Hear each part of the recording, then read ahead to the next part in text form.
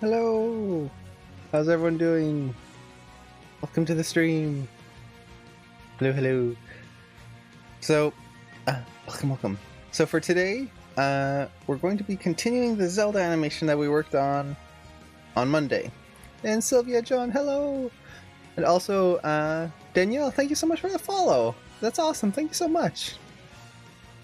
So, yeah, today we're going to be continuing with Zelda animation, trying to finish out the base blocking, and then going in and trying to refine the motions to not be so close to the reference. Right now I'm kind of just putting the animation in. Let's actually show what I'm doing here. So I'm taking this Zelda rig, which is awesome. It's a fantastic rig. And I'm just blocking in some base motions in here. Now, these motions are very, I guess you could say, basic, in the sense that right now I'm not worrying about making them absolutely perfect.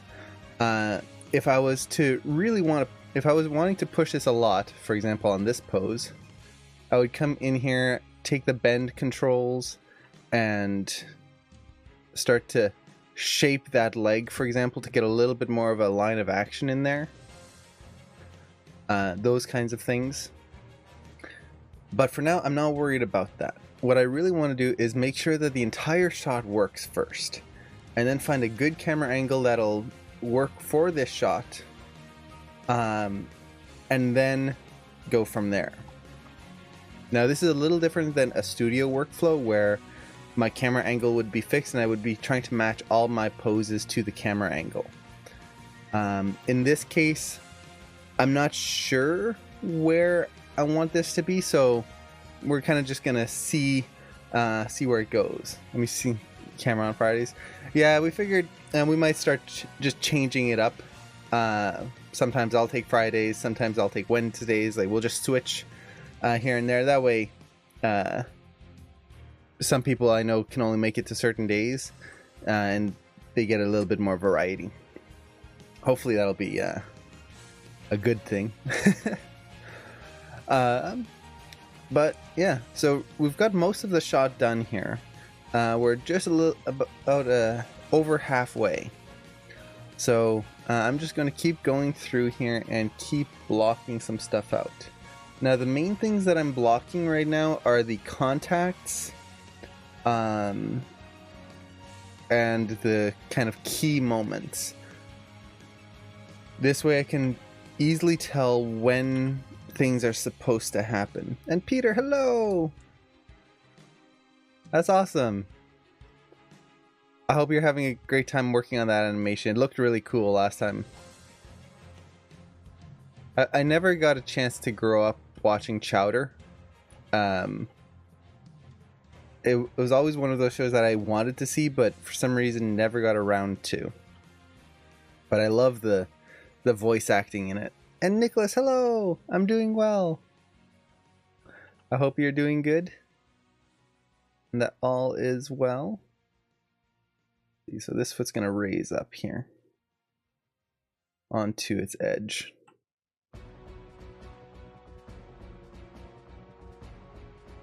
Let's exaggerate this.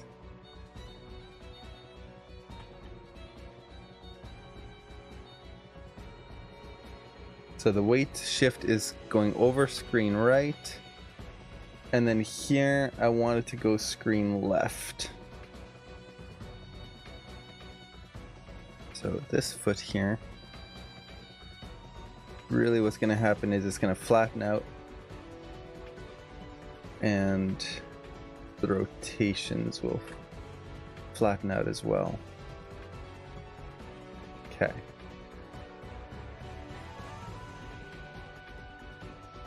Uh, they make food puns. And Abra, hello! Yeah, I've seen clips of Chowder, and I think one of my favorite ones was when they were talking about, what was it, like, they had drawn on the screen, and it was one of those, like, logos that you see on the corner of the screen, like the Cartoon Network logo, and they had drawn that, and then they smudged it, and the fact that they would actually interact with the screen like that was just so cool. It seems like a really creative show.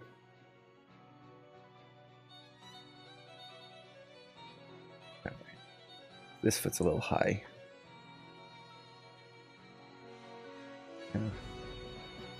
Keep it a little straighter here.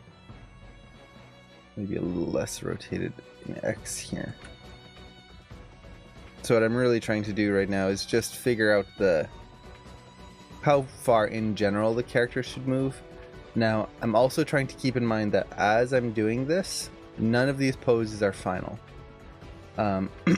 What I'm really trying to do is use this as a guide to know just how far I want to go with certain things, and then from there I'm going to build out everything in much more depth. So the hips coming here, going to arch forward, and the balance is going to be, let's see, the character comes forward, probably still a little forward there. Let's push this.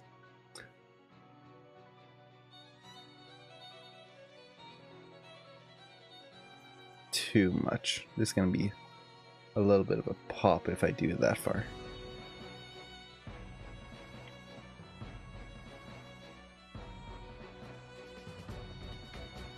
Something a little bit more like that would work.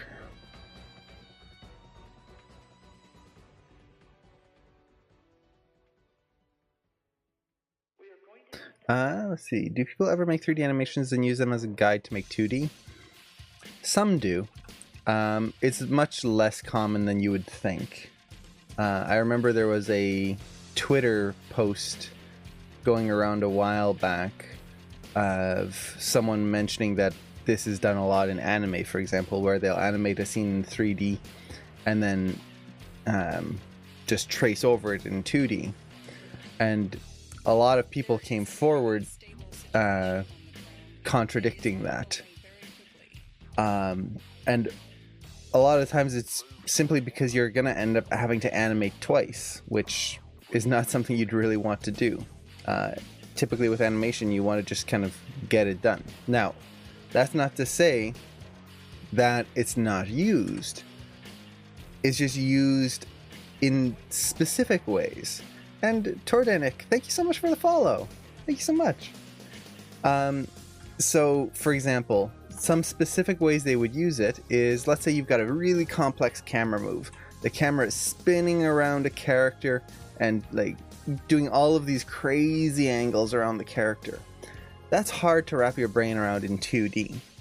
So they would have the character in the scene and maybe kind of posed out a little bit, but they might not even have it animated. And they would just use that motion to kind of get an idea of what the camera angle should be on the character, and kind of get the perspective of it. They're not really just tracing the animation, they're just using it as a guide, more than anything. Another thing would be like really complex actions, once again, where it's like really in depth in front of the camera.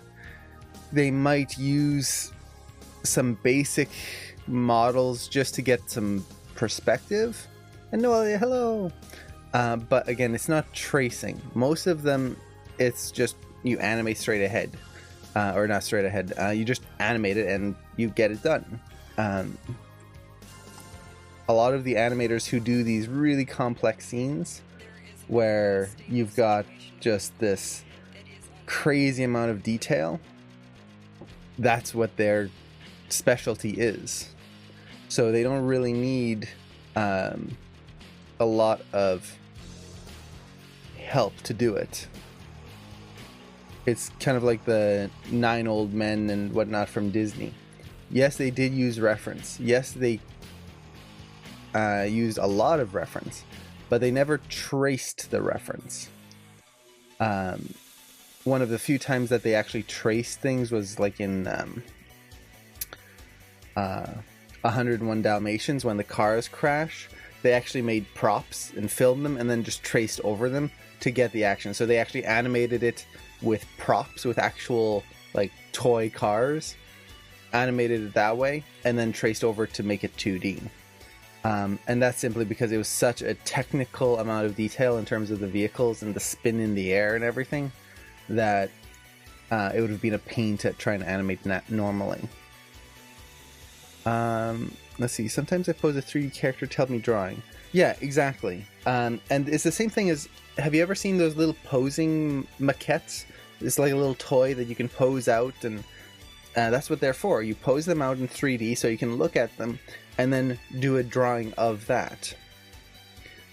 It's not that you're copying it, you're not tracing it. You're just using it as a way of kind of visualizing depth, because there's a lot of things, especially when you're dealing with perspective, that can be very tricky. So these maquettes or a 3D model can help with that. I can imagine animating a bounce ball as a ref, maybe? Do you mean like for a complex action just using the ball and animating that to get a feel of it? Yes, if so, I do that all the time. And I'm actually probably going to be doing it in this shot. We'll see. But that concept there is, for anyone who's not sure what we're talking about, if you've got a complex scene, instead of animating the whole shot in a complex way with a character like this, sometimes what I'll do is I will just take a bouncing ball, or sometimes I kind of prefer a cube sometimes, and I'll just animate that going through the scene in the same basic way that the character would. And with that, I'm able to basically get a feel for the entire shot and how it's going to move, the timing of the shot, before I even approach animation. And that's just with the bouncing ball. And then from there, I add the character to it, basically. But I found that to be very helpful in a lot of situations.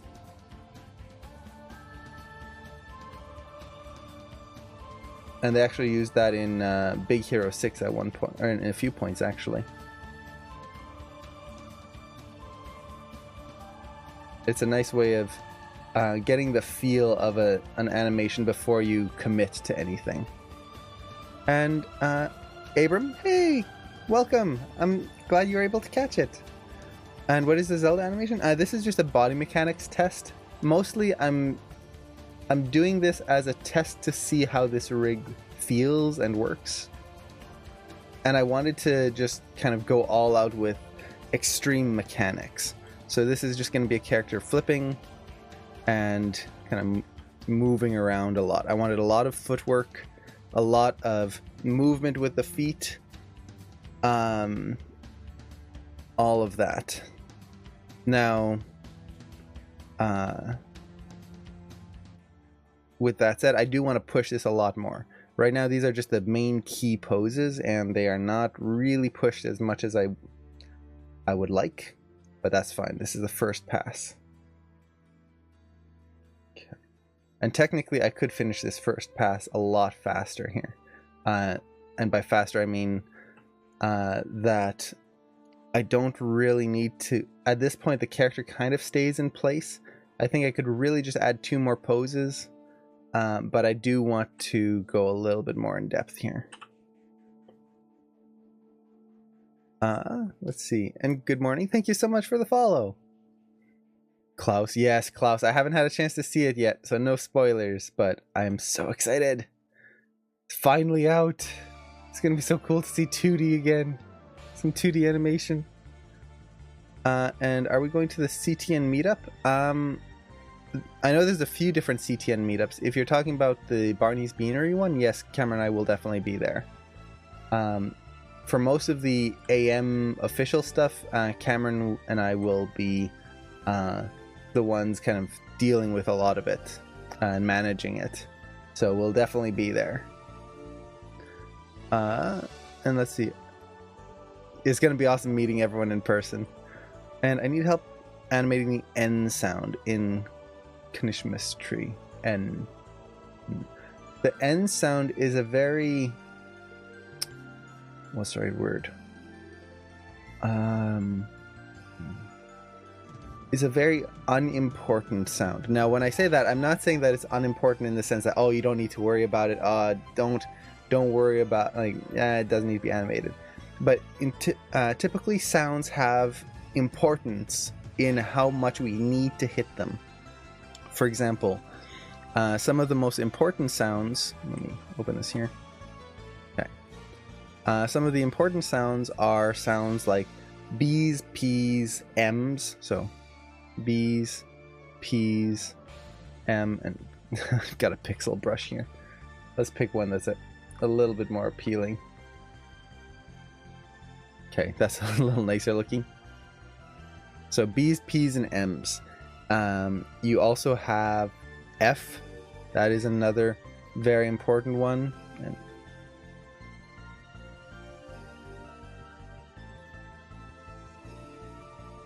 so F. What else? B's are pretty important. Yeah, so those are some of the most important. Other important ones are sounds like TH, the. What else? I'm trying to go through all the sounds in my head here. Oohs are very important. E. But anyway, without just listing all of them, the thing that we're looking at is basically we are looking at the importance from front to back. When you're thinking of lip sync, the most important sounds are the ones that we see, which FR and BR, those just take in the B and the F. So fur or burr is the B and the F. The R sound is actually one of the least important, And the reason for this is I can't draw. So let's say you've got the lips here, chin. Horrible chin. Okay, there we go, a little bit better. So you've got the mouth here. So the most important thing is going to be the lips. Anything that has to do with the lips is going to need to be animated. After that, anything that has to do with big jaw motions or specific jaw motions are going to be important. For example, S and Z. Those are very important because we can't make an S or Z sound without our teeth being closed. I can't go... if I try to keep my teeth open and do an S, I just get... I have to kind of... It's not an S sound instead of S or Z. I can't do it if my teeth are open. It doesn't work. So our mouth has to be in a very specific position in order to achieve that sound. Same thing with B, P, M, F, F. F, V, I should say. So those are very important. We can't do a F sound without biting our lip. Doing that. If we try, it just doesn't work. B's, P's, and M's, the mouth has to be closed. The lips have to be closed. So we go from lips to teeth back here, and then the tongue.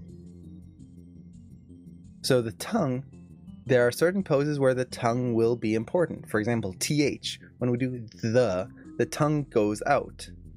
And this is where the N would fall into place.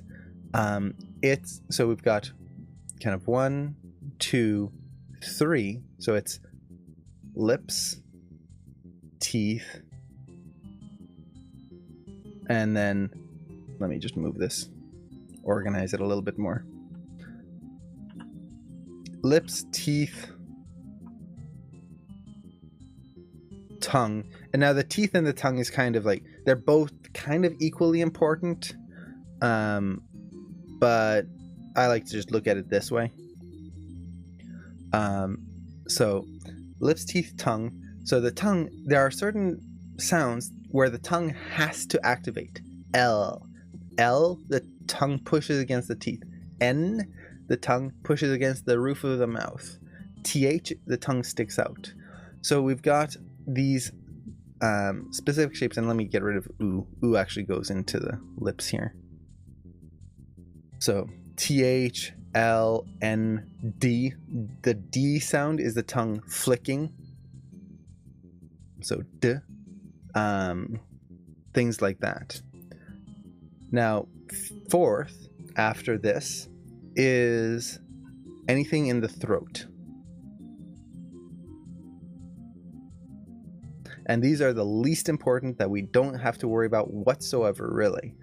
And instead of worrying about the shapes that they make, we worry about the shapes that happen around them with all of these other sounds up here.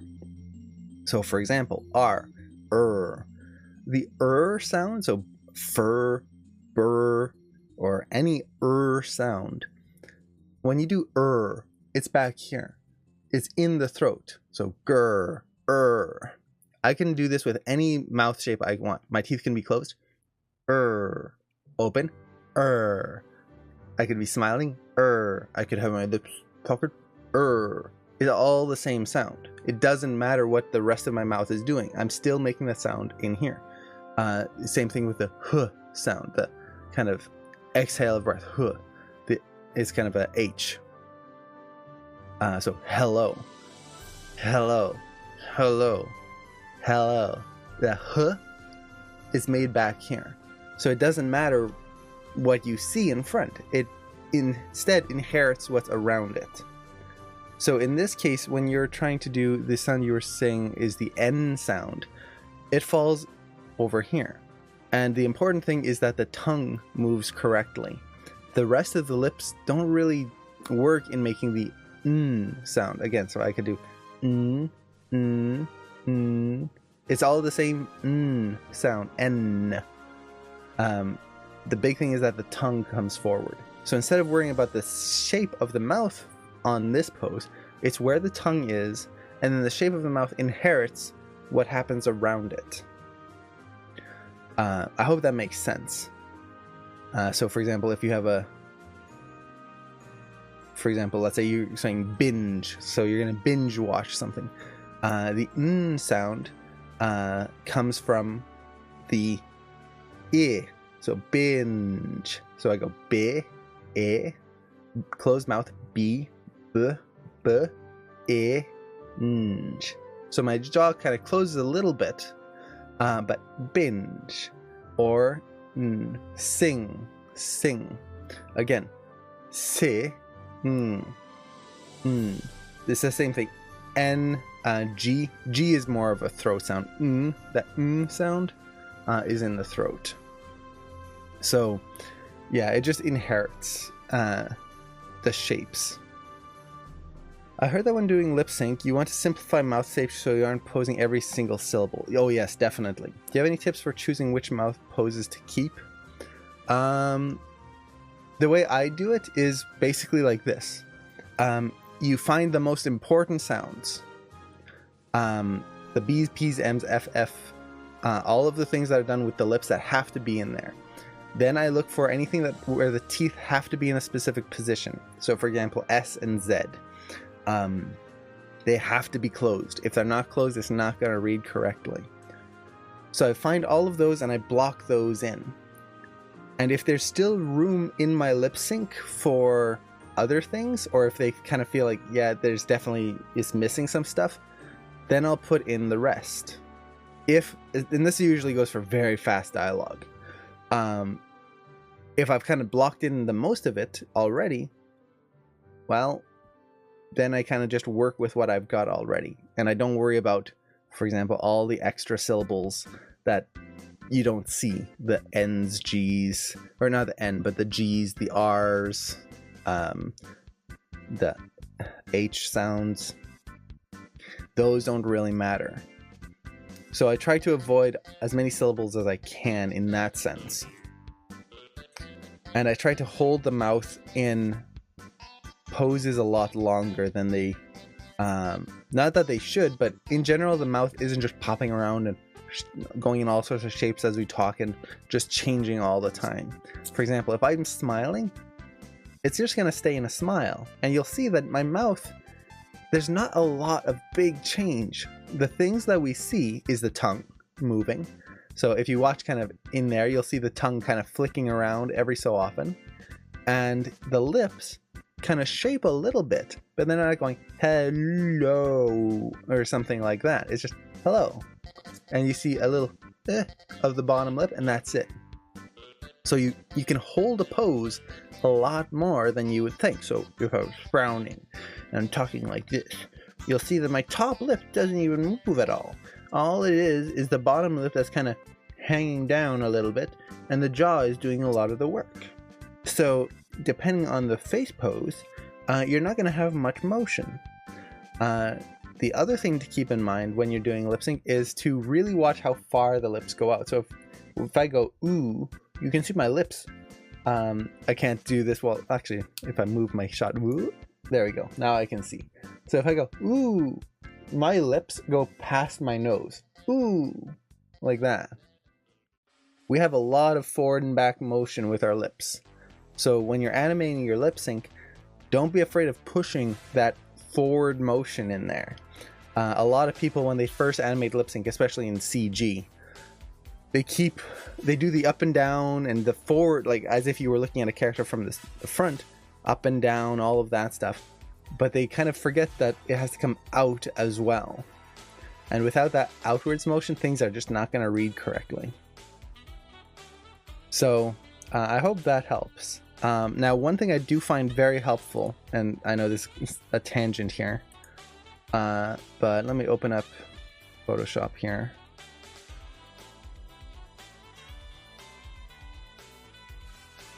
And I just realized my rain wave is all offset. I hate it when that happens, because then you guys can't see what the album art. Oh.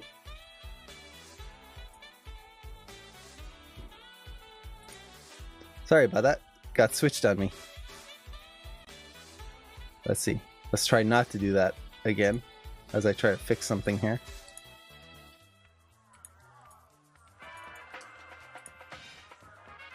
There we go. So I want this one and this one. And let me actually... where is it? Oh no, it's not in here. Okay, let me find that in just a second. There we go. Sorry, I'm just getting the music titles working properly. There we go. Haha! That's better. That's what I want. So let me find this file here. Thought it was in my recent history, but nope. X sheets. So when I'm doing dialogue, I will do two things. I will make an X sheet, and I will do what's called a phoneme pass on the dialogue. And here it is.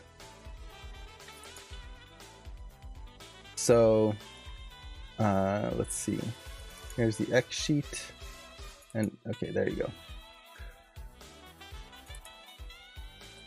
So this is the first thing that I'll do when I'm doing dialogue, is I'll do a phoneme pass, which is basically I write out the whole line of dialogue. On a separate note, I will then write what the subtext is for the dialogue. That way I kind of know that, just to keep in mind that when the character's talking, a lot of times they don't mean what they say. So for example, if I'm going, hello, that could honestly mean, oh, it's nice to see you, it's been so long. Or I could go, hello, hello. I'm saying the same word, but the subtext is totally different. Or hello. again, when I'm looking at the dialogue here, that hello is just a word. The subtext could be, oh, it's so nice to meet you, or it's you again, or oh god, you. I hoped I'd never see you ever again. Totally different subtext, which will influence the mouth shapes, the acting, everything. So I like to put that in there just as a note for myself, and just to make sure I know what the character should be doing. But then the important bit is that I will just write out the phonemes for this dialogue, and the phonemes are what the words actually sound like. So for example, in this dialogue, if I was to read it just myself normally, it's, so you came looking for black powder, did you? That's the way I say it when I read this line. That is not how the character in this clip said the dialogue. For example, when they say so, they said show. There was a sh sound in there. There's different pronunciations, and this comes from different dialects, different accents, all of that. Also, words are not pronounced the way they look. So, for example, you is not Y-O-U, so it's not Y-O-U. That's not how we say you. We say E-U, you. That's it. Even though it's spelled Y-O-U, we actually pronounce it you. In this case, came. It's not, he didn't say came, he said kem. Show you kem. The English R is, the French and English R are very strange. The English R is just in the throat. The French R never ends. It just goes on and rolls forever. But this is a very important pass, because without this, you're not going to animate your dialogue correctly. You're going to start animating the words and not the dialogue. And this is something we do not want to do. We want to animate the word, or the actual dialogue itself, what the character is saying in their accent and in their inflection. So for example, a good example of this, and let me find my brush, is, oh, that's a little thick. Okay, so a good example of this is the word you all. You all. This has a lot of different pronunciations. Some people say y'all, and even without wanting to, even if I go you all and try to speak it fastly, sometimes it'll come out as y'all. Well, that is going to be a very different pronunciation than you all here. And if we just had the script written out in front of us in text, we would get a totally different way of expressing this moment here. Other good ones are,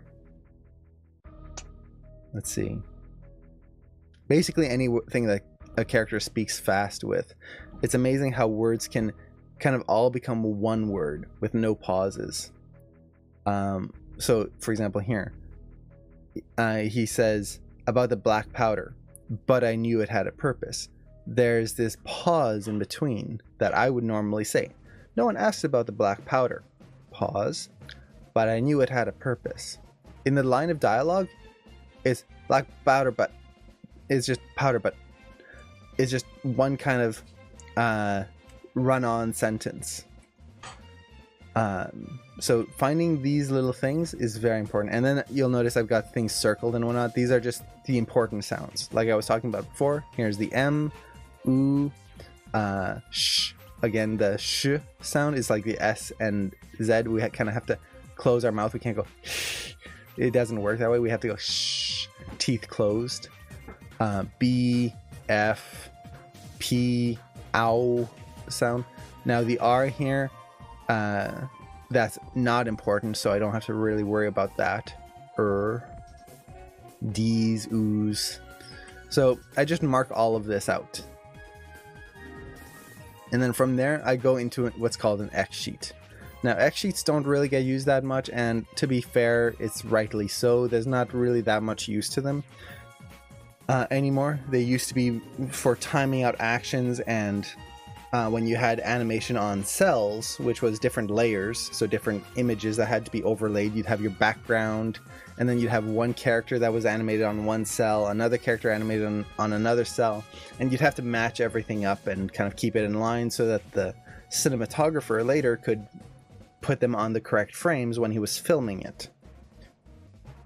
We don't need all that anymore. We've got Maya and all of these other things that do all of that for us. But with that said, one thing I do like to use X sheets for is timing out dialogue. This way I can just look at this X sheet and know that, for example, the M sound right here is on frame 19. I know that on frame 19 this mouth pose has to be closed. I know that on frame 30 this is the B sound. So the B sound, unlike the M is closed when you hear the sound. The B sound is closed before we hear that sound.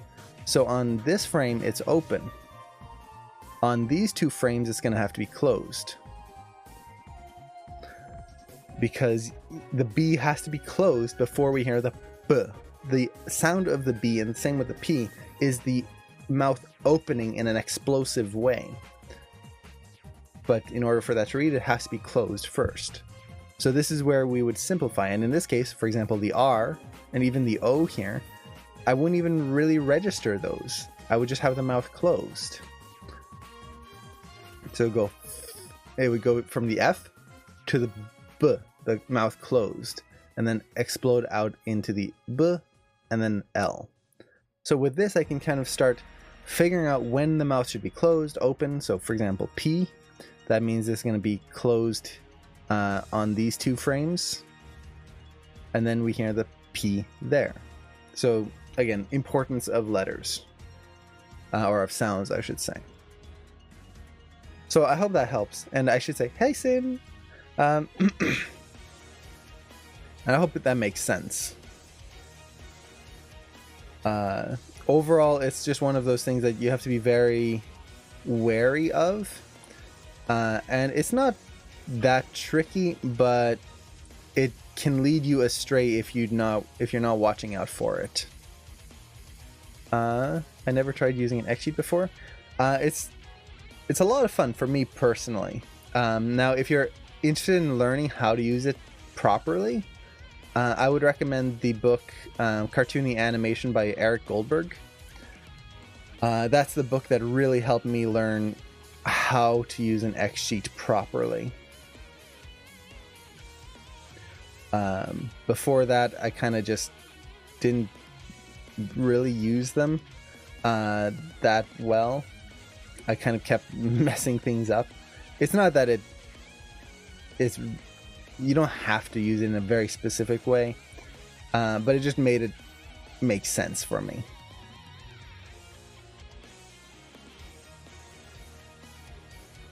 Let's see, this shoulder is all imploded here.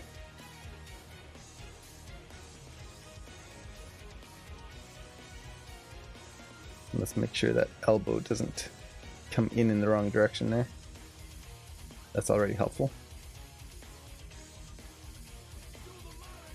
And good morning. Thank you so much for the subscription. Oh, that's awesome. Thank you so much. I really appreciate that. Let's see. So right now I'm just trying to get this hand pose kind of in place. I've mentioned this before, but I'm not really worried. I'm not really worried about exact hand poses. Usually I'm all about posing hands right away. And on one of the next passes here, I'll definitely be doing some hand pose passes. But for now, the thing I'm most interested in is getting an idea of the general motion of the shot. If I start trying to pose out hands here, all I'm going to be doing is remaking them. Now, the important note here, and this kind of applies more for people in, for example, Animation Mentor, who are submitting assignments to their mentors and whatnot, is that I'm not posing the hands yet, but if I'm going to submit it to my mentor or to have it reviewed, at least for like a proper review, I would definitely make sure that those hands are posed, at least in some generic way. I do not want to have these hands just kind of, well, the way they are now, barely animated. This is just an in-progress thing. It should not be seen by anyone. And I say that as I'm streaming this live in front of an audience. You guys shouldn't see this. Close your eyes. Look away. Turn away from my shame. Yeah, disgrace. Exactly. I am not a fan of not having hands posed out. And it's not a solid rule. This is not something that you must always do. You must always pose out your hands. Forever and always. No. But at least for me, and the way I kind of perceive it, is that a pose is never truly done until the hand poses are in there. If I'm not posing out the hands, I might as well not be posing out most of the character. And in this case, it's okay because I am just doing, like I said before, a initial pass of this motion to kind of understand it and see if it works. But once I'm kind of getting the more intricate details and posing out the character properly, I have no excuse. Those have to be in there.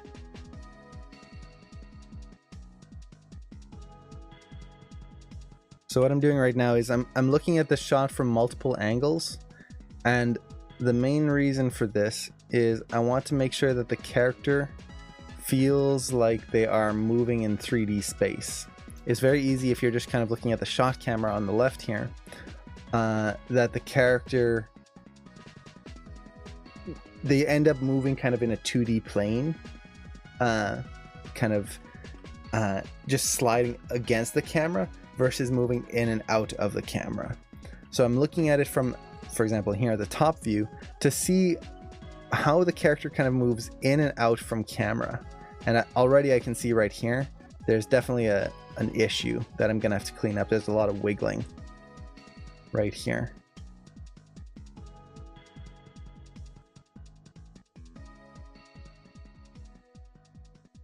I think the character kind of needs to lean forward a little bit more.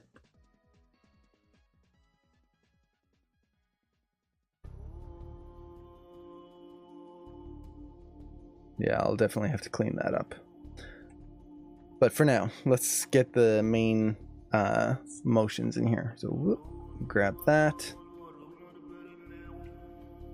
Now this whole part here is looking very kind of odd.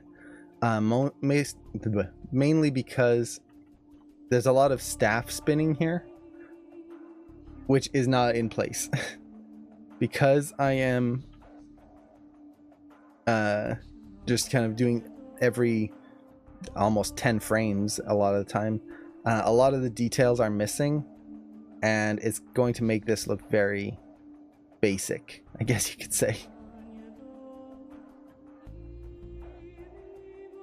The other thing I'm going to need to do, especially here, is push this pose. I'm not a fan of it. And let's actually do that now, because I really want to make this feel better. When I'm trying to create a shot, the main thing or one of the things I look for is that the pose should look appealing from all angles. It is not a requirement that the pose has to be perfect and absolutely like amazingly detailed from every angle. But if I turn the camera, that pose should still have the feeling that it's moving, that there's action to it. It shouldn't just feel dead and boring.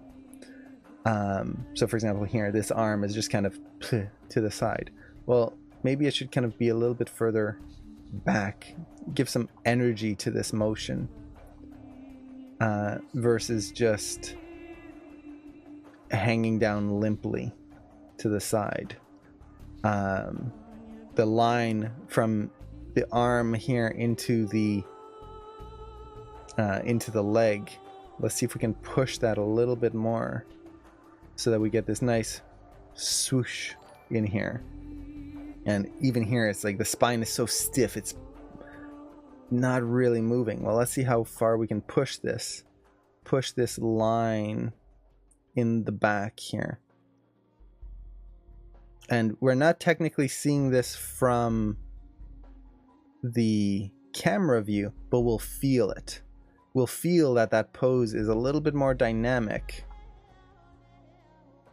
based on the way the shadows fall on the character, versus just this kind of stiff maquette.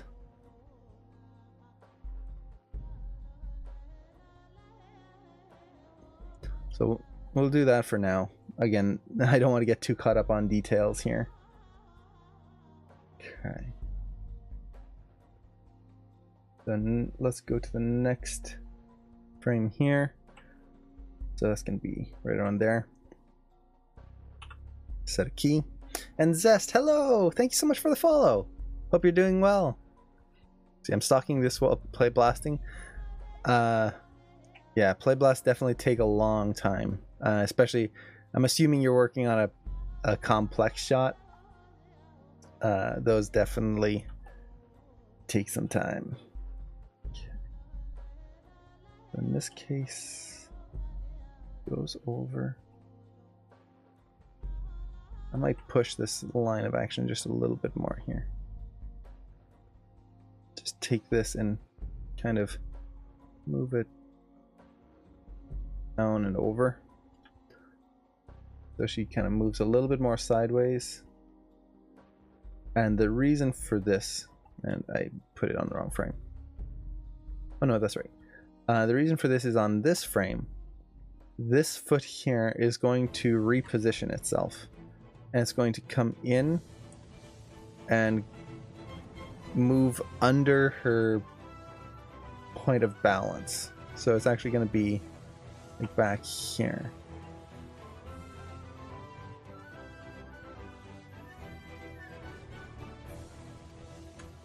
So I want this foot motion to be a little bit more exaggerated.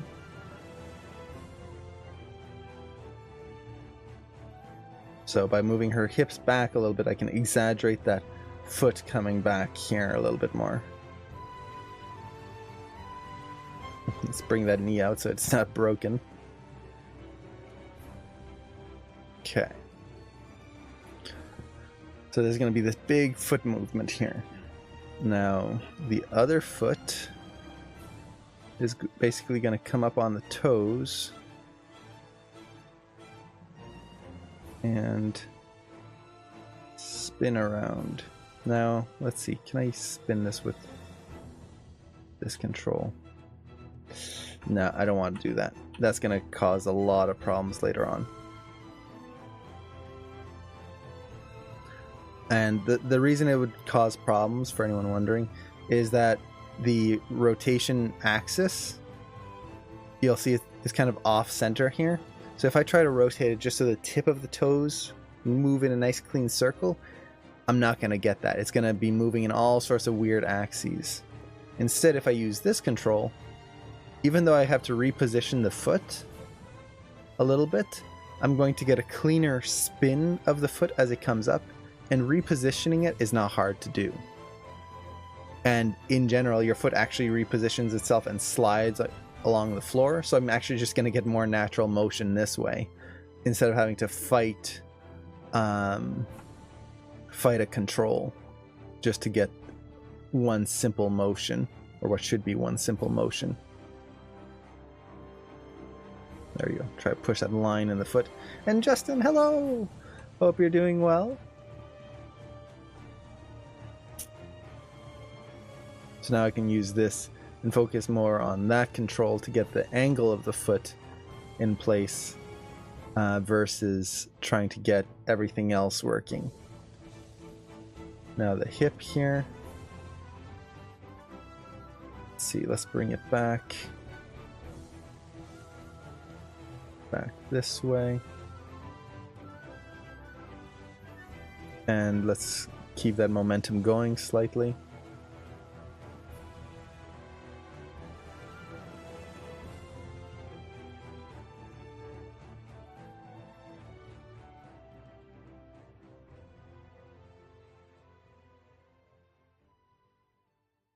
Another thing to keep in mind with this is, like I said before, I'm going through a lot of, what's the right word I'm looking for here?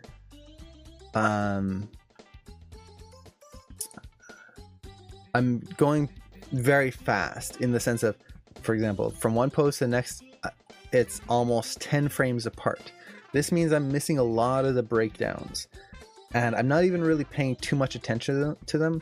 I could scrub through and kind of analyze some of that motion, but that would just kind of slow down this process right now. Instead, my main focus is blocking out the main motion, the path of this character. Once I have this and I start adding in the breakdowns, a lot of these poses might change. So I don't want to spend too much time refining each one. Let's see, the spine is bent this way and this way. I believe. Yeah. So trying to find the rotations for the spine, the main rotations for the hips. So for example, here the hip was actually the other way.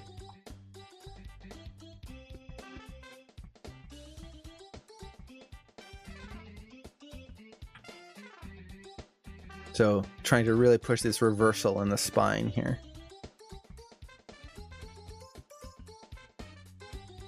No, this is a song from my childhood. I don't know how many people here have played Super Mario 64. Cameron and I played that game so much. It was our livelihood for a while when we were young. We just could not get enough of it.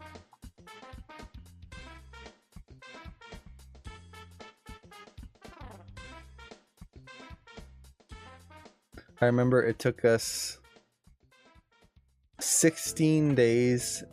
We got it for our birthday, and it took us 16 days to finish the game. To be fair, we always used to just play more than we played, if that makes sense. So instead of trying to finish the game, we were always just goofing off.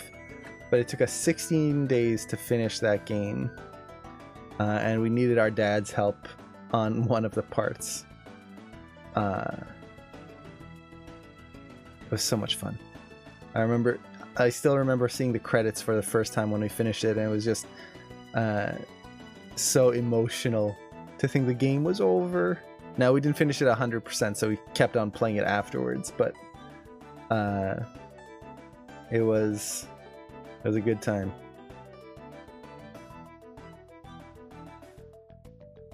Let's see. She's so twisted in these poses. Okay, so the staff comes back here. Might readjust its position a little bit more.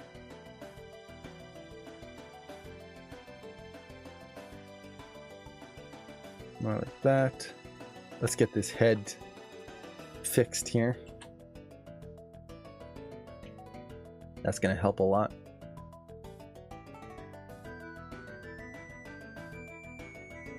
The other thing that's going to make things look very strange at first here is that the eyes aren't animated. So she's going to look very dead for a while. That's not a problem, as long as I know that I need to adjust it later and I don't forget about it. And this is kind of one of the big things when you're animating, is that not everything has to be done right away. But you don't want to forget about it either.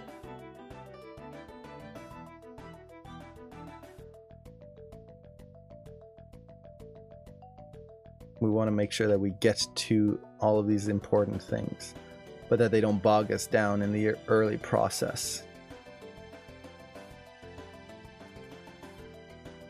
So one thing I definitely want to do here is push this line of action in the foot. This is kind of feeling very bland right there, so let's push the hips. Maybe down a little bit and over.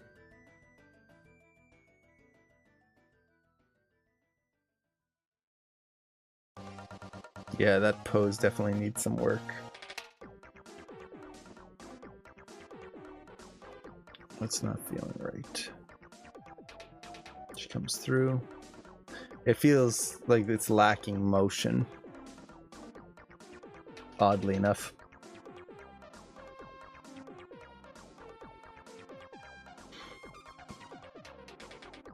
Let's see.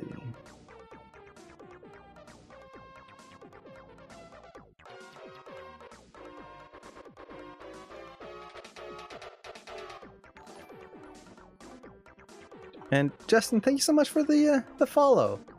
Thank you so much. Let's do that. So she comes through, shifts her weight back. I think one of the big problems is the spine. It's too far forward. Let's see if we can bring it back this way a little bit more.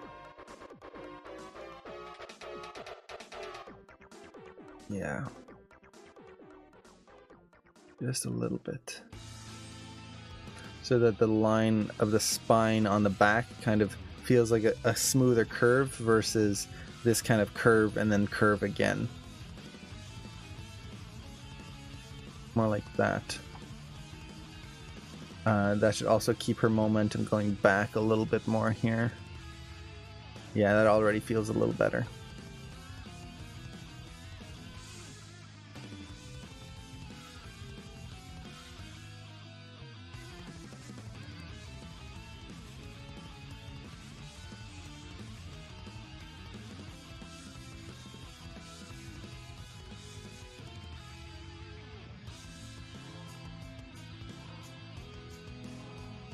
I love the music in Ghosts and Goblins and all of those games. Never played them. Not really. I've played like a little bit of them here and there, just just for a few minutes, but never actually fully played them.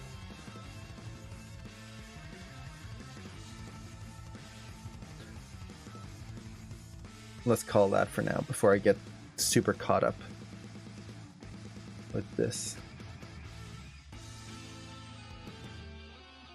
Now this is the part I'm actually looking forward to animating when we get to the actual breakdowns, is that she's going to be spinning here. But the way she's going to spin is that she starts off on the toes of this foot, spinning on the toes, and then she will spin on her heel afterwards. So it goes from toes to heel.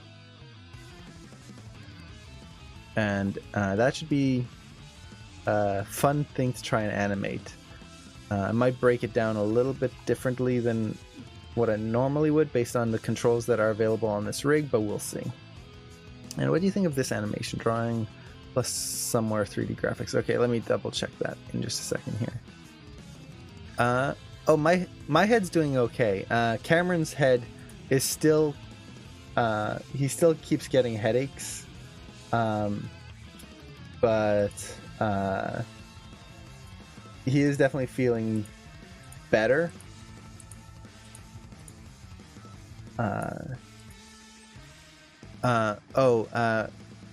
My head's fine. With Cameron, he dropped the picture frame and it hit him in the corner of the eye as he was putting it up. And it's a heavy copper frame. And it just hit him like right there.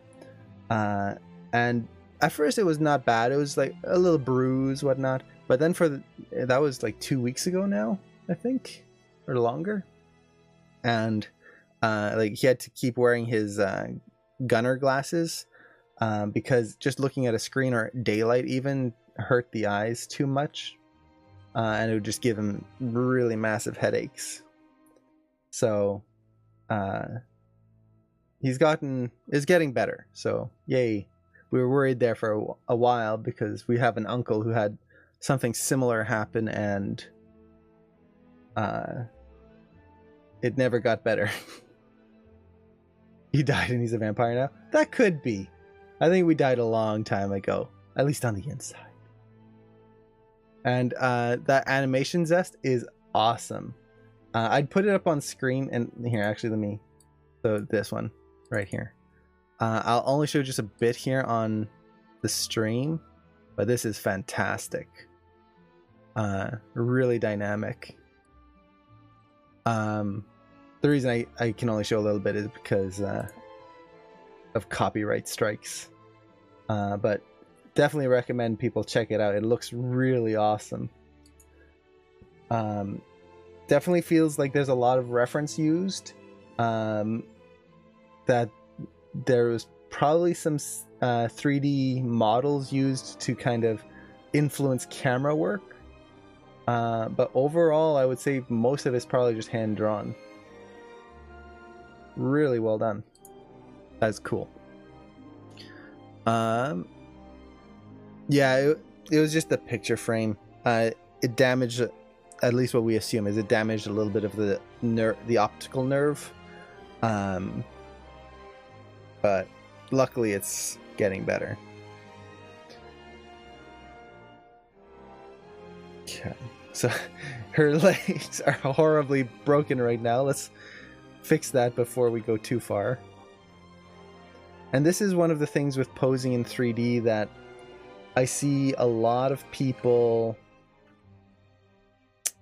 What's the right word? Struggle with, I guess I could say it that way, is that when you're posing in 3D, things are not going to look right for a long time. Things are going to look awful. They're going to be twisted. The knees are going to be bent the wrong way. The leg, for example, here is not even touching the ground. The hips are totally in the wrong position. That's fine. We're not trying to get a final image just yet. The main thing we want is just to get the general feel for things. And like, for example, the spine here. This is where 2D has a big advantage, is where with 2D, when you go to a new frame and you start drawing it out, you're not taking it from a previous frame, you're just making a new drawing. Or you're adjusting a previous drawing, not totally remaking, just a small adjustment. So you're not going to have to worry about everything just not being in the right place like here. And Felicia, hello! And black powder shot burned with fire. Yeah. Oh, did you ever get the chance to finish the black powder shot? I never did, unfortunately. The scene file got corrupted and wouldn't open anymore.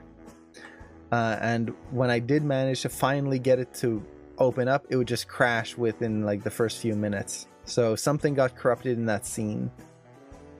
And I've never had a chance to fix it again or try to get it working. Eventually, I think I would like to try and approach it once again. I just reanimate it from scratch at this point because it's been so long. But yeah, that happens, unfortunately. It's just part of the process, which sucks a lot of the time, especially when you're at a studio. Now, at a studio, usually they'll be able to fix things because they've got a whole or a whole team of IT people whose job it is to make sure that, well, files work, and that if it does break, that you can get it back. But when you're working on your own, you will lose work. Sometimes it's going to be a hard drive that dies. Sometimes it's going to be a corruption. And you just have to kind of take it, unfortunately. Now, one thing that can help with that... Ooh, this arm is bent the wrong way.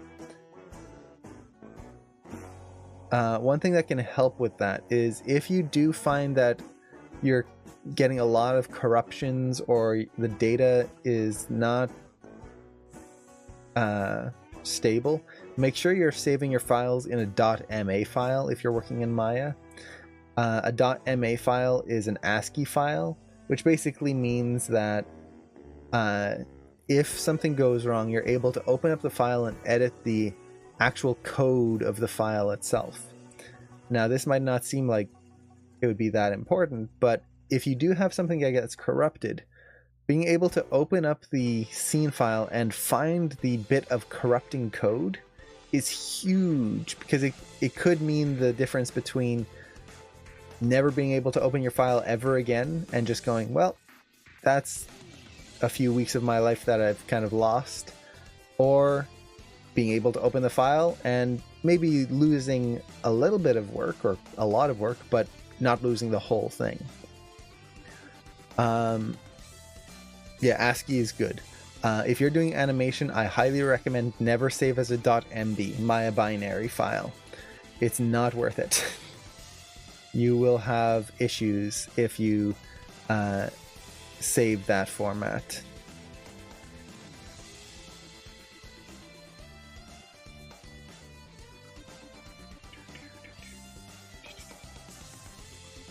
What's this? Oh, and of course the music files changed again.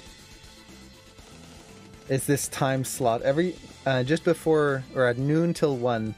Rainwave changes its layout and it kind of messes up with the music player here. Let me quickly get that fixed here. Boop boop, and then boop boop. There we go. Haha.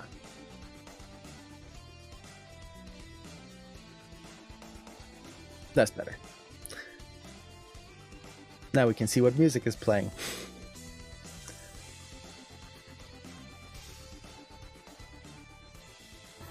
Okay.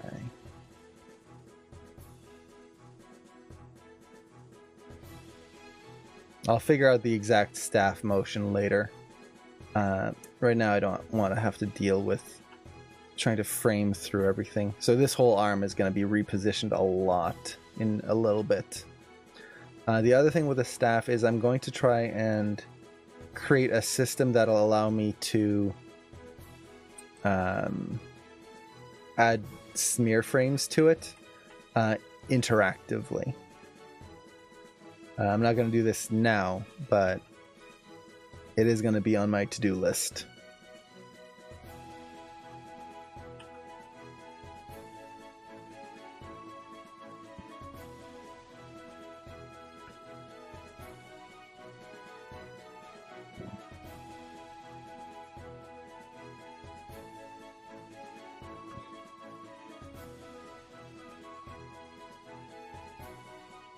So this pose, I'm really trying to push this line of action here. Get that to read nice and cleanly. Now in terms of the balance of the character, I think I can maybe push a little bit more. Actually, let's get this foot in position first before I push the hips. Because the foot... Or actually, it's this foot that I have to worry about. Because it's going to come down. So it contacts here.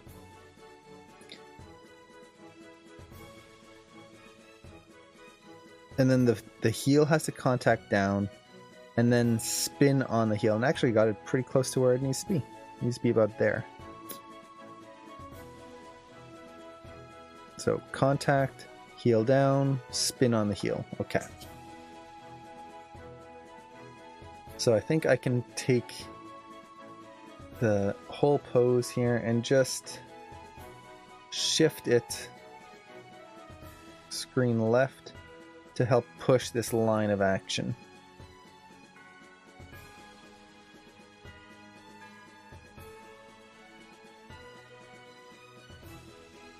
Something like that.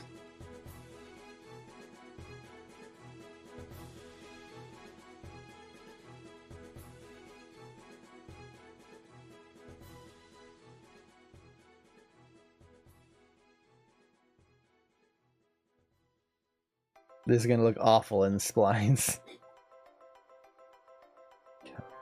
We got this. And I'm actually gonna lower this. The main reason is now as she spins, it's gonna go from up, down, and then back up. So it's building in an anticipation in that spin.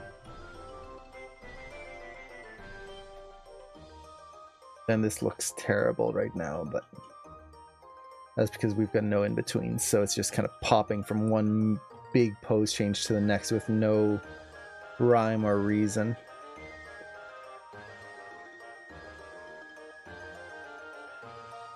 There's no offset in the actions. Everything feels like it moves at the same time. It's everything that's wrong with this kind of animation. Okay, so I think I might only need one more pose. No, two more. Okay. So let's key everything here. And I'm actually going to just quickly go back and make sure everything else is keyed. There we go. Okay. Now this pose is going to be very similar. Now, one thing with this shot that I really want to get right is how much the foot never stays glued in one place. This is going to be one of the most important things for this shot, at least for me personally. And it's something that I look for in every shot that I work on. And I know I keep repeating this in every stream that I animate in, but it is that important. When you're animating a shot, feet do not stay glued to the floor and just like they touch the floor and then that's it. They just stay there. It's not the case. If you do that, your shot is going to look boring. It's not going to look bad, but it's going to be boring.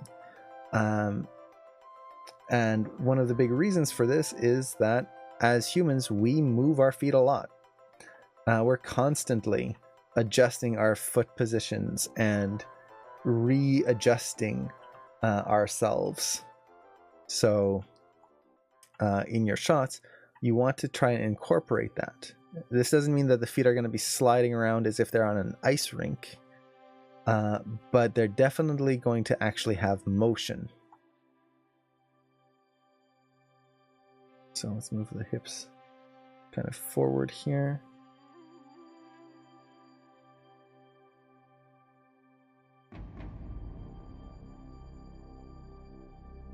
Hey, Art Stuff, hello! How's it going?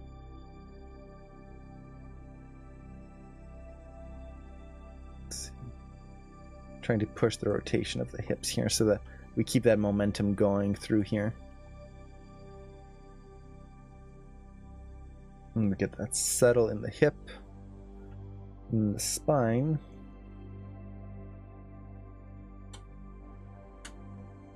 We'll rotate this way, back to keep her balanced, and over that way. Her poor arm is twisting in such awful ways. So let's see.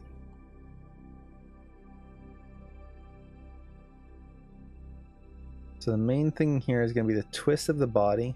The line of action isn't going to change all that much here.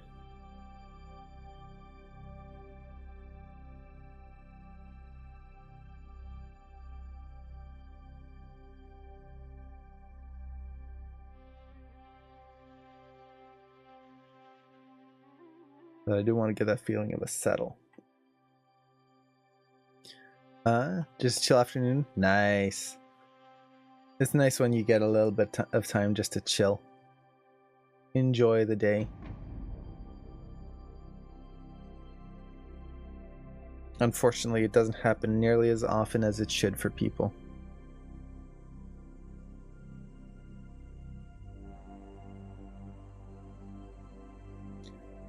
Let's see.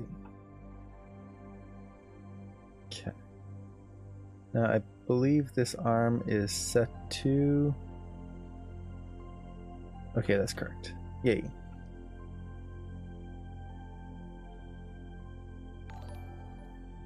And Mr. Khan, thank you so much, Zon. Thank you so much for the follow. I really appreciate that. Let's see. And I know there's been a lot of new followers here today. Just in general, these streams are all about answering questions. So if you guys have questions on animation, on what I'm doing here, definitely feel free to ask. I like to animate and do my own things on stream here, but at the same time I also do really like helping people out and kind of giving a resource for people to ask questions, especially animation related questions. So if you do have questions, definitely feel free to ask.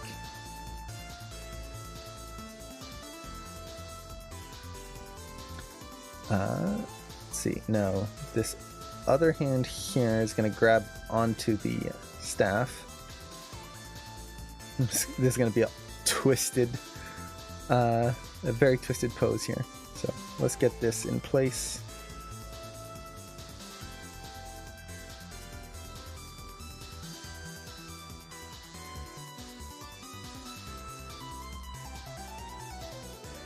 Once I get the main motion of the staff in place, or sorry, once I get the character in place and I get the main positioning, what I'll end up doing is most likely animating the staff on its own, just doing a pass on that, making sure it goes through the scene the way it should, and then match the character to that motion.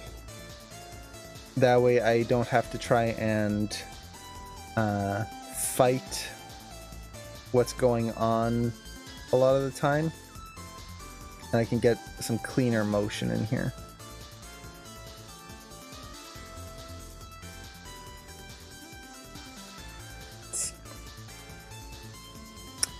And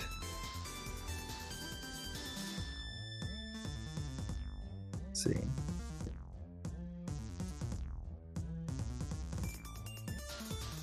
Okay.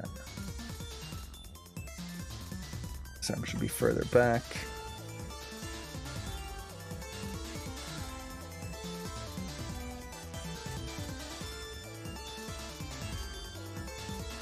There we go. Get that clavicle in there. Never forget the clavicle.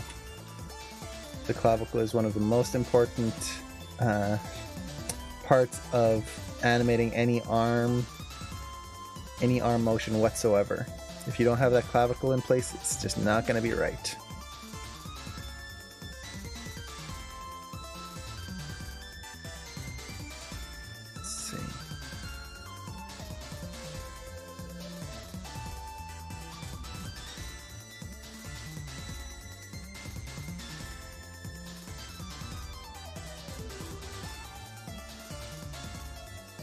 I think that's working pretty well. For now. Definitely needs some work. And one of the reasons it needs work is that the head right now is not moving nearly enough.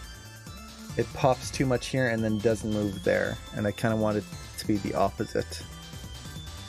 Lean that forward a little bit more there so we get that more exaggerated line of action, and then there we go. That's better. Now we get a bigger change in the body here of the rotation. Now one thing I really like about this rig is these straps on the back.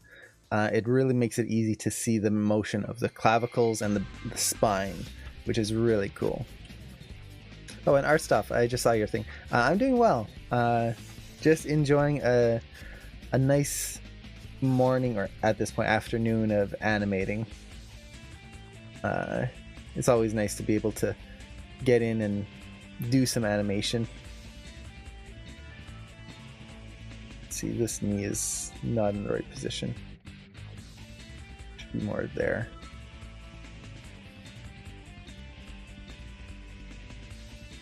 And I might even just raise this a little bit. Kind of feels odd that it would be so close to the ground. Like that. And now let's get the final pose in there. Now this final pose is not going to read in terms of stepped blocking because it's on the last frame, so we'll never actually feel it. But I do want to put it in here just so I kind of have this final motion. If I don't put it in, it might make the creating that moving hold at the end a little bit of pain. Okay. So the staff, let's get that in position. Whoop, oh, that's the wrist. Whoop, like so.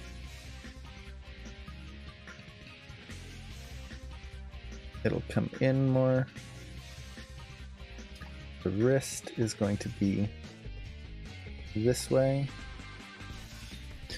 The violin constraint system sounded insane. Oh yeah, that was awesome. I can't even begin to imagine like how they would have set that up, because you would have needed to, in order to have all the string motion and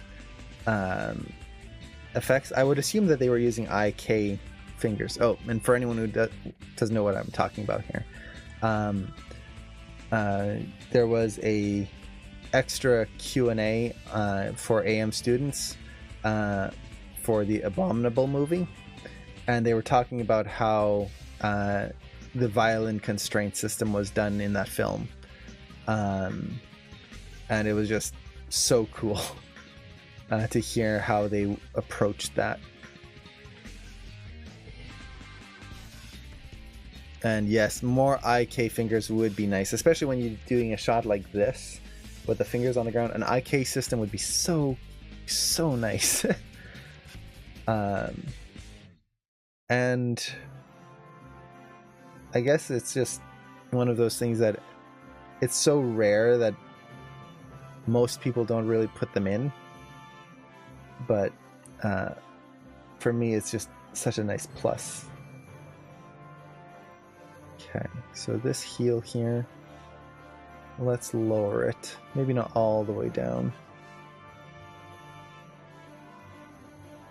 That way you can see there's just a little bit of motion in that heel. This foot is going to rotate outwards.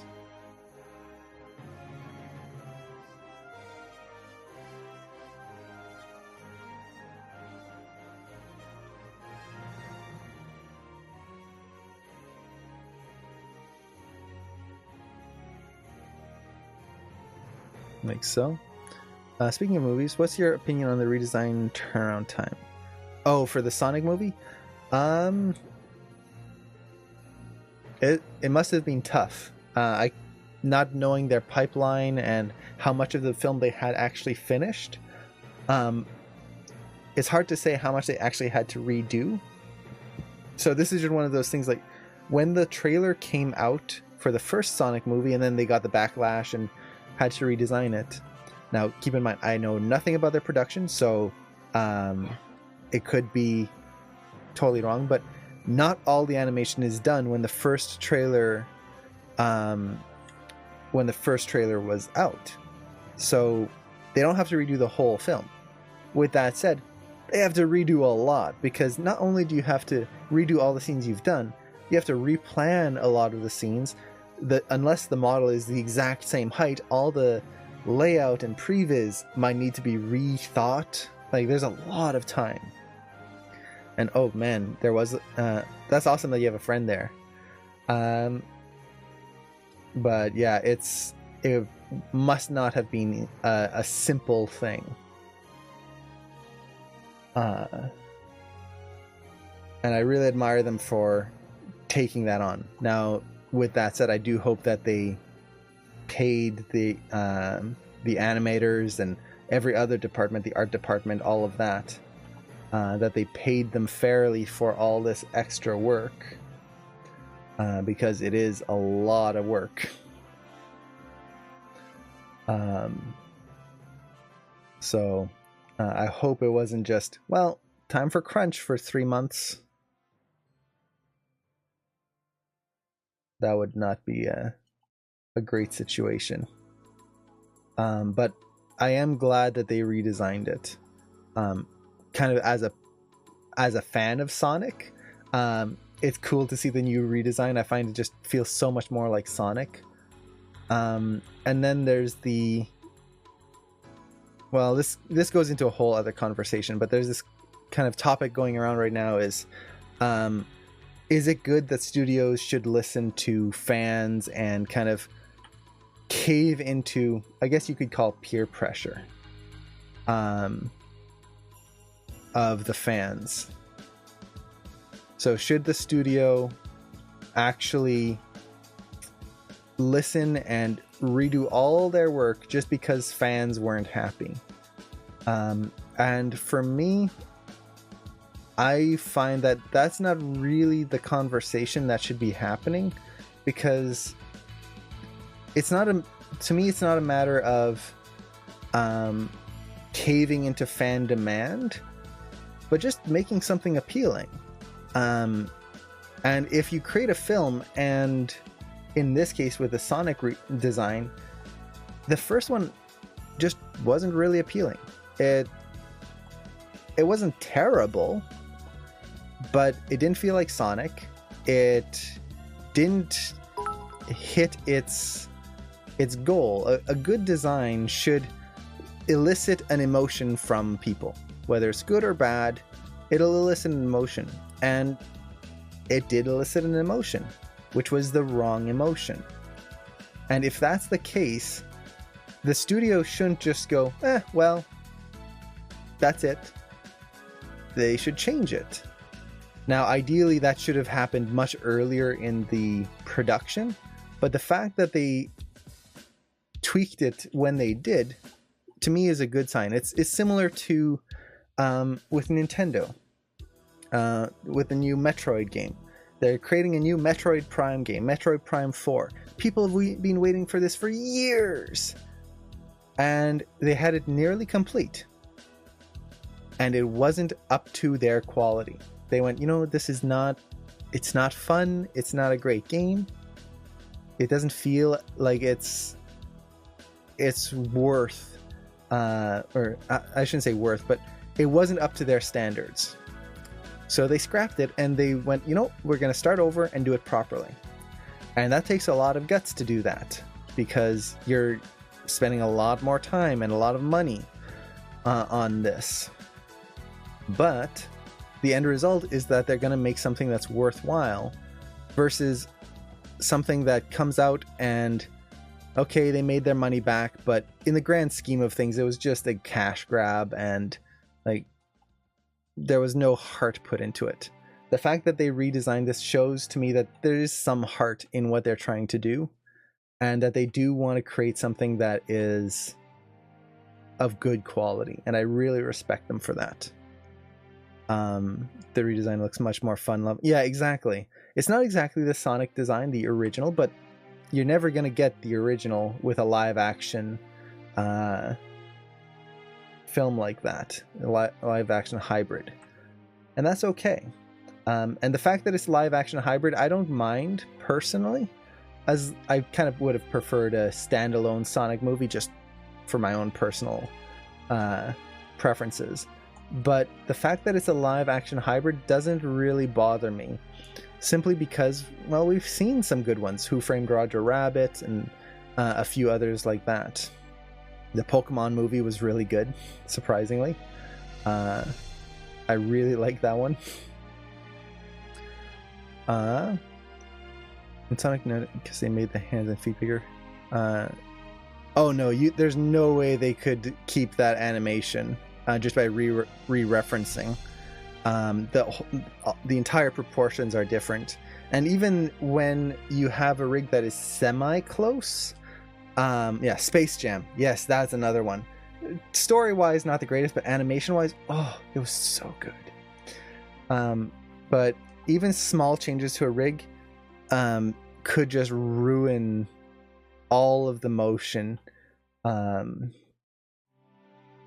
in a film. So I don't think there would have been any way that they could have gotten away with just re-referencing something.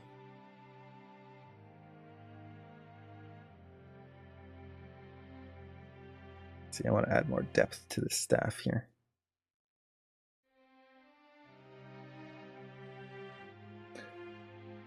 And the fact that they did that, I'll give them credit for that. It was a bold move, but they listened to their audience. They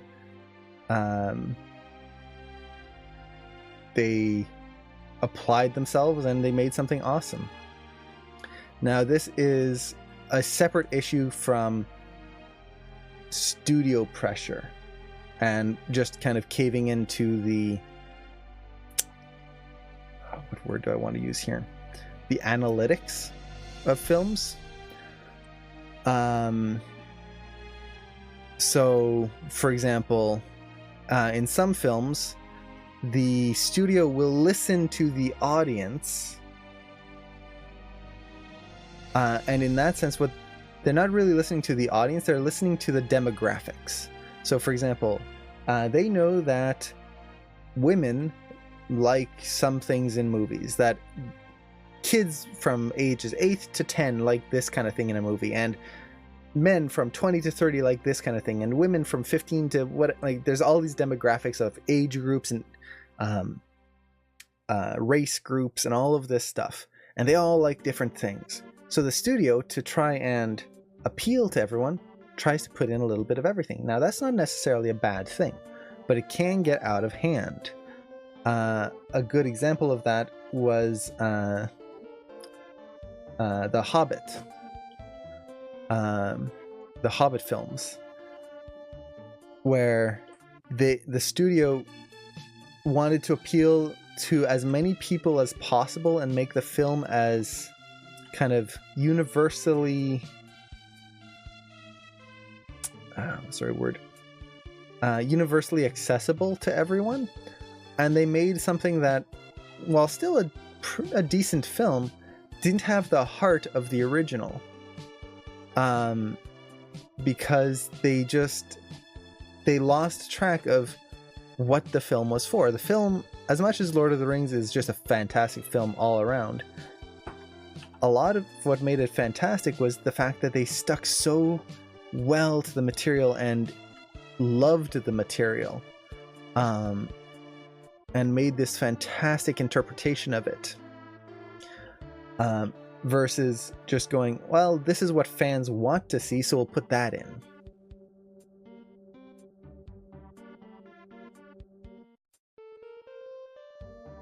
Okay, so I think this is good here. It's not quite the final pose I want, but for now I do want to just kind of keep it a little simpler.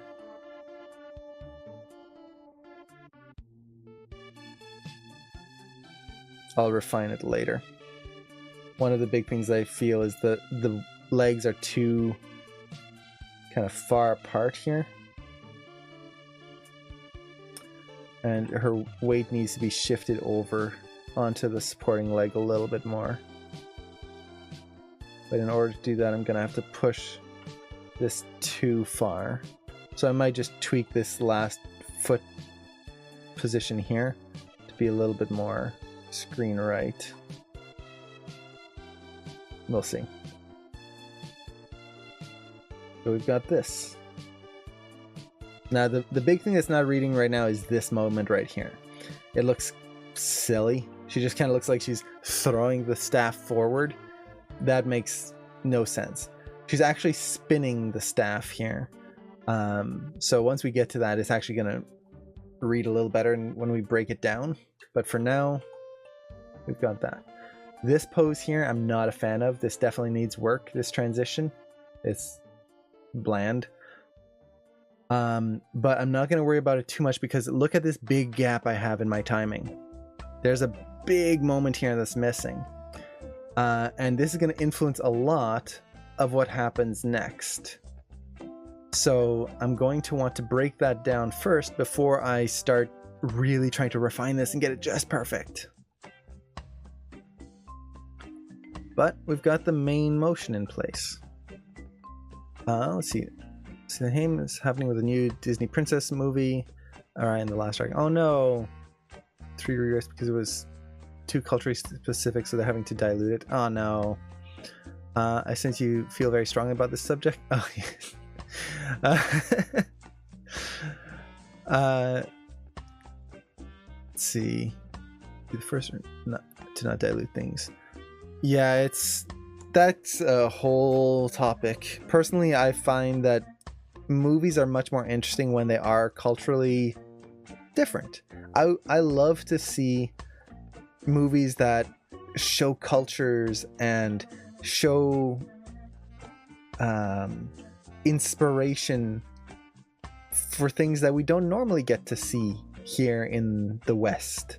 So, for example, getting to see a show that's much more Indian in design, or much more Chinese or Japanese, or really embracing that cultural identity and showcasing the variety that there is in the world, versus trying to,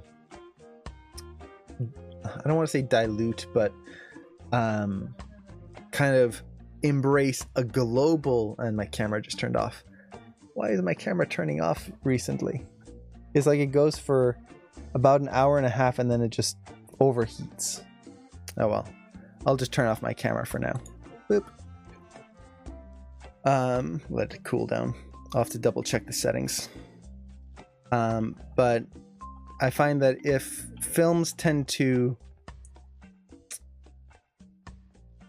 try to keep everything kind of uniform, I guess you could say, all it does is take away from the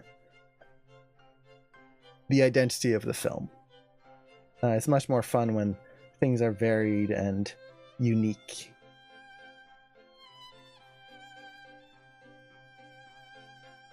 There we go. So let's take everything here.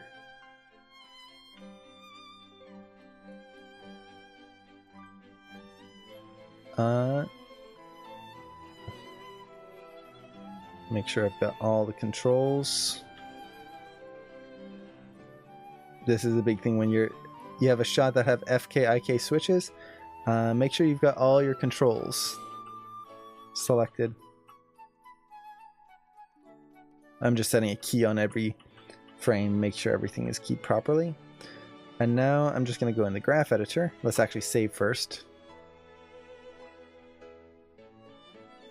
Lord of the Rings is still so good. It definitely has that timeless quality, which is so cool to see.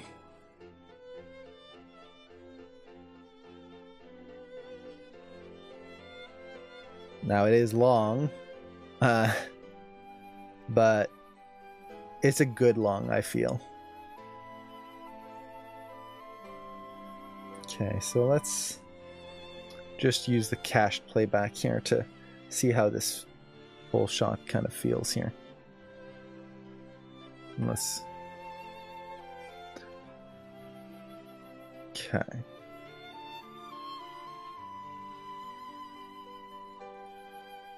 Yeah, that ending definitely feels stiff. I feel like the footwork, it needs to move somewhere. The character kind of feels like they're... Extended version, yes. I go for the extended version every time I watch it. It's so much better. I just love the extra stuff. But let's see. Yeah, the character at the end there just feels stiff. It's like she's moving for no reason, which technically that's what she is. She's it's a piece of choreography, but it feels like there needs to be more direction to what she's doing, and a simple fix on that would probably even just be the head direction. So for example, right here when she goes forward, her head direction just kind of goes forward and then side. Like her head is just following the direction of her body, which makes it feel lifeless, instead of the head leading the action. So that could be something that definitely needs some reworking.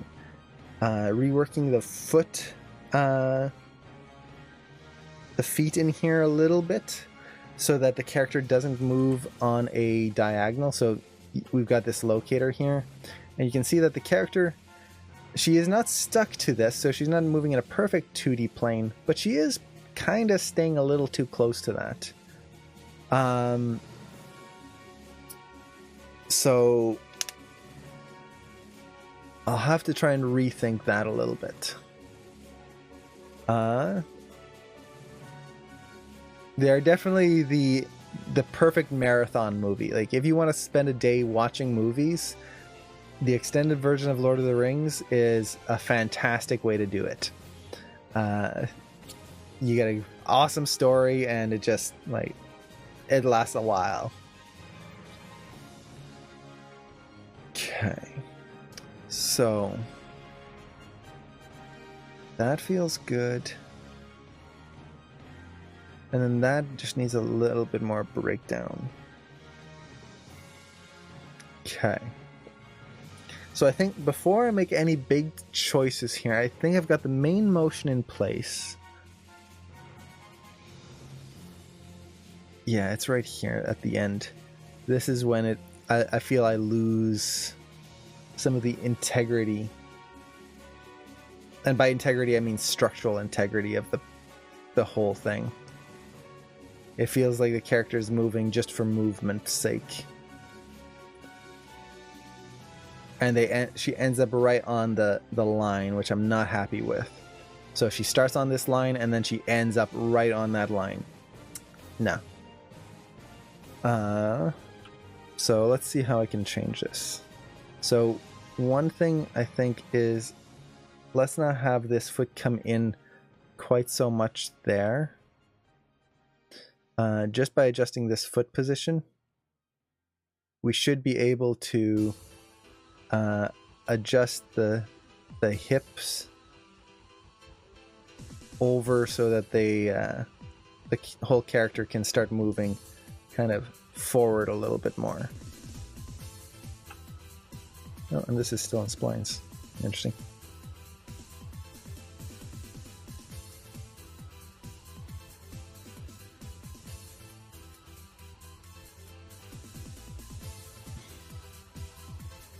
Okay, so that goes there. Now the hips will have to go forward in Z.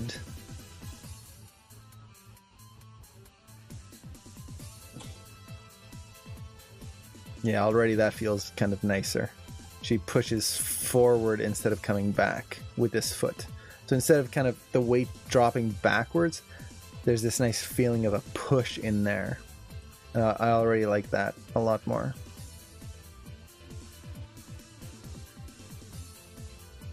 Now here, let's move this foot back as well. And this is what I was talking about earlier, about not getting too much into the breakdowns and stuff. Because I'm still on these, I guess you could say, basic poses, I can very quickly make these big global changes without worrying about how it affects the rest of my shot. And without kind of fighting a lot of extra fixes. I can make a big global fix quickly. Yeah, that already feels better. So let's go here. So before, it kind of felt like she wasn't getting anywhere, but now if we watch this scene here, the small screen, she comes forward and then takes a step forward, and when she spins, she still ends up a little bit more forward. She's not just resetting herself. So you can see it on the side here, how she steps forward right there. This is a big step forward there, and this pose is out of balance.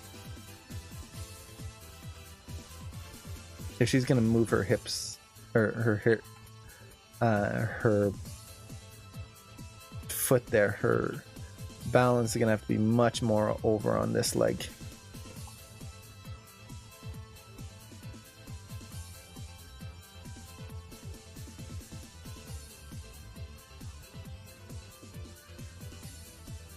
This is why it's important to look at your shot from all angles. That's better already. What does it look like from camera? The left side is the current camera. It's not quite finished yet. I'm probably going to move the camera a little bit to reframe it. Right now the framing, it's not bad, but I've kind of changed some things, so I want to see if I can get a little bit better of an angle. But now she steps forward, pushes forward here, which I much prefer. That just feels a lot nicer. Now this staff has to come forward as well.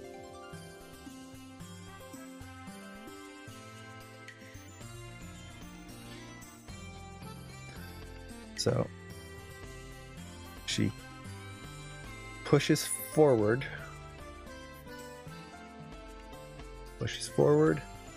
and then settles. Now this pose is going to need a little bit of reworking here.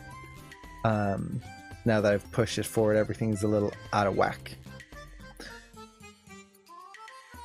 So one of the big things is that when characters stand, the hips are actually kind of towards the toes a little bit more.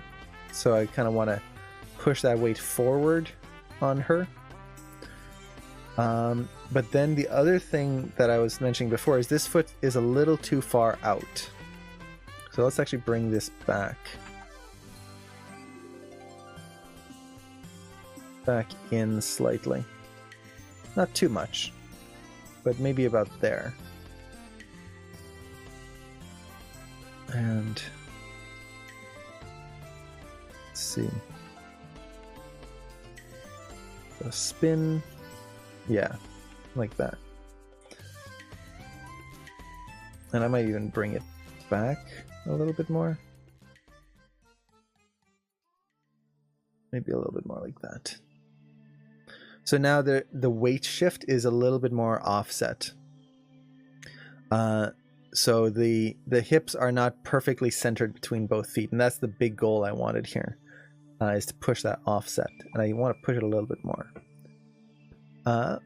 What are you doing this CTN that there's no booth? Are you going to be able to go to panels and enjoy? We'll see. Cameron and I are still going to be doing some work. It's not going to be booth related work, but we're going to be doing some running around for different other projects. So that might actually be our main focus this CTN, which is going to be a nice change of pace. Just getting to do, I guess, a little bit of our own thing. But aside from that, we also do want to try and attend some panels if we have time. The other thing that tends to happen for us at CTN is that we end up meeting so many people from like our time at school in AM, from the current students, from everything, that we don't usually have time to go into a panel ourselves. Which I personally don't mind. One of my favorite things about going to CTN is getting to meet everyone. So I would personally rather spend time talking to people that this is the one time I might meet them ever. So yeah, I really have no like itinerary for CTN. It's a lot of just what happens.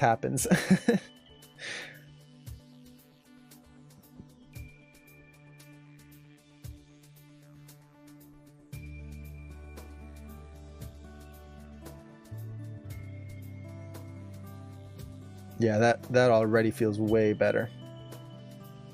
So now, instead of just going and resetting, this last step here just feels a lot more interesting. She comes in towards camera a little bit. You get this kind of step forward towards the audience. Because that foot's not so far out, there's this definite feeling of a weight shift in there. It's much more dynamic. Yeah, much prefer that. Oh, on your next shot for stream, can you do something with an animating camera? Definitely. I'll have to see what I can do. I had been hoping to do like a horse shot with the gorgeous rig, and maybe having a character riding the horse. So that might be a good one to have a moving camera with. Yeah, last CTN was very hectic. There was a lot of running around. Okay, this is another thing that's making this shot this pose change very boring, is that the staff right now kind of feels like it stays in the same position. It doesn't rotate, or not that we can see, really. So I'm going to try and push this a little bit more so that we can see a graphical angle change right here. There we go. Already that makes a big difference. Yeah,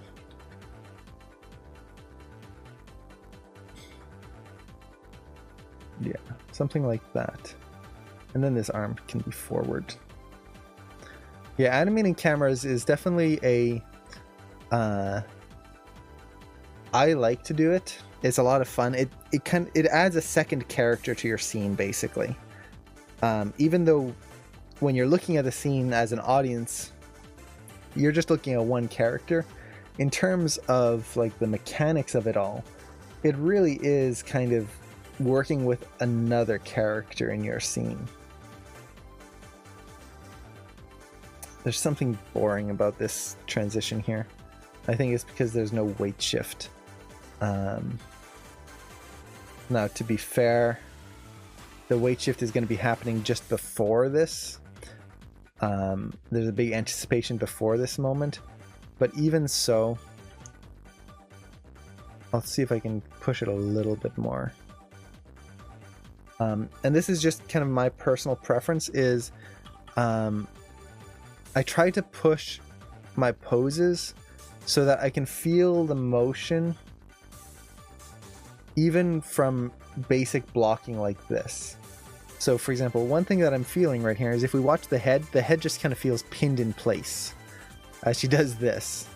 Dude, where is it? There. Her head feels pinned in place. So how can I push that so that there's this feeling of motion? Well, for one, I can just angle her forward a little bit more. So now her head is going to be leading the action some more. I can take that spine and just straighten it out a little bit.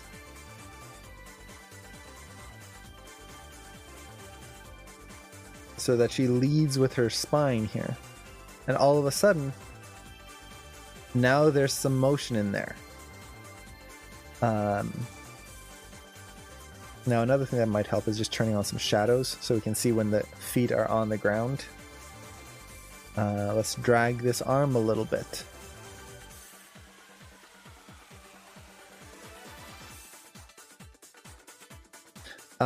What did you miss?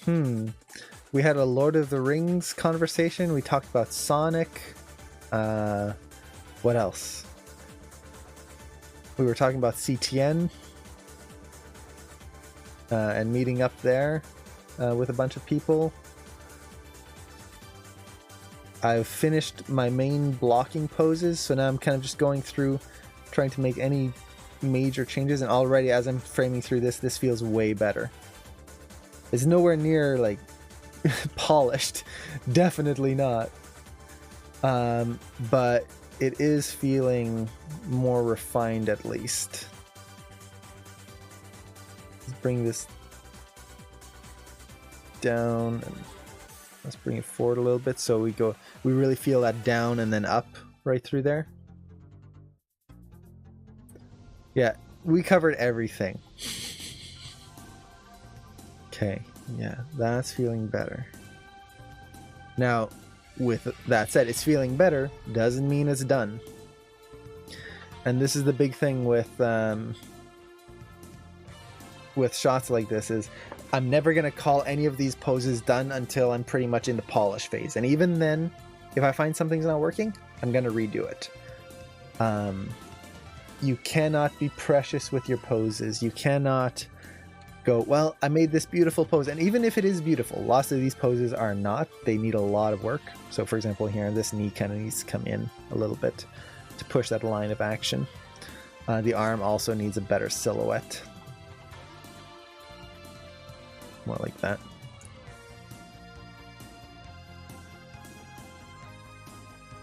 And that might be a little too much, actually.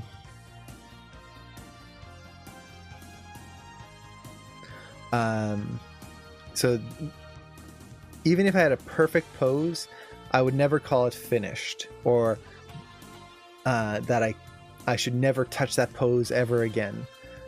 I should definitely touch every pose as many times as I need to and redo them as many times as I need to. Whatever works best for the final product.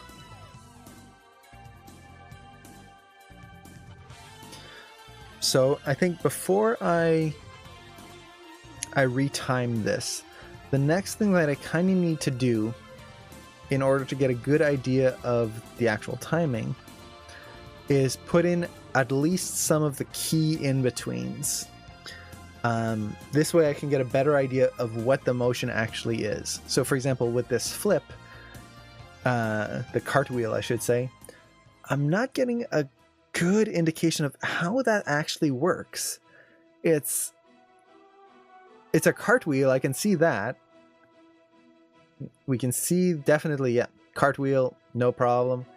But we're not getting an idea of how that actually works. So for example, let's save this scene here. And this is actually a technique I'll do when I'm blocking things out that are more cartoony, or I'm kind of creating my own thing. Or this is a nice little tip that I've done a few times in shots is, let's say you really want to follow a specific reference, but you don't want to copy it. You could get the main idea of the reference here. So I've kind of created these poses here, and let's say we've got this pose right here. I'm just drawing it really quick. Right there. And then the next pose here.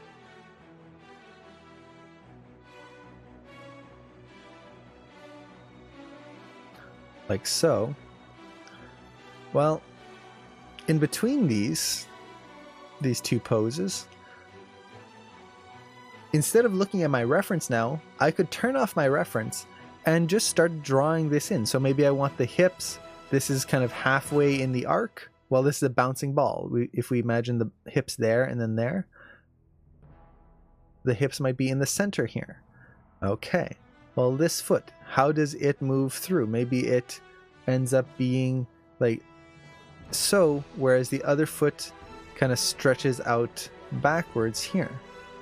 So I could start to refine and create my own interpretation based off of the motions that I'm seeing here.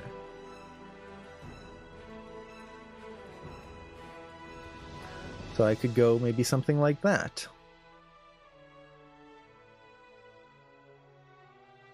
So basing off of these core poses that I've created, I could make something completely unique. So I could do that, or maybe instead of the leg going like that, maybe the leg is already up here. So you can do a lot with these core poses. Now for me, kind of a extra thing that I'm doing just for myself here is I'm trying to learn a little bit about mechanics. So I'm going to follow the reference. I'm not copying the reference. No. Definitely not copying. But I do want to try and analyze what is happening in here and try to understand the mechanics of a motion like this.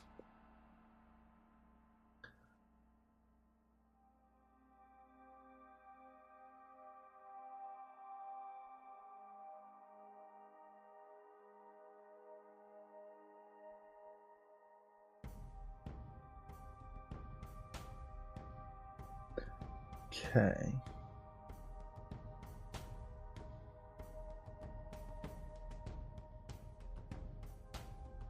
So I think I'm going to have at least one pose here on frame 15. And then probably another one on frame, let's see, we've got from 12 to 20. I want to break this up in a nice clean way. 15 would be the smart thing to do because of the timing, but probably 14 and 18. It's 8 frames. So I should go right in the center here, 16. That would be a good point, and then I can break it down from there afterwards. Yeah. Now, I should explain my thought process here. When I'm trying to break or add breakdowns, I don't really try to make perfect breakdowns that are perfectly centered. That is not the goal here. But with that said, timing wise, I personally like to find and put breakdowns in nice clean increments. The big reason for this is it makes it so that when I am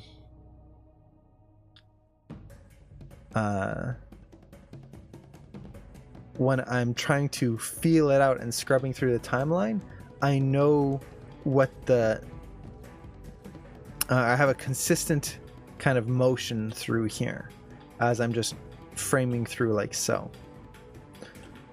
And what I end up doing is I just create offsets within the poses themselves. So I build in my offsets. And this way I get nice timing that is easy to work with, but still dynamic animation.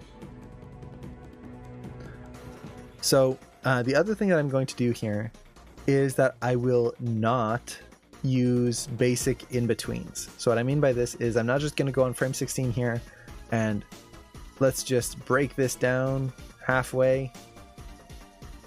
And let's see, actually, is it this one? Yeah, like that. So I just use the Animbot plugin here, just halfway. There we go. We've got our breakdown. Boop, done.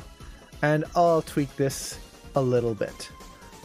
No, I'm going to tweak this a lot because the breakdowns you get from something like Tween Machine or any plugin like that is never going to be correct. It'll be boring and lifeless, and it's just not going to be. It's not going to be good. Now, that doesn't mean I don't use this. I can definitely use this tool in order to get how to say this, to get a starting point. So for example, I used it right here, and now I've got the character at least moving. Yay, well that's good. I'm not just starting from the base pose.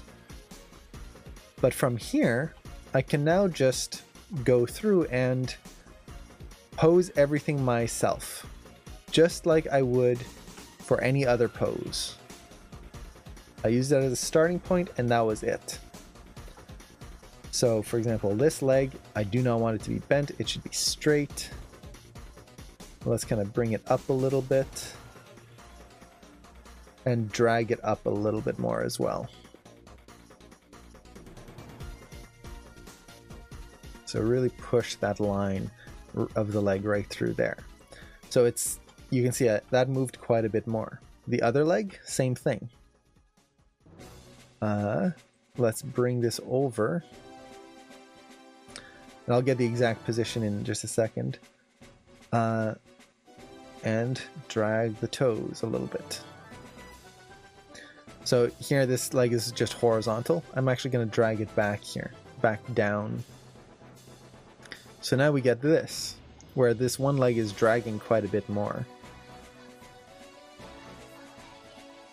Let's look at it from this view.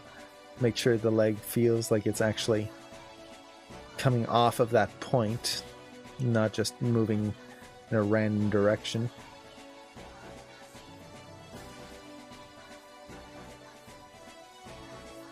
Okay, that feels pretty good there.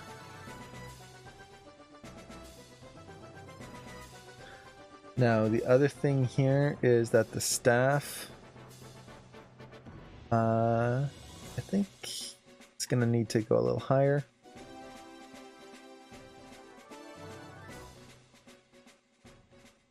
And then on this frame, it's definitely going to have to go screen right.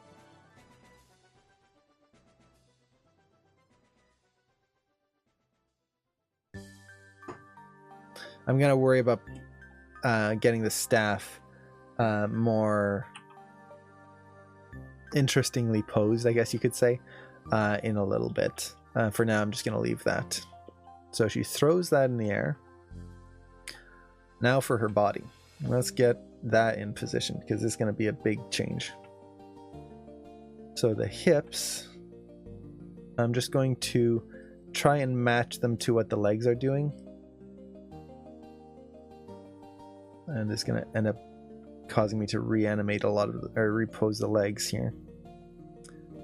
And actually, do I want to do that? This is going to make it a nightmare to animate. Let's... Where is it? Stretch, bend. I'm looking for the follow line here. Same thing that you have in the arms here, the space local world. Doesn't look like the legs have it. Dang it. I think I noticed that last time, now that I say it out loud. That's going to be a pain. Oh well. Just gotta do it. So, let's see. So let's get the hip in place, and I'm also just going to reset the spine, just so I have an idea of what the actual reset pose is. This helps me line up the hips as well, because I can use the spine as kind of an indicator of where the hips are positioned. So hips are going to rotate a little bit more this way, a little bit more that way. This is the other thing with using a tween tool. You can see the hips are actually going down from that pose to that pose, just in a straight line. This is not what happens when you jump. The hips go up. So let's actually bring those up. And that's going to make a huge difference in the jump here. Suddenly that looks like a jump when it actually goes upwards.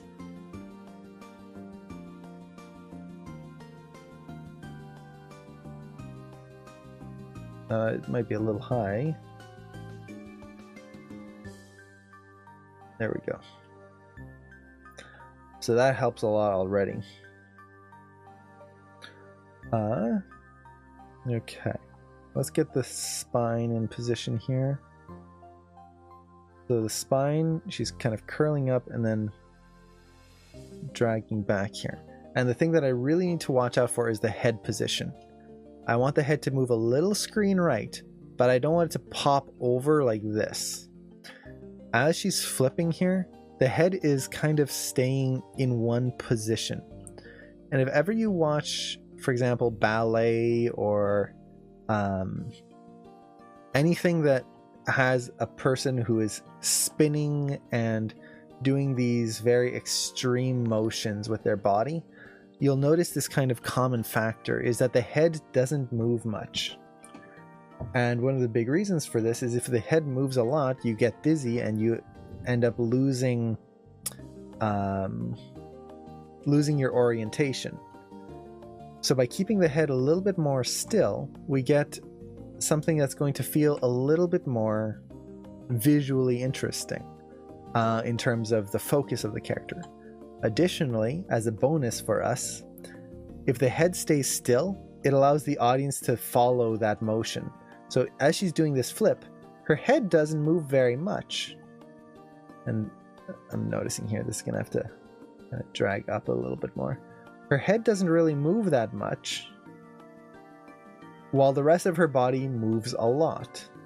So this allows us to really focus on one point through here, instead of getting lost in just a huge amount of motion. Now, I kind of want to push it a little bit more. I feel it's kind of linear. So one thing I'm always looking at when I'm looking at poses is I look at the middle of the hips and then I look at the neck. And how much offset is there between the middle of the hips and the neck? And if you start looking at this in your own shots, it's a good indicator of, is your pose really that dynamic? A lot of times we might pose something out. So I'm in the middle of a flip. The spine is bent. The hips are rotated. Oh my God, look at all the awesome extreme motion I'm doing. Except that the hip and the head are perfectly in line, pretty much. And that automatically kills most feelings of motion. If the head and the hips are perfectly in line, it's just not going to feel interesting. So try to push that a little bit so that the hips and the head have more of an offset between them. So, for example, if I take the spine here and just bend it a little bit more, now we've got this offset, and suddenly that body feels like it's moving a lot more. Like there's actual motion in there.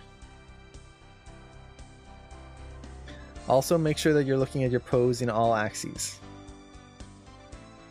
Never just focus the view on one axis.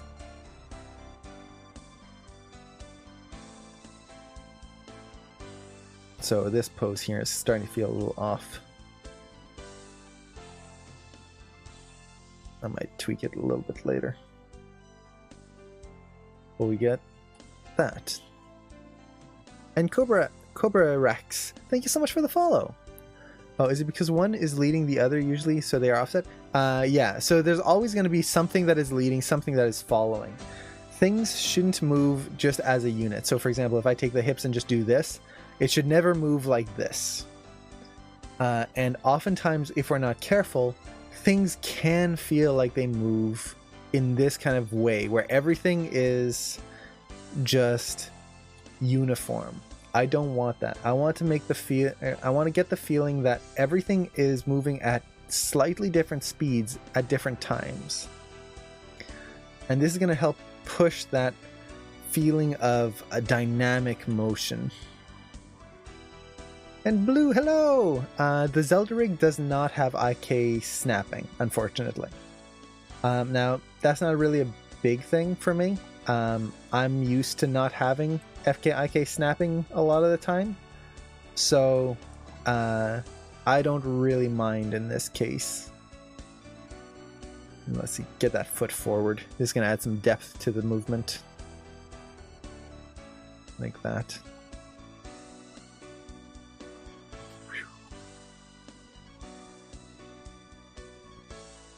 I'm animating with FK when she's in the air, and then back to IK when she's on the ground.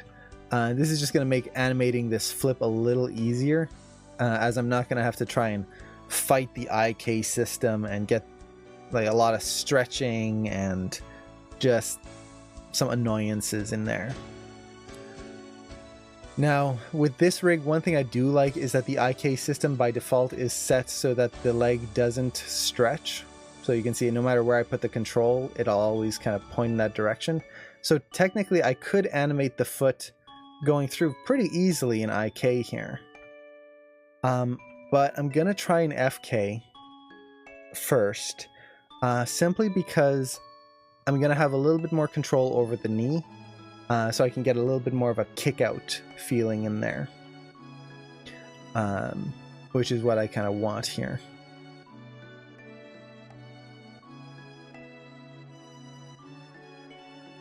Okay, so we've got the spine here, and I think I need to rotate this a little bit more forward here.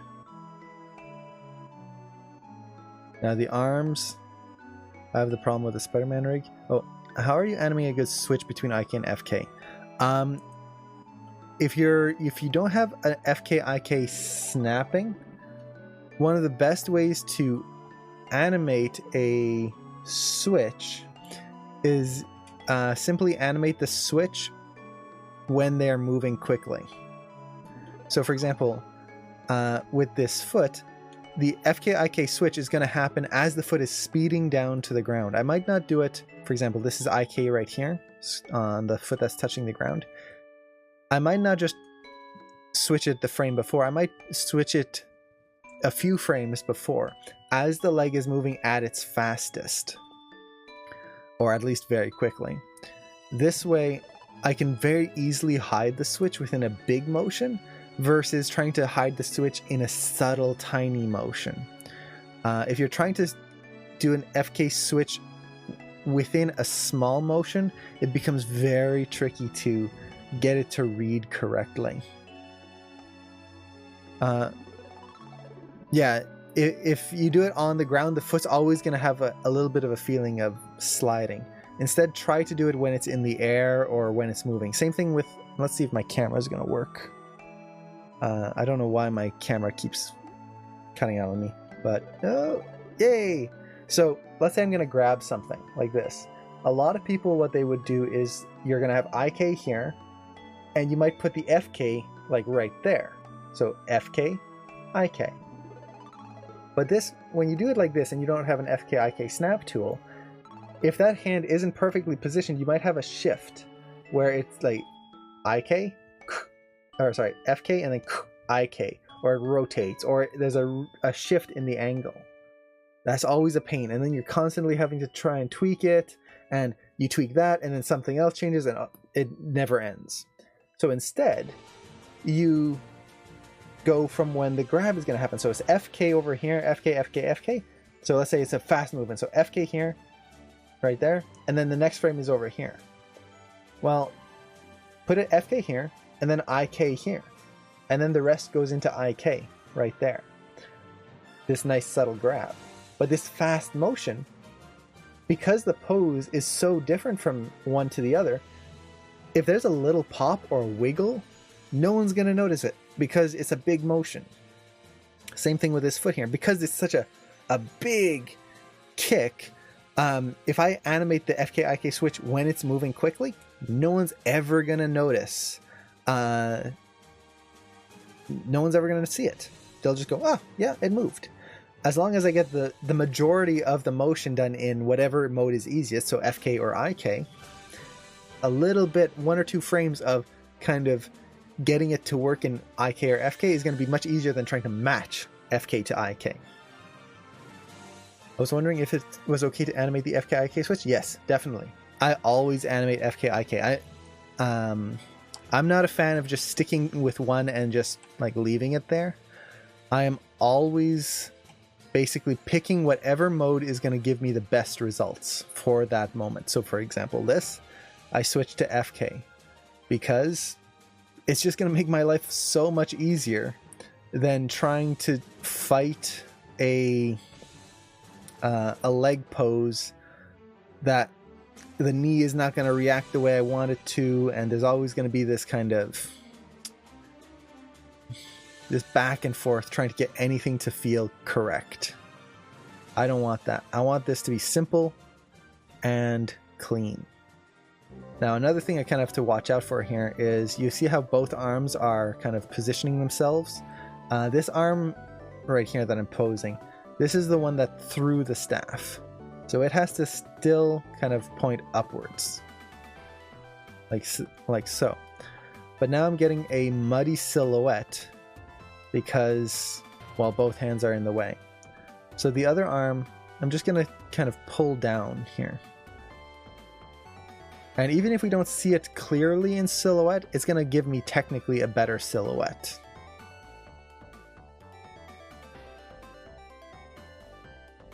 How do you keep track of the keys where you animate the FK-IK switch? Oftentimes I just remember. I just keep it in mind. I don't usually try to like track and keep perfect sync of everything that's happening, simply because it's a lot to try and keep track of. So I'll just kind of remember, oh yeah, this moment here, and then if I need to know the exact frames, I'll just look at the control, and then I'll be able to see where the switch is or the graph editor. if you do want to mark things down, having a piece of paper beside you, I always have a notepad right next to me. Just a little one, or I do have bigger ones, but they're under a pile of other things right now. But just write down some notes, like FK IK switch between frame 10 to 11. And you just kind of put those notes. And for example, like I would write R foot, FK IK, or FK to IK 10 to 11, something like that. So just like shorthand note, just so I can kind of keep track of these things without completely losing track, but also without having to write just a whole page of notes. Notes are very good. You want to keep notes, but don't let notes bog you down.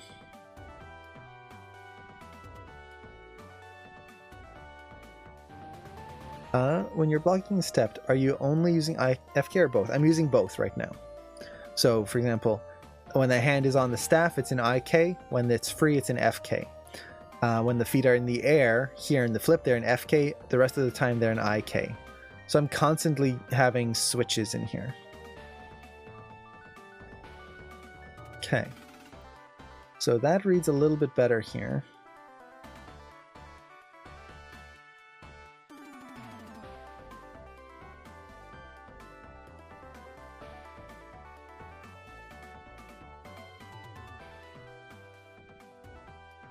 Now my timing I'm going to have to adjust in a little bit.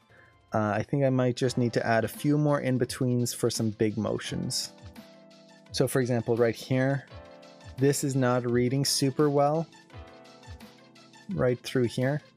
So I might add a breakdown in here. So we've got frame 4 to frame 12, 8 frames. If I put it on frame 8, that'll be nice and halfway.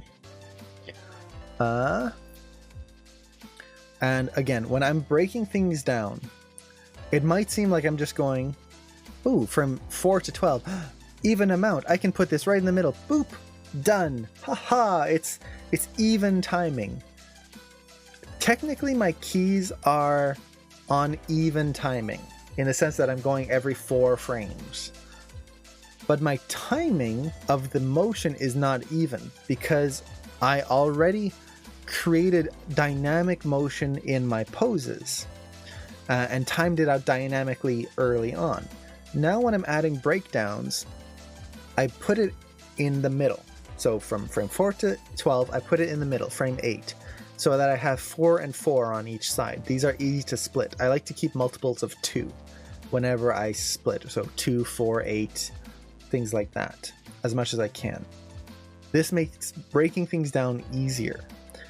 But again, the key to this, the thing that makes this method work, is that when you set your in-between, so I'm going to take my pose, set a key, you do not want to just go boop, tween, done. Yay! It's in the middle. No, that is going to kill your animation and make it awful. It's just going to ruin everything. Do not do this. Instead, analyze your pose. Analyze what's happening at that moment. Analyze your reference. Analyze, if you don't have reference, just break things down. So for example, she's about to flip here. Well, what are the feet going to do in this moment? Is this foot just going to be sitting in the air doing nothing? No, it's going to be planted on the ground. So let's actually plant it on the ground. So it's going to be there. And the foot itself is not going to be raised. It's just going to be flat. Okay, let's get the hip in position here because that's going to help. So that foot is planted on the ground. What are the hips doing? Are they just going to travel kind of straight up? You can see that it goes there and then up into the flip. No, they're going to anticipate first. They're going to come down. So, whoop, let's go down. And now suddenly we get an anticipation because I'm breaking things down and I'm thinking through what has to happen through this. I'm not just placing things and going, yep, Maya told me it has to be in the middle here, so that's good. It's in the middle. Do you have a group or somewhere or do you know somewhere where we can share our work in progress? There's the Discord group. If you type in !Discord, let's do this here. There's the link to join the Discord group. That's the Pratt Bros Discord. If you want to share things in there, definitely feel free. Whenever I have time, I try to take a look at everything and give some feedback on stuff in there. It does depend on if I have time, but yeah, definitely feel free to post things. If you have questions for future streams that, for example, you want to see a demo of something, put it in there, let me know, and it'll give me time to prep for maybe the next stream or the next few streams. So yeah, definitely, and this goes for everyone. If you want to join in there and ask some questions or just kind of chat with people, definitely feel free to do so.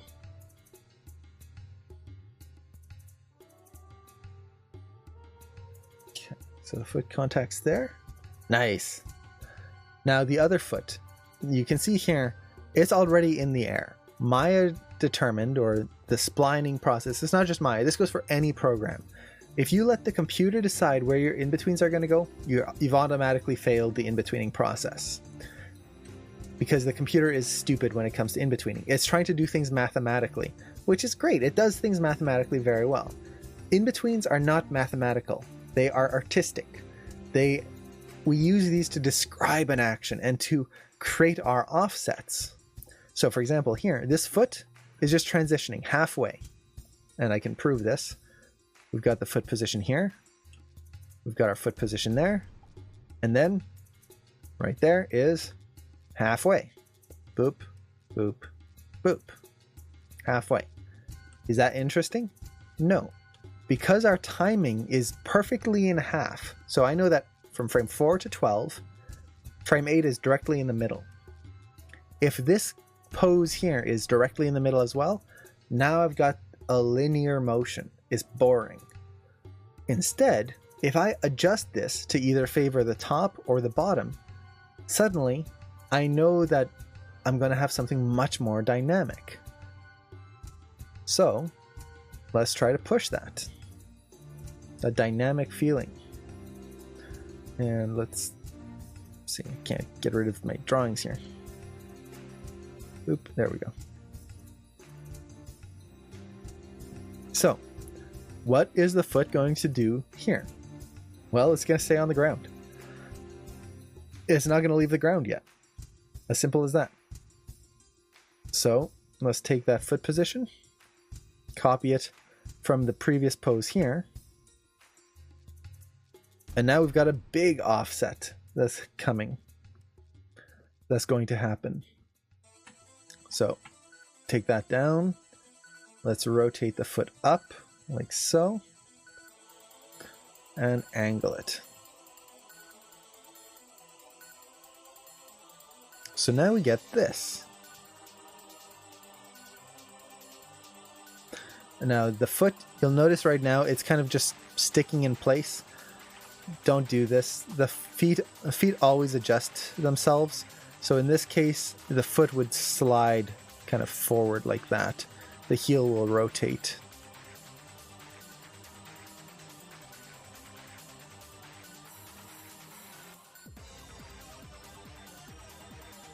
So we get this motion.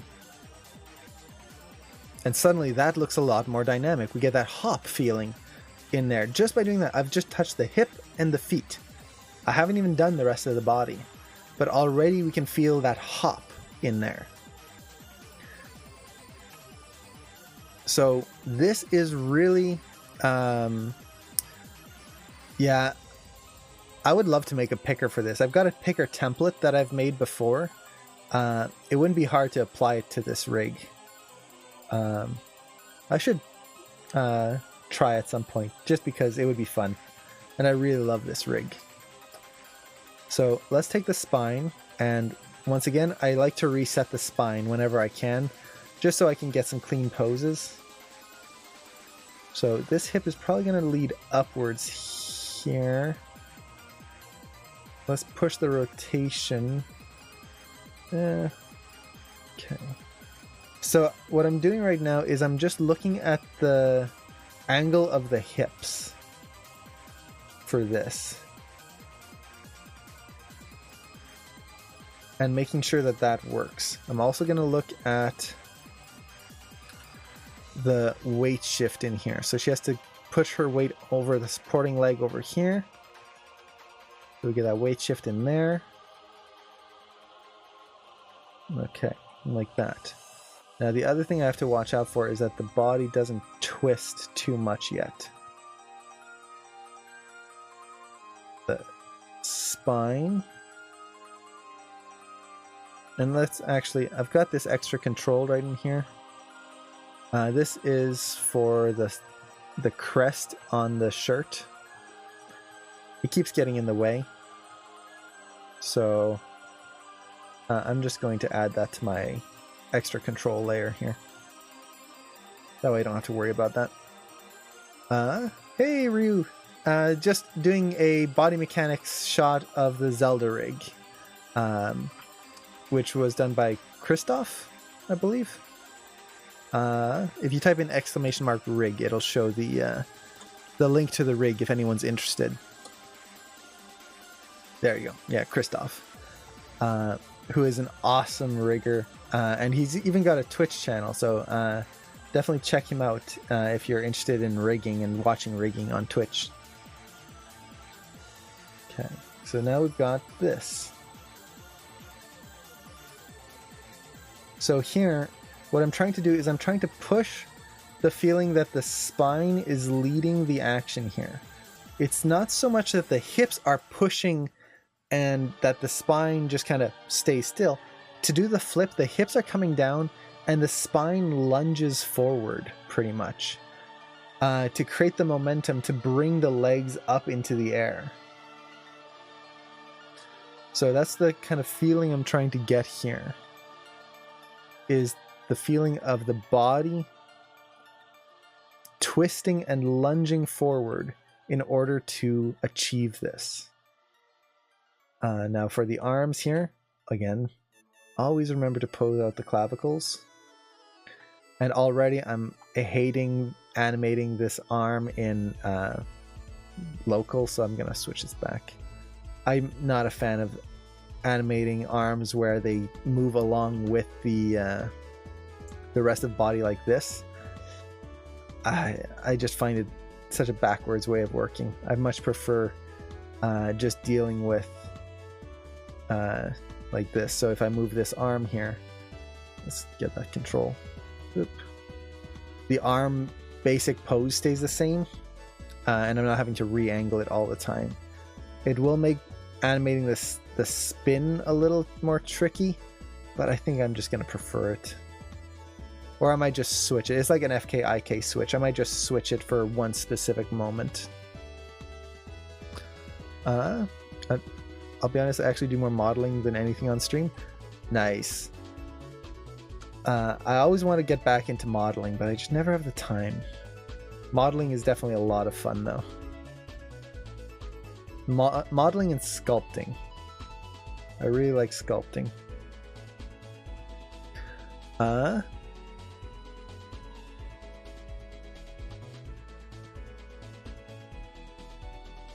wait, yeah. The art stuff. You're the one who made the rig. Why did I forget that that's your username on Twitch? That's awesome. Hello. Wow, that was a total lapse in judgment there, I guess. I even saw like your username, gumroad.com, the stuff, and then art stuff. Okay. Pfft, like no connection. Welcome. I hope you're enjoying the animation I'm doing on your rig. It's an awesome rig. I will say that. I really love it. It's so good. I think my favorite part is the foot controls right here. It's so nice to work with. And all these different pivot points, so well done. But let's see. Are you animating with your tablet? Yes, I am. I almost exclusively animate on my tablet. And you know he's not lying because he said it before he recognized you. Ooh, phew! Good thing I didn't say anything negative. Although, to be fair, this rig is so well done. Like, there's no negative points really. I think, like I said, the only thing I kind of would like, which is a rare thing, but on the legs to be able to have a space switcher from local to world, but that's like a minor thing. So far, everything else has been absolutely solid on this. I was worried when I put rigs out and professionally modelers, so rigging is hard. It's well rigged. This is kind of an extreme animation, and so far the only area that I found that kind of collapses is right here when the legs are really stretched. The hip geometry kind of collapses in and on itself. But this is an extreme, like, I don't know of any rig that I've used that wouldn't collapse right here. So aside from that, it's been really nice. Now I haven't done any facial animation with it yet. That's going to be one of the next things I want to work on though. But from what I've seen, you pushed the facial animation controls really nicely. Let me actually set a key on everything here. So,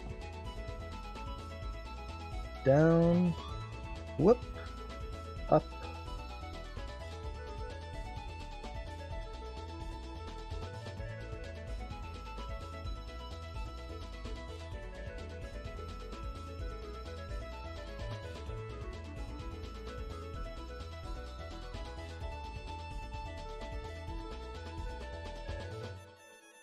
Okay. One thing I'm noticing right here is that the arm is feeling very stiff. The relationship between the arms pointing out in the body kind of feels the same between these two poses. So let's kind of offset that here so that the arm kind of has a little bit more of a drag, like so. And that's going to help add to that whipping motion.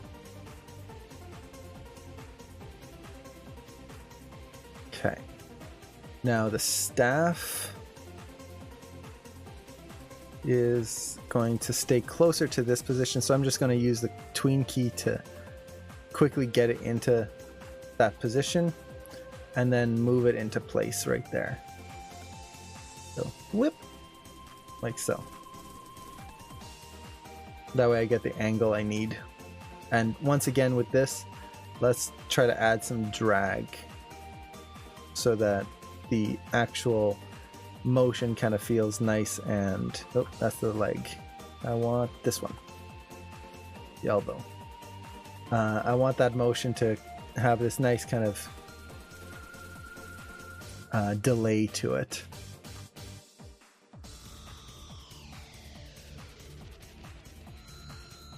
So she comes in, and let's bring that in just a little closer.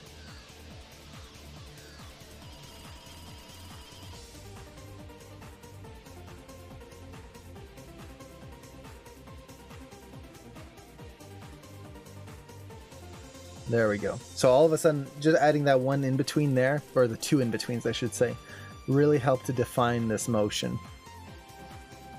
And suddenly we can start to feel what's going on. We feel that jump that's happening, that little anticipation, and then the pop upwards. Let's see. I've been seeing so many animations on this rig. People seem to really enjoy it. Yes, I've seen so many awesome animations. It's so cool to see this rig kind of going out there, and so many people are so passionate about the animations they do on it. Oh, take care, Steven. If anyone wants to hang out and chat, I'll be finishing up some Blocking Plus and maybe some splines on my stream tonight. Nice. Good luck with that. Okay. So, we've got that. Flip.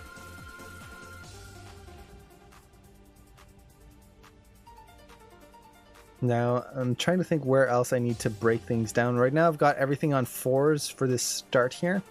So that's pretty good. Right up till frame 20, I've got everything on 4s. I think the next area I should probably add a breakdown in is right here on the landing.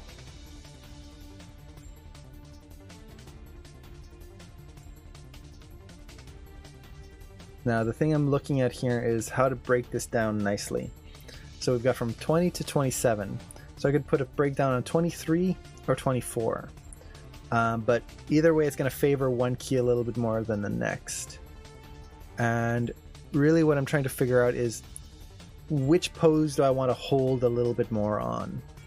If I put it on 23, the pose from 20 to 23 is going to hold a little less than if I put it on 24.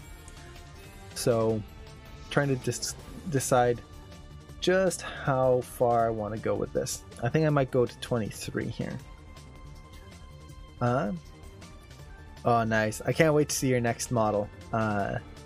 Just seeing how like they've progressed so far, like each one keeps getting better and better in terms of just the controls and the ease of animation, I guess you could say. Where like it's not that the other ones were hard to animate, but like certain controls, like maybe they weren't quite there, or like they moved in ways that was not as simple intuitively in certain situations. And this one, like everything feels really intuitive. I'm really like impressed by how everything just kind of feels so natural to pose around, which is a really cool feeling. Especially the feet. Feet I find are one of those things that can be very hard to work with, but because of all these extra controls you have in terms of like ability to rotate from any point, it makes it so easy to just kind of pivot the foot in whatever way I need, which is just so nice.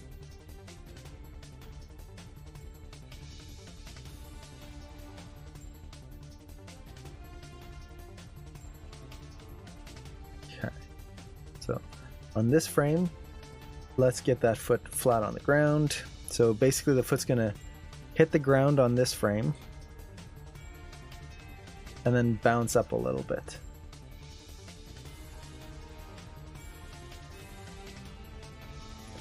And the rotation of the foot, I'm just going to use the tween machine here to favor the next pose.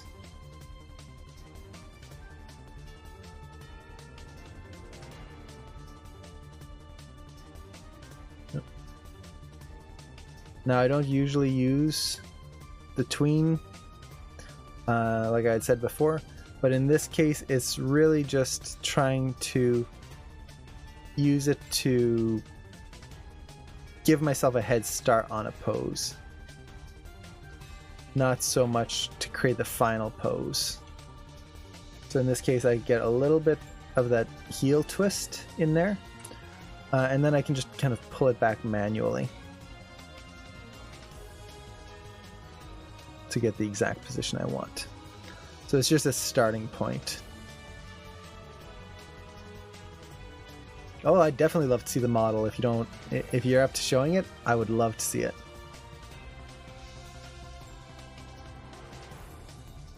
Okay, so that foot has a nice slide. Now this is one part I'm not a fan of, the way the foot kind of goes out then back in. I'm gonna tweak that when I break things down. But that foot should kind of, well, maybe I can tweak it here because it's only this one pose. It should go out a little bit more and then back. So maybe if I can move this like over here. Yeah, already that helps. So it's not just repeating the same path. And I might actually move this foot a little further back. We'll see. Ooh, a link. Let's open this up.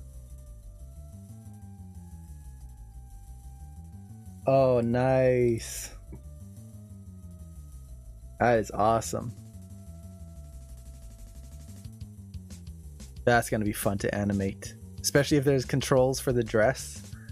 That's going to be so much fun. And even the belt. Getting that that overlap in the belt would be so much fun. See, that'll be the next free one. That's so cool. I also have a paid one that's almost done. Ooh, nice. Yeah, you deserve a paid one. That is fantastic. That's going to be fun to animate. I find it's really cool that your rigs have a lot of like extra things you can animate. For example, like the little belt pouch, the different items, all of that. Especially kind of from a student's perspective, or for students in the school. It's always nice when they have something extra that they can add some overlap to, some extra animation like the hair, things like that, versus kind of a stationary model that has like shirt and pants that are kind of skin tight, and then no other accessories aside from that. It definitely makes it harder to animate because there's more things to work with, but in the end it's actually much more beneficial because there's just so much more that you can do. Okay, so the hips are going to come way down here, and this is going to be so twisted for a little bit here. So let's get this working. So the hip needs to come forward this way. Which rotation am I dealing with here? So this is where the hips kind of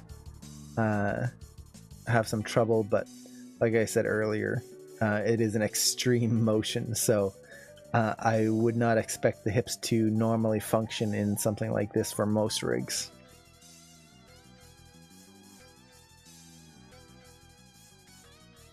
Okay. So something like that. This is a prop that goes with her. Is this the sword? Or oh, nice. Yeah, I was wondering if it was going to be something like this. That is cool.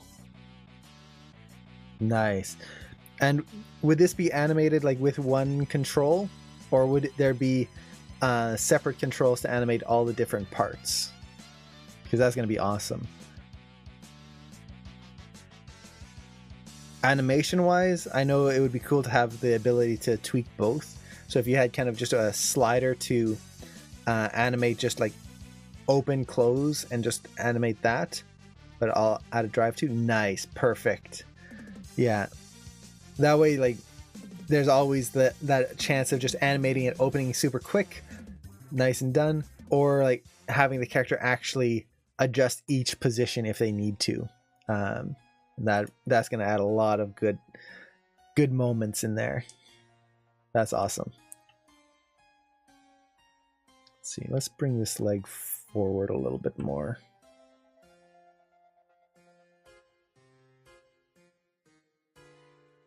Just a little bit.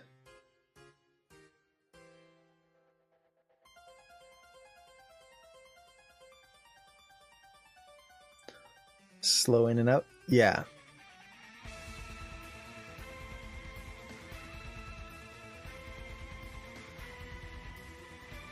Okay.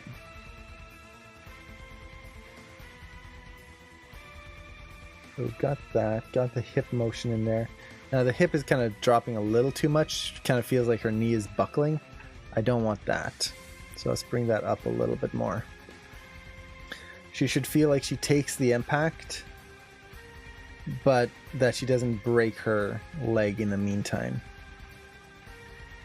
And let's push the rotation of the hip here. This is going to be a tough pose to get just right. The main thing I want is the feeling of the leg slamming into the ground. But it can't feel like her leg is going to break on impact. It needs to come through, but then still land with purpose. Okay. Let's actually get the spine in place here because that's going to help. Oops, that's the hip. And I should double check. Yeah, I've got some extra animation on here. Let's get rid of that. Might tweak some of the poses later on, but that's fine. Okay. So here, this is the impact frame. So this is when she's hit the ground, all her weight is coming down. And a common thing that would happen here with the in-betweens is that the spine would start to come up like so. So it starts to come up and then it just kind of flattens out, which takes away a lot of the impact of what's going to happen here. Instead, what I want is that the spine is going to really collapse downwards almost. So as she lands, her spine is going to bend even more than it would normally, like so. So she lands and takes the impact before coming up, like so. And this is going to add some weight to the character.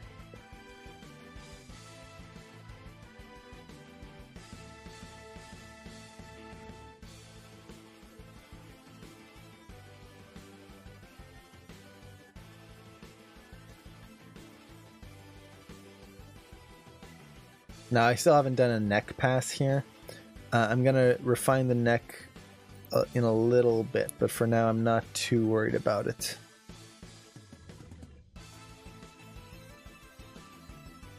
The neck is very important in getting these poses correct, so my poses are never going to be quite right without it. But I want to get the main motion in here first, and then a neck pass actually goes pretty quick. Now here, let's make sure that arm should drag back here a little bit more, I think. Oops, this way.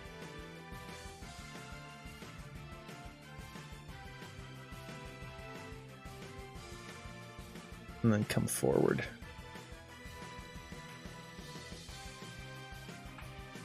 Get that clavicle in there.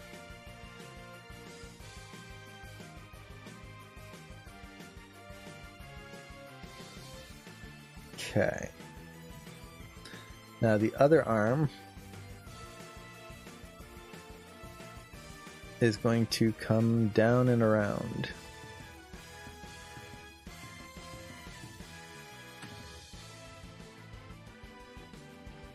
So it's actually going to, let's see, tuck in to the body here. And I might have to adjust the spine just a little bit in order to allow for this to happen.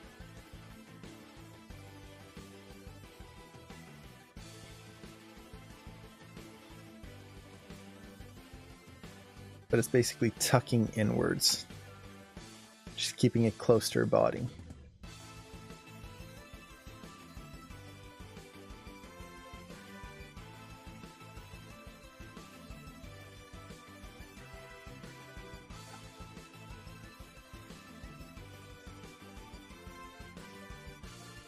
Maybe that's too close. I want to keep it down.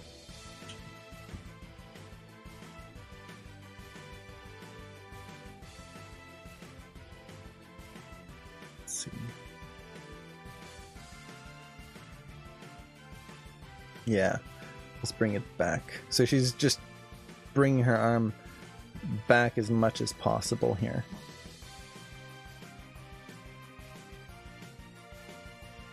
Getting a twist in there.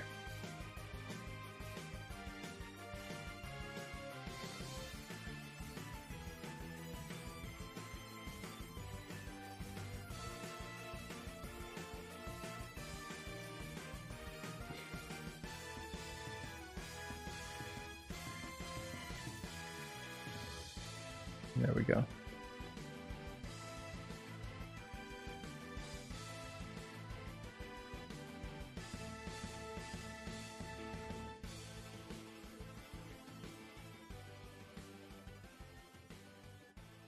See how that feels.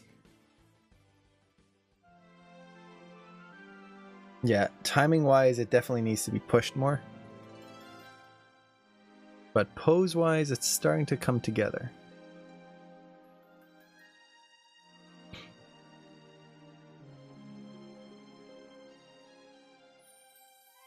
Now I can't trust the timing in here because I am just playing it through the playback. Even with cache playback, it's not going to be 100%. But it gives me an indication at least. Now here we've got 6 frames.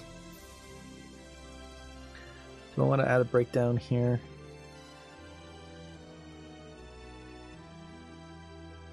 I probably should. That way I can describe the way she comes up here.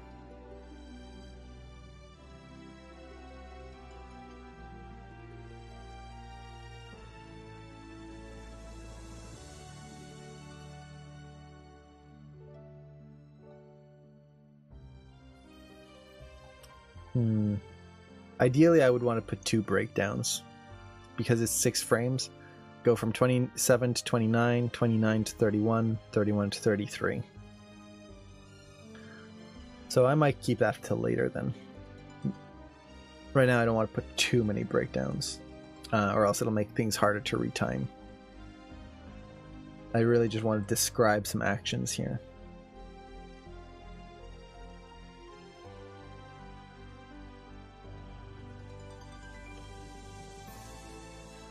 Let's put another breakdown. Let's see, 33 to 42. I'm just going to put this one right here at 48. Or sorry, 38. Now this is going to be more of a hold than anything else. But that's fine. The reason I want to hold here is I've got a long span of time, almost 10 frames right there, where the character isn't really doing anything. And it can start to feel a little boring in cases like that. So I want to start describing this action a little bit more. And Sandalin, thank you so much for the follow. So, for example, one thing I mean by describing this action is, where's the breakdown for this foot going to be? Does it just start sliding along with the rest of the body? So right now I just put a straight in between what the computer would do. And you can see how everything just kind of feels very even. And technically it's moving, it's okay, it's interesting, I guess. But it could be much more. So for example, on this frame, this foot doesn't actually move.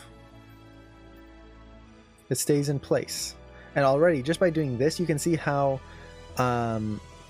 that kind of makes it a little bit more interesting just by doing that. But we can push it even further. For example, that foot, maybe it comes up onto its heel just a little bit right there. And we can add a little twist to the foot, just a little bit. So now as it comes up, we get that. Just a little bit of motion in there. It's not just sliding, but now it feels like it's got some energy to it. And maybe the foot even twists a little bit up here. I don't do animation. I know very little about animation, but here I am. I like your stream so far. Oh, thank you. If ever you're interested in animation, definitely feel free to ask any questions. Oh, and are you in blocking? I am in blocking. This is a very early pass of blocking. Right now I'm just trying to make sure the motions kind of read correctly. Once I have that in place, I'm going to be retiming things just to make it a little bit more dynamic, and then going through and refining all these poses so that they're just a little bit more interesting. I'll start to use bend bows and things like that to put in there. And so tight, hello! I'm doing well. It's been fun working on this this shot. This rig has been a lot of fun to work with. There's a lot of really cool features on this, and yeah, it's been really cool kind of getting to see how it all works. Okay, so the hip here, one thing that I want to make sure is, you can see now it just kind of moves straight down in a diagonal line. I really shouldn't do that. For one, it's going to hit the end pose screen left a little bit more. So it's going to favor that side. It's also going to stay up. And this is just one of those things where as humans, we lock our knees. So as she comes up here, her knee is going to lock before coming back down. So instead of just this diagonal line, now we have this kind of movement upwards before coming down. I could probably push it a little bit more here, so that goes up a little bit more, and then we get that. So this is where you really want to start thinking of your poses and your in-betweens. And I know I mention this all the time, but it is that important. When we're posing things out, you can never just let the computer do what it wants, because that's never going to get you the animation you need. You need to think through every pose and every breakdown. Now, this doesn't mean that you have to like pose everything all the time and it becomes a nightmare. Not at all. But you do want to make sure that you are thinking as you animate. You never want to just go on autopilot. Are there certain poses? Oh, how do you determine poses? I have reference, but I'm trying to use it only as a kind of indication of where things should be, and instead I'm just using kind of general posing knowledge. So for example, thinking of line of action, silhouette, appeal, all of that stuff. Also at this point in the breakdown process, I'm also trying to think of how things will follow through or overlap or overshoot. Things like that can be very helpful. This kind of feels like it needs to be a little more this way. Lead into this pose a little bit more.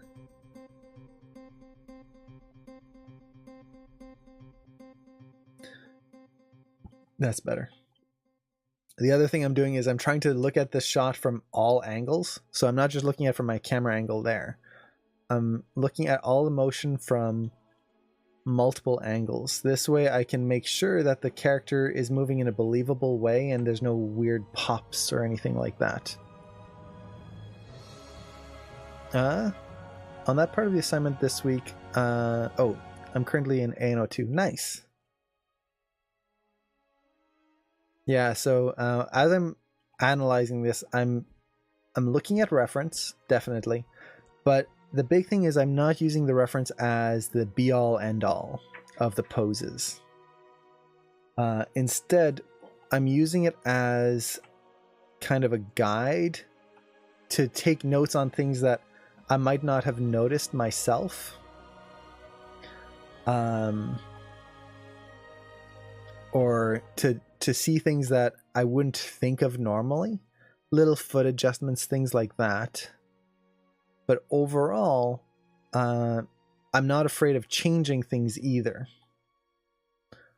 My reference should never be kind of like, well, the reference says I have to do this, well, that's it. If I find that something will look better with a change, then definitely let's do that. So for example, here, pushing this arm out a little bit like that is going to make a cleaner silhouette.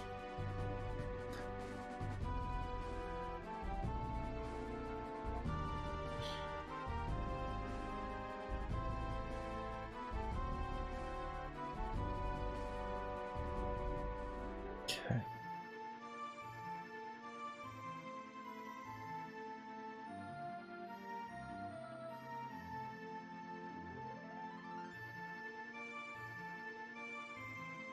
I love the Four Swords Adventures game.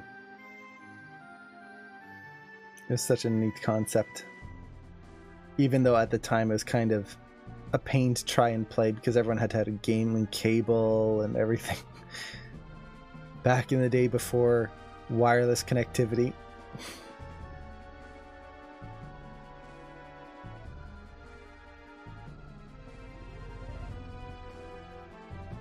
That's better. So right there I was just looking at the spacing of the hand, trying to make it a little bit more interesting. Okay. Now here, the spine. By default, what Maya gave me when I just created this in-between is that the spine just kind of resets itself here. Which is okay, but it's definitely not visually interesting. And I want this to be visually interesting. So instead of just having the spine kind of settle in here. What I want is kind of this whipping motion, where as she's coming through, she's kind of swinging backwards and around. So getting that motion. And all of a sudden, just doing that, well, that's a little bit more interesting visually. Now, I definitely want to make sure I still keep it in mind, the line of action, all of that stuff. But this is going to just help add a lot more. So let's maybe straighten her out here a little bit more. And then there we go.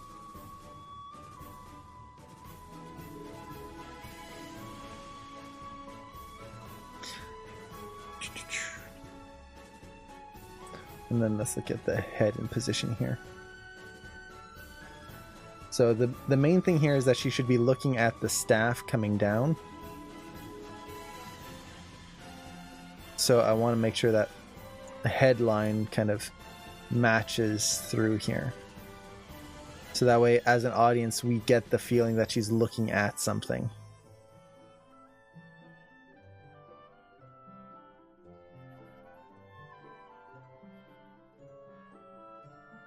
If her head direction just changes randomly, we're not going to feel connected with what she's looking at.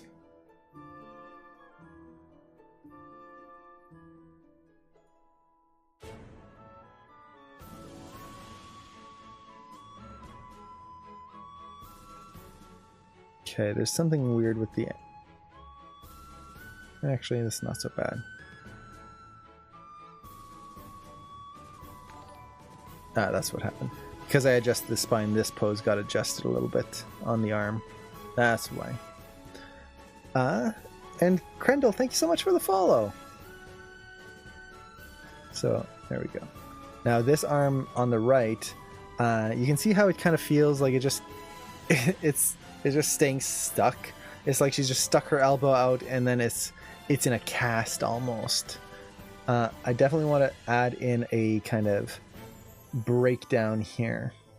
So as she's about to catch this staff, her arm is going to kind of anticipate inwards first. So she kind of brings it in, and let's kind of look at it from the side here. So it comes back. It might come back a little bit more here. And let's kind of bend it in. So it kind of comes in and then reaches out for the grab. Hey, Krendel. That's awesome emote. So maybe not quite so far. Let's actually have it... Let's see what happens if we kind of overlap it with the body. Oh, now this is a game that my brother and I used to play a lot. Lunar. We loved that RPG.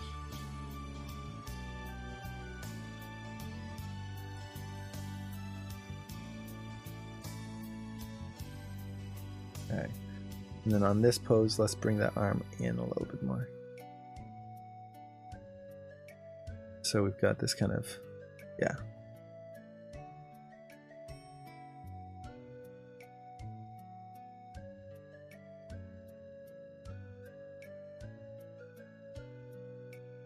So we've got the majority of the beginning pretty much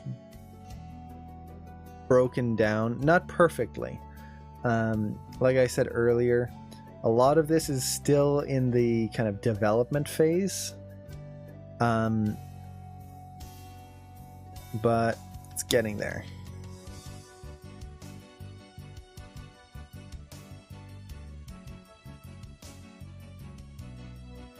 I definitely feel like I need a breakdown between these two.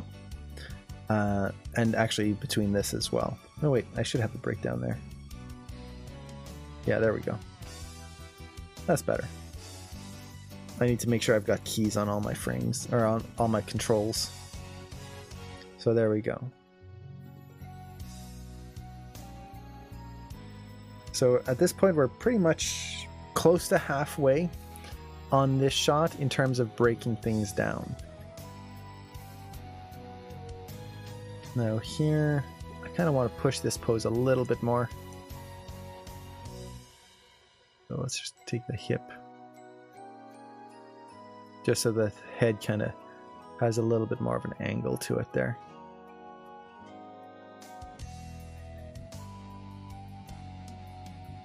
And there we go.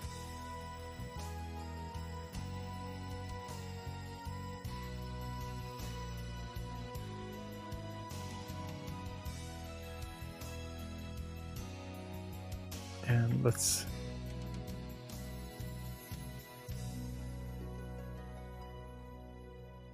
actually take the spine and move it a little further back. That's better. And Maddox, hello! Hope you're doing well.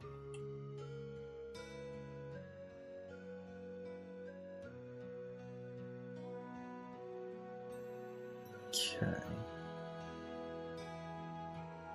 So let's add a breakdown here. We've got 9 frames where we've got a big change. So let's break that down a little bit.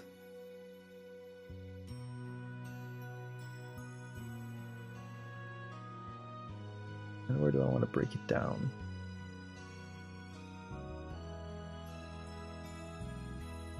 I'm gonna have a 4 and a 5, so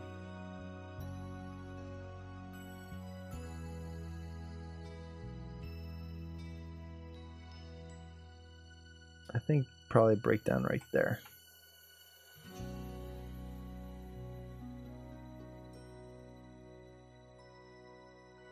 So once again, I know I keep repeating this, but it is important, especially for anyone who is wanting to learn how to break things down. I can take this key here and then I can use a tween machine, and right now I'm just kind of breaking it down perfectly even in the middle. This just kind of gives me some motion to work with, so I'm not working from a stationary pose, but it does not give me a proper pose. All it's doing is giving me a starting point. From there, I hit every single control and work my way out. And what are the lines in the graph? These are just all the controls for what I have currently selected here. Usually when I'm animating, I like to keep an eye on the graph editor, just to make sure that nothing is going haywire or doing things I don't want it to. So one thing here is this foot should just kind of move just the barest fraction. So let's kind of bring that down and just boop up a little like that. So it starts to move, but we want to feel it more than we see it. Let's see. The other foot here is going to stay up in the air a little bit more, so the heel is going to stay up, not too much. Might actually push it a little bit more here, so we have some room to play with. And the foot is actually going to, let's see, come back just a bit. And on this frame here, what I need to do is just bring it forward a little bit.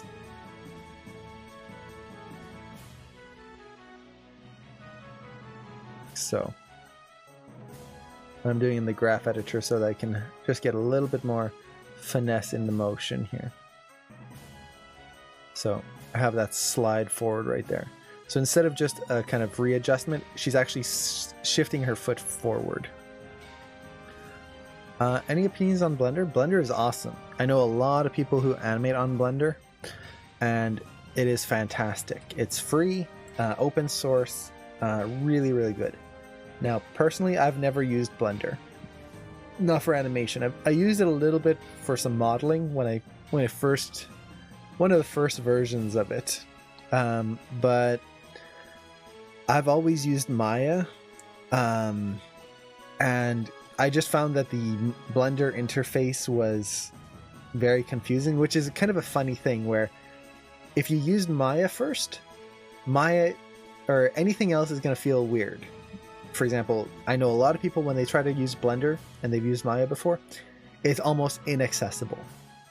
People look at the interface and try to use it and it's like, it doesn't work. Why doesn't it work?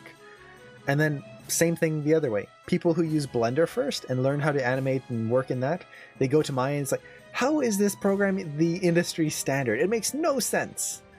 It's just whatever program you used first and you get used to. But both are fantastic. Blender, the big thing I really like about it is that it's open source. It's got some amazing 2D tools to it, which is just fantastic. It's just, yeah, overall, if you want to learn Blender, do it. Now, I will say, if you're looking for industry jobs and you want to be an animator in the industry, keep in mind that almost no studios use Blender. As much as it would be cool, Maya is the industry standard for most studios. And even when you have program or studios that don't use Maya, a lot of times the interface that they will use is more Maya centric.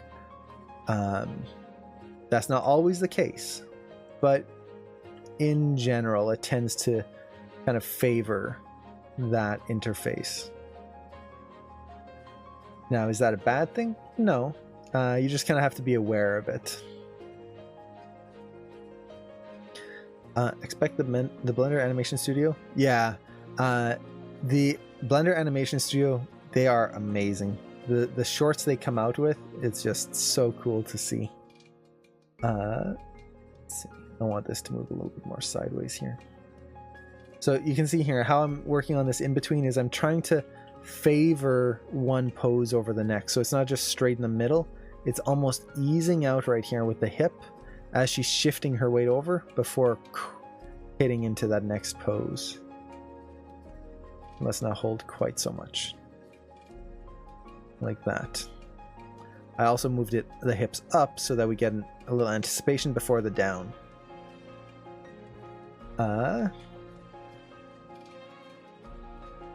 There we go. Now the arms and the body. Let's actually get the arm in place here. So for this arm, I just want to make sure it's still an FK. This arm is going to be an IK, so that's fine. And staff comes down.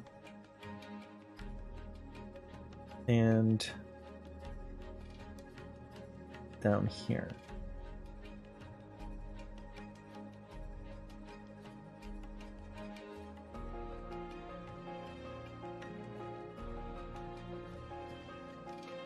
Now, I mentioned this already, but the staff animation, I'm going to refine a lot more later on.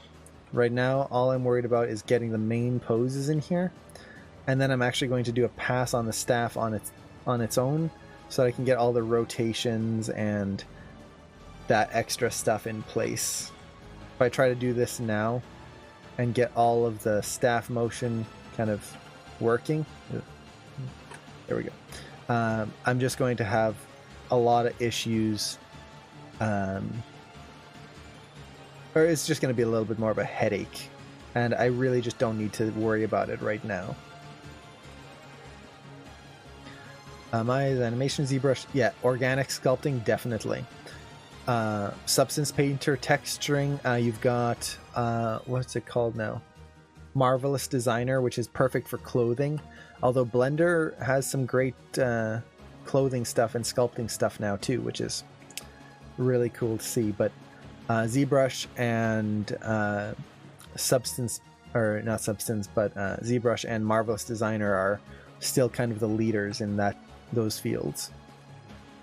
Blender is free. Blender also has a great suite of 2D animation tools, which technically I would say that Toon Boom or something like that is Toon Boom or TV Paint are the kind of leaders for 2D animation currently. But yeah, Blender, the big thing is it's free. It's great for learning. It's great for kind of getting a good understanding of a lot of different things. Now, with that said, if you want to learn Maya, Maya is technically free as well. There is a student license that anyone can get, which is a 3-year license to basically use Maya, and it's free. You don't have to pay anything. The only thing is that you can't use it for any commercial projects. But if you're just using it to learn, well, you can use the industry standard and just use it for 3 years. And then once those 3 years are up, you can just get the newest version of Maya and get a new license for that for 3 years. So, in terms of learning, Maya is free as well. So don't feel like you are limited to just Blender if you have no money or no budget, or you just want to kind of learn and see if this is for you. Maya is available in that regard as well. The nice thing with Blender, though, is if you were working on your own personal project, then this is where it comes in handy, is that it's free for commercial use. How can you use Maya for free if you are not enrolled in any school? You just get the educational version. You can get the educational version. Anyone can get it. I think if you type in... Did I do one for Maya? Or no, software. I should do one just for Maya. So these are links to all the software I typically use. Most of them are free. I shouldn't say most. Half of them. Toon Boom and Clip Studio are the only ones that are paid. Everything else is free. So if you just go to the educational Maya link there, you should be able to download a educational version of Maya free of charge. And that's going to be a 3-year license. Once those 3 years are up, you just get the next version and it's another 3 years. Every version of Maya gives you a 3-year license. Now, I personally don't recommend upgrading every single time a version comes out, just because it's a pain to have to update all the time. If you wanted to, you could. But, yeah. And then everything else is free. I would definitely recommend, if you're into animation, Krita is a great 2D animation software, as well as just a great drawing program. Keyframe MP is a great review tool. Highly recommend that if you're going to be analyzing reference and animations. Very, very useful. And then Pure Ref is just a great program if you're drawing, for bringing in lots of reference and still reference, not film reference. Epic Pen is a screen drawing tool, which is just for Windows, but it is fantastic for kind of drawing over anything.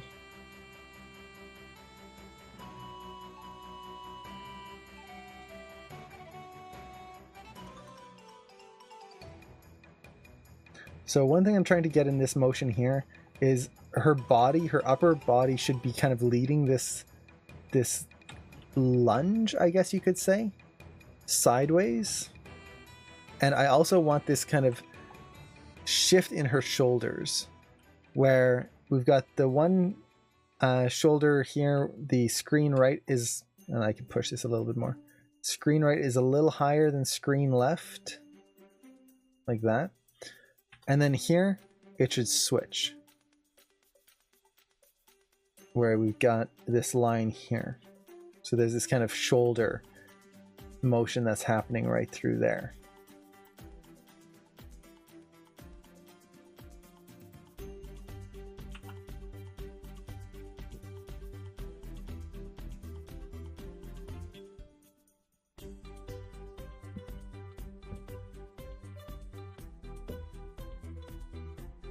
Now here, let's get that head direction to work correctly.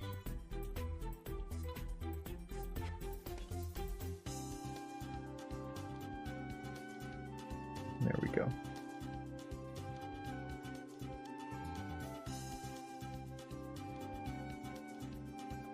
There's definitely a wiggle in there that I'm not liking, but we'll kind of clean that up later.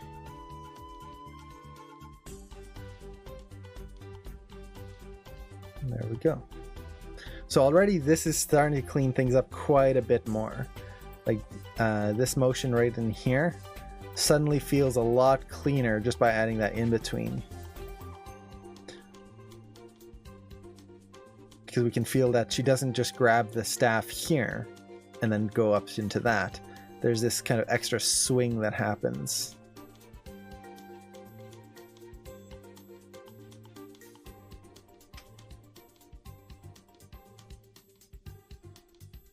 And actually, just in general, for anyone in, if you're wondering what commands are available in the chat, you can just type in commands with an exclamation mark, and it should give you all the list. I think the helpful ones are the software, and then if anyone's wondering what hardware I have, I think that's PC. Actually, I think I forgot some of the hardware that I have. I'm gonna have to update that.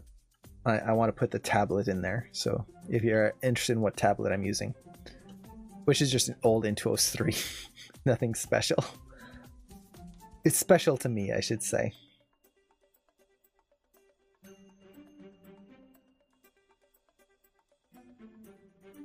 Okay. Let's add one more breakdown here. So this breakdown, once again, if I was just to hit right in the center, we get this, where everything just moves and it's just not great. I don't want that. I want to break things up, and this motion should be much more thought out. So first let's get this arm into FK mode, because it will be letting go. And I always tend to start with the feet, because they are much more, they kind of just do specific things, I guess you could say. So in this case, for example, this foot here is going to start coming up off the ground. It's going to start rotating, but it's only going to do a little bit of rotation.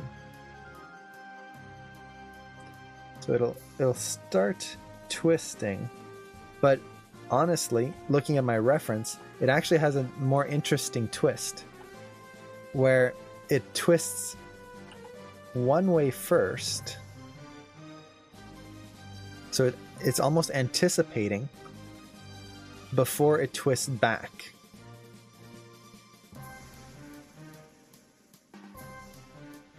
So that's something I definitely want to get in there. This kind of little anticipation.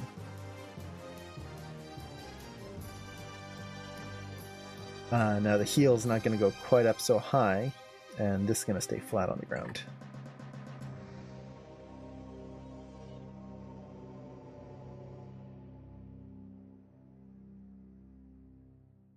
So a little bit more like that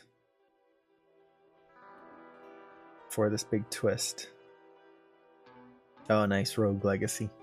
The music in Rogue Legacy is so good.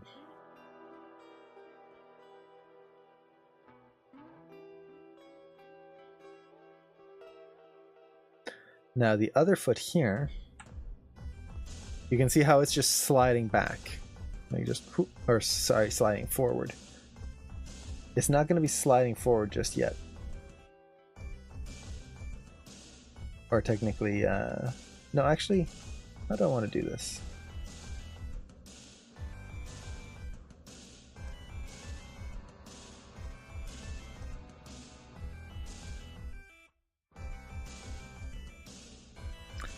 Should actually be pretty much in this final position, I think. So that's actually going to be interesting.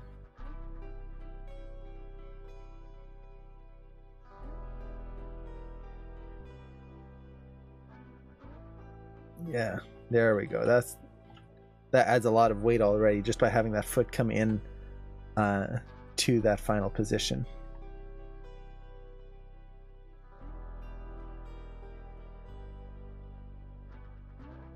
Nice. Whenever I get like a good sense of weight in the feet, it always makes me happy.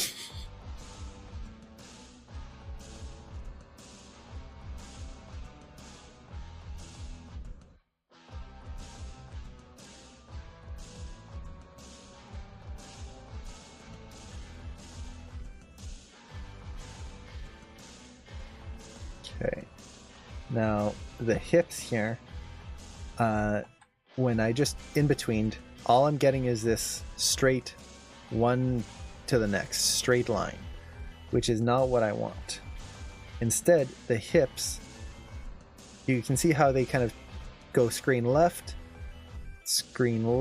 and actually that could probably push a little bit more.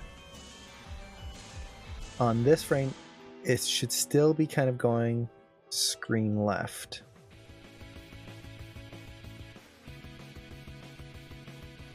So let's take this hip back just a bit.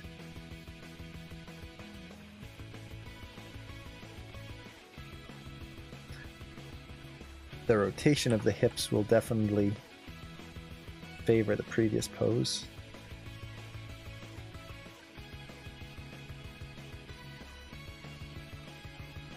Then come forward.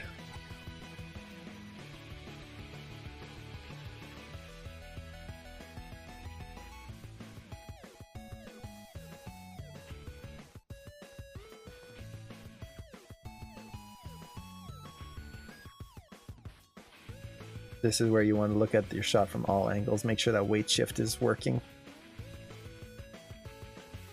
Now, one thing that's not working is that knee wants to buckle in here. Let's keep that out. That's better.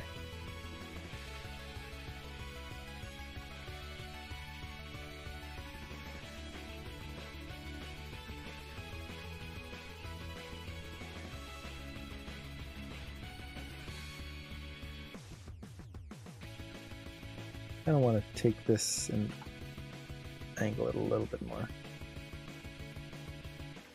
That's better. Make a bigger change in that foot pose.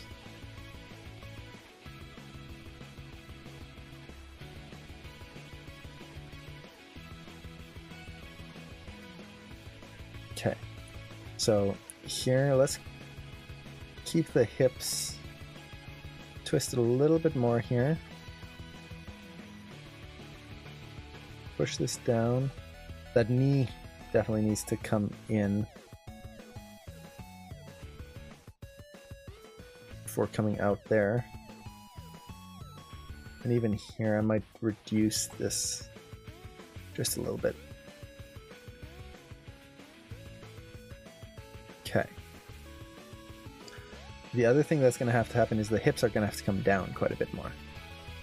Because she's anticipating down before kind of swooping up here.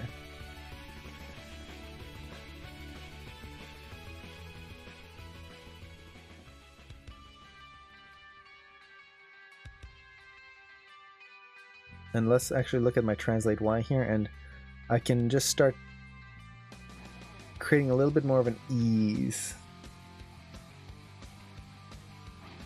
here. So let's ease that out and then kind of nice fast motion in there. Is this a Sonic song? Oh, NASCAR. Interesting.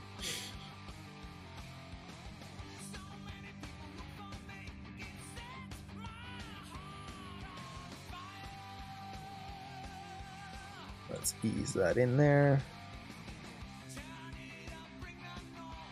Ease that in.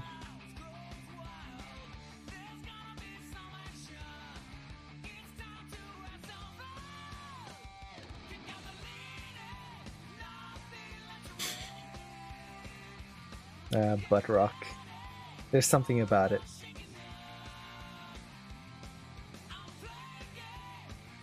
Ever since Sonic, I have this kind of love of butt rock, which is just kind of It's such good music. Terribly good. So you notice here I'm actually going into the graph editor and starting to edit some of the curves to create some eases in and out right away. I don't have to wait until like the splining pass to do that. If I feel like it needs it, well, I'll do it now. Now, I do want to push the hips here a lot more.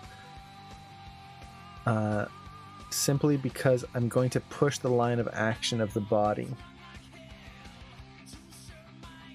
So let's see how far I can push it.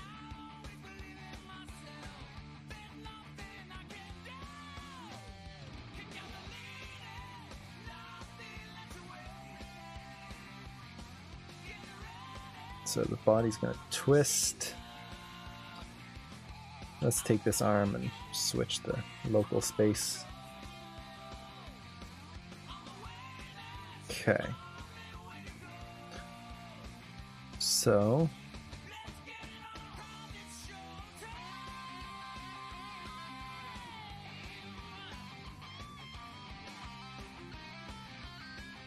yeah, that kind of works.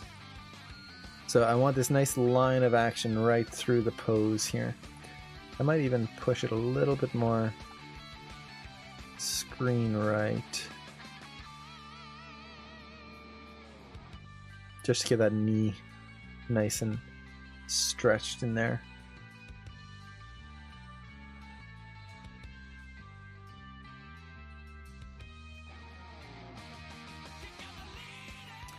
Now the other thing I'm going to do is lead with the head. So she's turning in that direction, so let's get that head looking in that direction. And I might even start turning the head over here. So we kind of feel like her focus is adjusting earlier.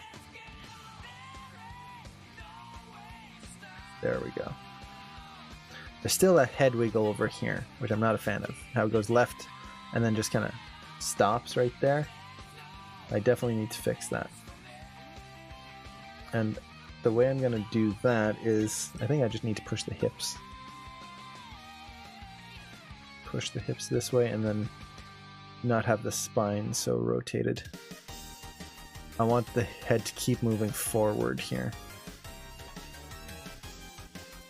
That's better. Grab forward. This should keep moving forward as well, so let's push the hips.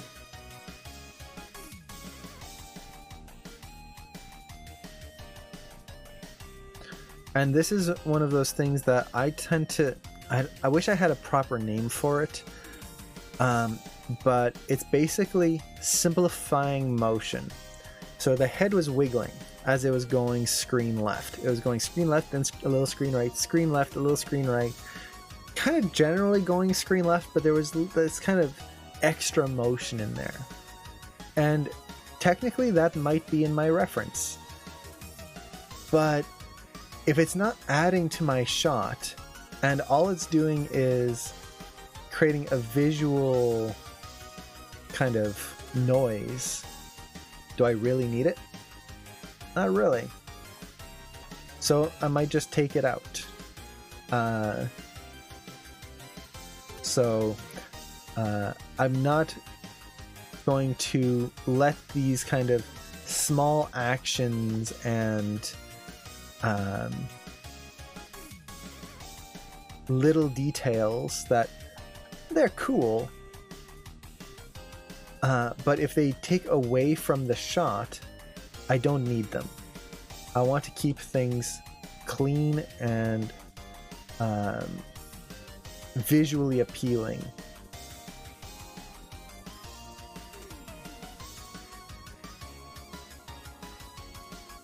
Now we've got that nice swoop of the arm here as well. Just by offsetting that slightly, you get that nice whoosh in the arm. So this is where breakdowns really help.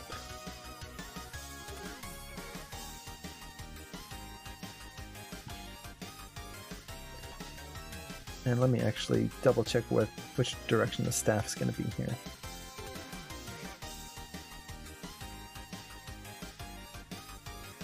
Okay.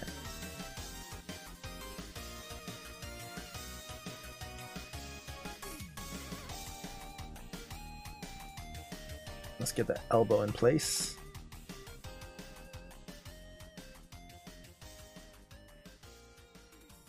Which is going to be back behind the character here.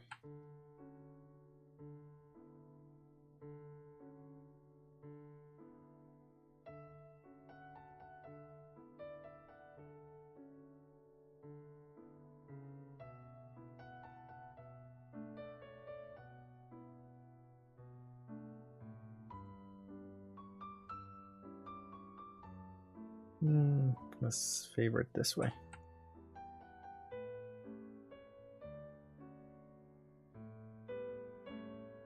Now, the hands on this shot are going to be fun. It's going to be an interesting challenge getting the hands to work throughout all of this. Because there's a lot of twisting that's going to be going on here. Yeah, that already helps a lot there.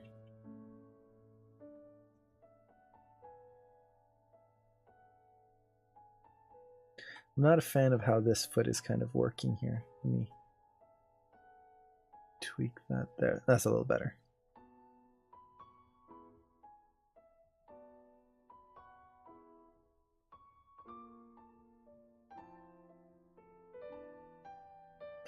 So we're getting there.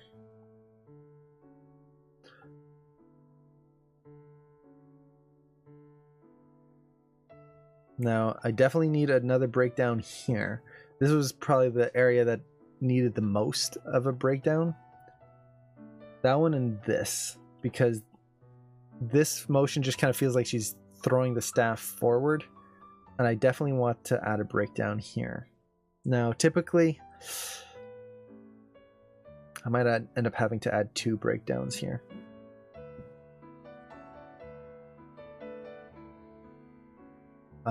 Usually when I have like 6 frames from one key to the next, I like to put 2 breakdowns in there. I could just put 1 right in the middle, but then I'd have 3s on either side, and I'm not a fan of that. There's nothing wrong with them, it's just they're harder to break down evenly. But then I also need 74 to 88, so that's 14 frames. Ugh, that's a lot.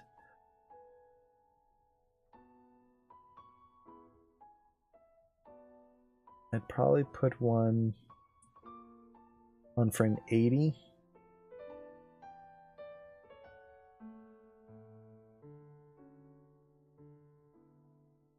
Yeah, probably frame 80.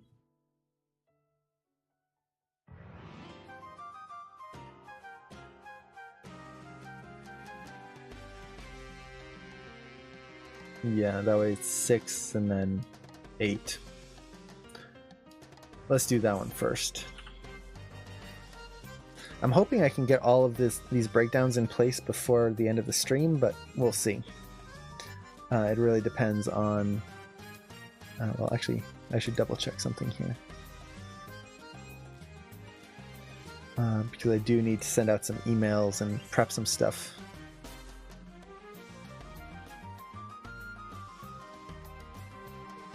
But I think we still have some time. Okay. Doop.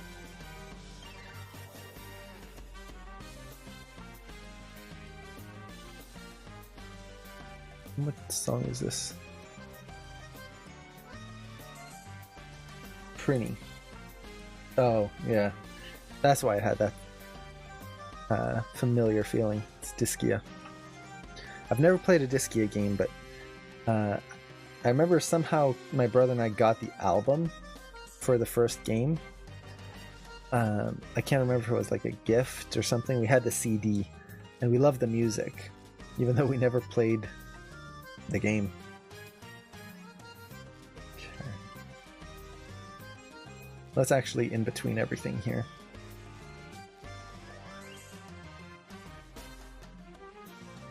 So you might notice that I do use the tween machine quite often.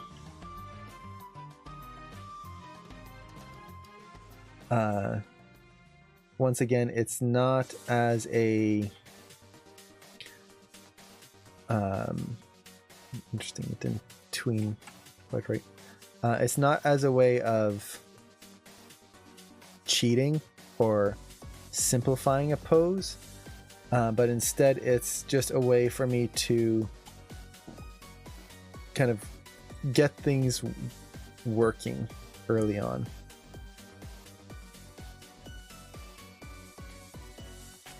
Oh wait, I've only got the rotate selected. That's why it's not working.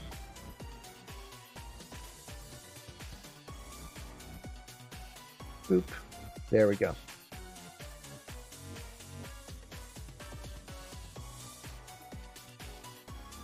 This is Shantae.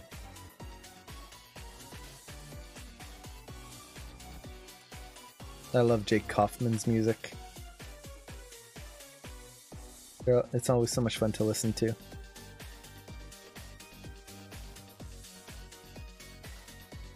It's got that good mix of old school, like 8-bit chiptune feel to it, but also just really well stylized, good beat.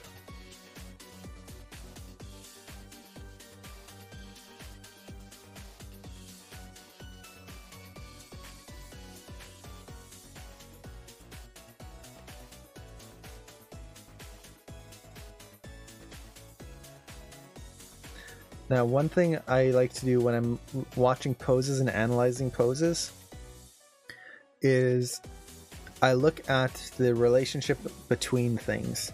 Enzima, hello! So, for example, her hips right now are coming back over onto her screen left leg. So what I'm going to do here is I'm going to look at that relationship and make sure that the hips don't line up directly between both feet. Same thing with the neck. I don't want the neck to line up perfectly in line with the hips, typically. Sometimes you will have that. But if I want really dynamic motion and to make it feel like visually interesting, I can try to avoid that, and it's going to make the pose more dynamic very simply. Just by kind of avoiding that.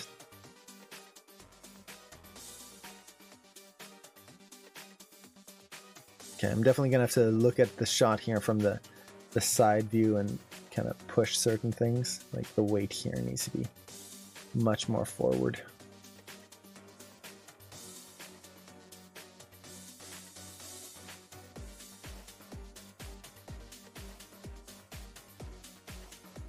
Which will make this go forward as well.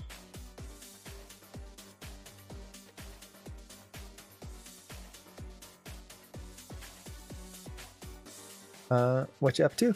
I am doing a Zelda animation. Not magic per se, although I might add some magical effects afterwards. That actually would be kind of cool to play around with. I am planning on adding some smear frames and things like that. But that's going to be much later. Right now I'm just trying to get the basic mechanics blocked in here. Okay, this is too far to the side now.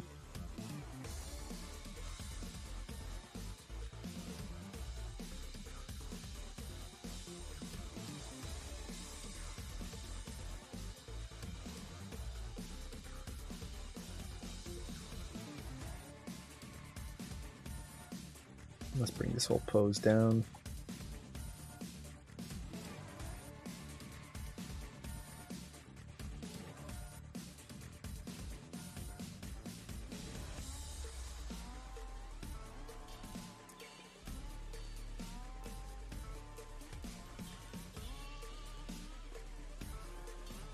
So I'm trying to get the translate Y to feel nice and just have a nice kind of arc to it right in here.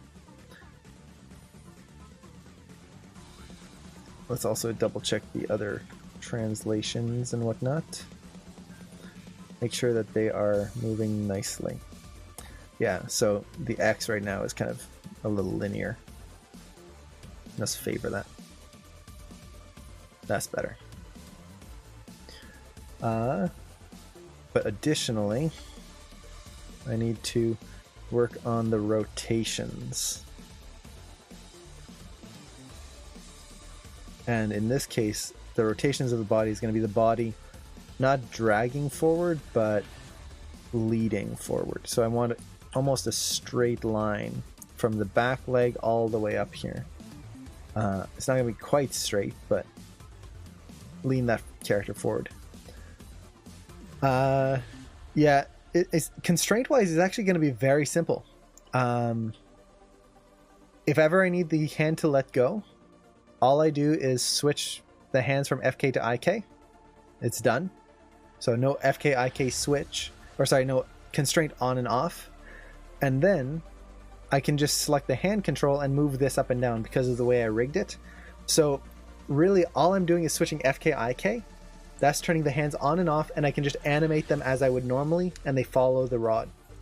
So constraint-wise, this is super basic. It's actually going to be no snap, nothing.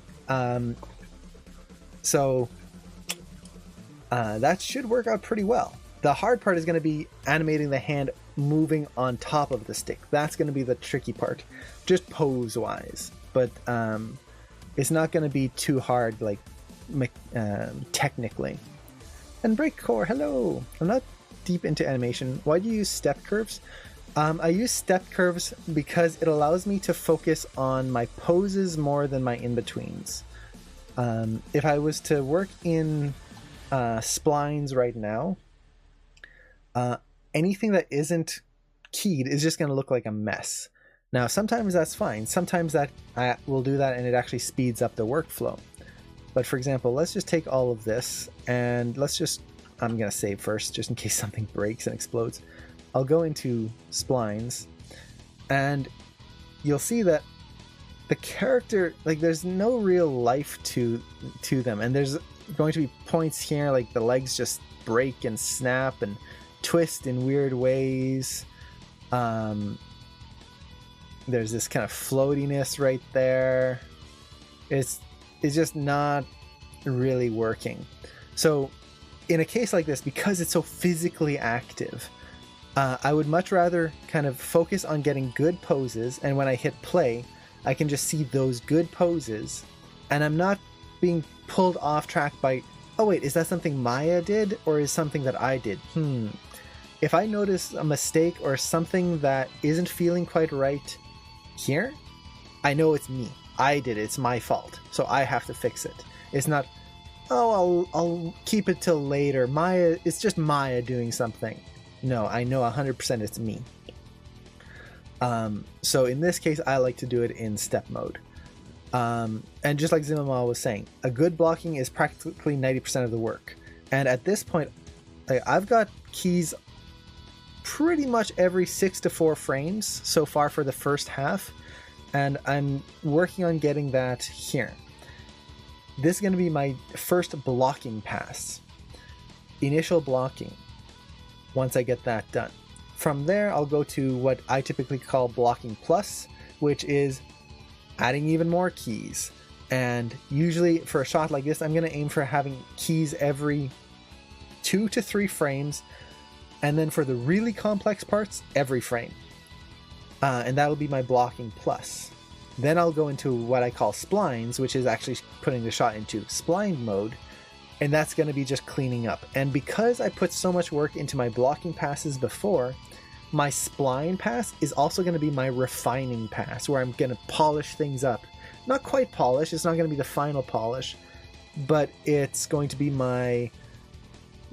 I'm not just going to be hoping that the splines work out. I have not seen claws yet. I'm hoping to see it. I might not be able to see it today because I've got classes to teach, but I'm hoping I'll be able to see it tomorrow at least. I'm so looking forward to that. It's going to be so good. I've been looking forward to that show for so long. I think all of us have. All animators have been waiting for this show.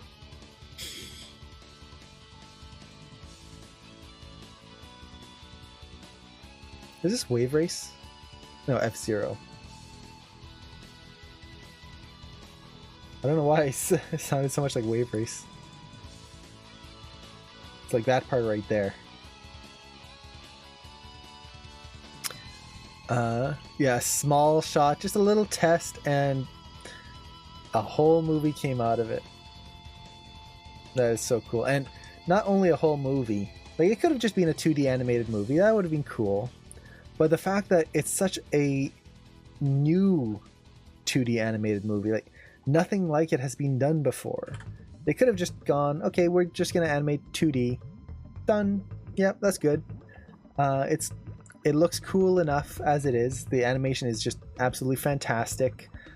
But no, they went, let's also make all of this new technology and this new way of lighting and rendering it and cleaning it up to make it something no one's ever seen before.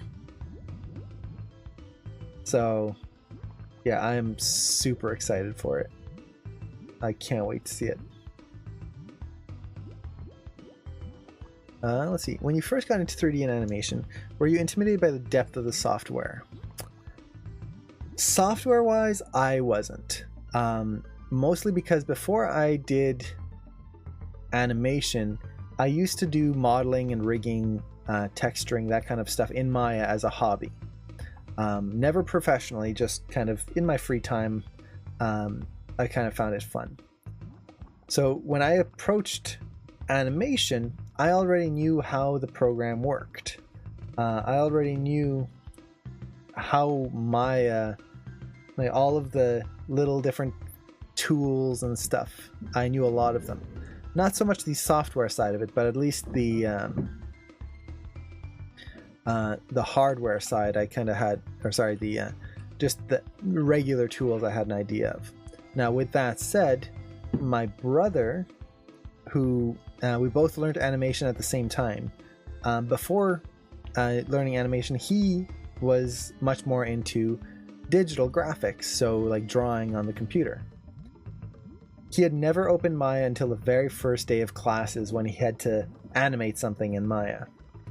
And it was very daunting. So I can definitely understand that feeling. Now, in terms of avoiding that intimidation that comes with the depth of this software, especially when it comes to animation, a big part of it is realizing that as animators, we really don't have to use that many tools. Honestly, if you've been watching me animate here, you'll notice that all I'm doing is I'm moving controls and then I'm setting keys, which is just hitting the S key on the keyboard to set a key and save a pose. That's it. That's the only tools I've really used so far. Now, there are other things like creating constraints and whatnot, but if you just kind of approach them when you need them, it can help avoid a lot of the panic that can set in when you see Maya and you see all of these menus, and oh wait, if I click here, look, more menus, and if I click here, more menus, and look at all these tools and whatnot.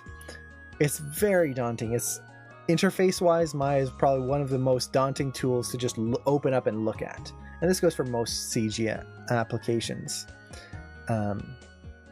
But in the end, the way I approach it is that I'm really thinking about it in a 2D sense. I'm working in 3D. I'm looking at my pose from all angles when I can. But I'm thinking of the final image right here that we see right there as a 2D image. And I'm trying to imagine if I was to draw it. I'm not very good at drawing, but if I was to draw it, or if I was to try and recreate it on a piece of paper, what do I need? And in this case, it's just making sure I have clear silhouettes, a good line of action, just focusing on those core fundamentals. And as long as I pose it out and I key it myself, so making sure that Maya isn't doing too much of the work for me, it's not that different, really. But don't you want to be thinking of it also in 3D space? Yeah, you are thinking about it in 3D space. So as I'm working, I'm always looking at it from multiple views. I don't just do this and look at it from here. I'm always looking at it from at least 2 camera angles, so that I can look at it in 3D space and make sure the character is walking forward and moving forward. But when I'm looking at this final image that the camera is viewing, it's really just thinking about it kind of, I say 2D and my camera just died. I don't know why it's been doing this lately. I'll have to fix that. But it's trying to think of the shot. Maybe 2D isn't the best way to put it. Thinking of it about it graphically. Trying to think about it in a sense of what looks appealing. And just creating all of that. So all of these keys here, none of this is computer generated. This is all done by hand. I've posed every single thing out myself without really the help of the computer. Just like you would with a piece of paper and a pencil. You can't just put your pencil on the paper and then have the computer draw out a pose for you. It would be cool. But you have to draw all the poses manually.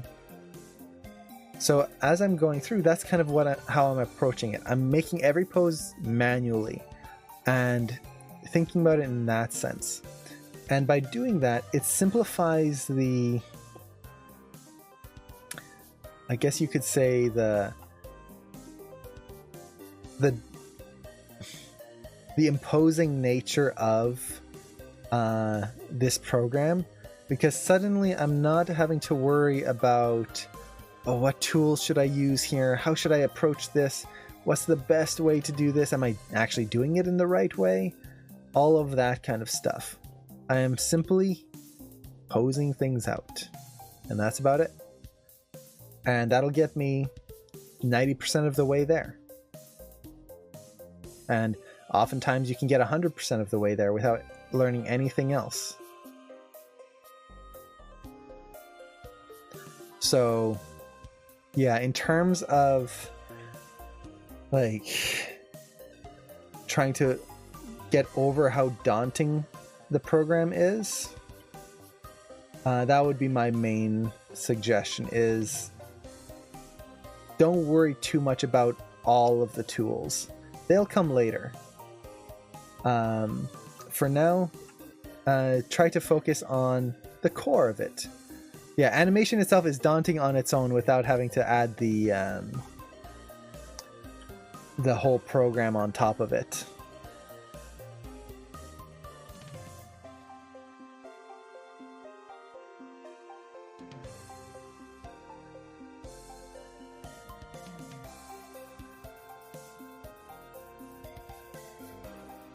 Let's add a little twist to this body here.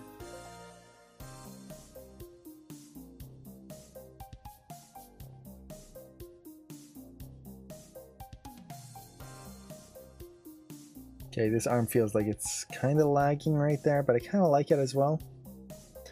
Do you do models as well? I mostly just animate. I used to do modeling and rigging, but I haven't done it in years. This model is made by Christoph, which you can find it here. It's free.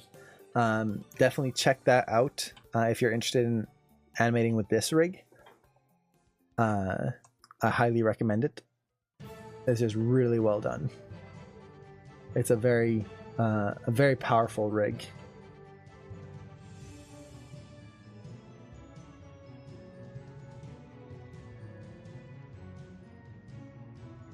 Let's see, just trying to push my silhouette here.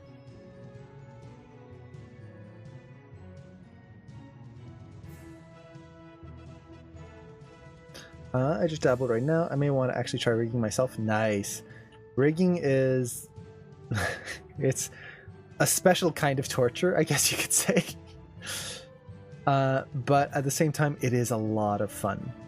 I remember having a lot of fun just taking something that it's just a solid piece of geometry, and then suddenly you can move it and it's alive, and it's not just a piece of geometry anymore. It feels real, or more real. I'm a paralegal. Yeah. Oh, that I can imagine that would be very tedious. But yeah, rigging, it has that same feeling for me as animation in a way. Just kind of a different step. So with modeling, there's this moment that I love about modeling, where you're modeling something, it's starting off as just this lump of clay or this cube in Maya, and then there reaches a point where suddenly it's no longer just a cube.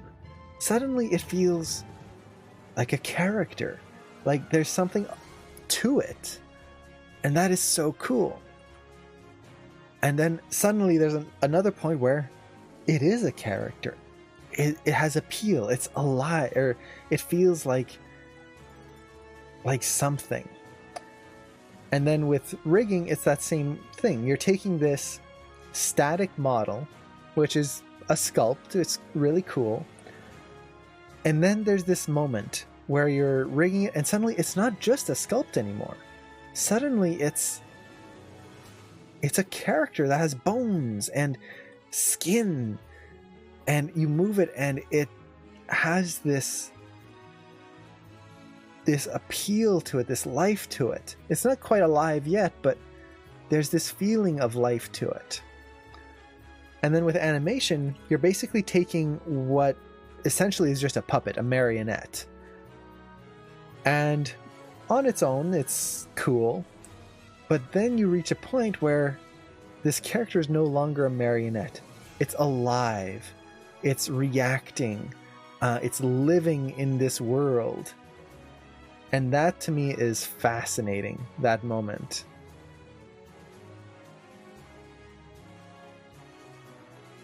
So, yeah, all of these disciplines have this really unique feeling to them. Okay, I need to get this staff in position here.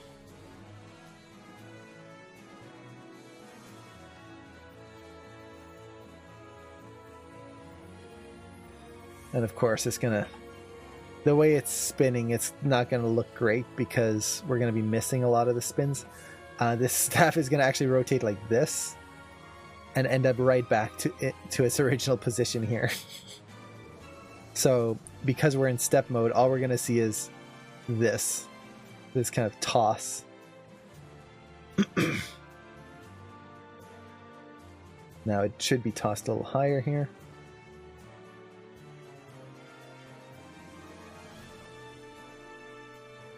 There we go.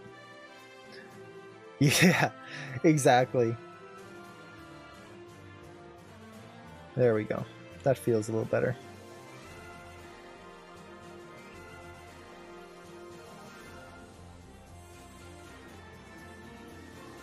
Okay. So I'm not a huge fan of how dynamic this pose is. It's kind of feeling a little flat.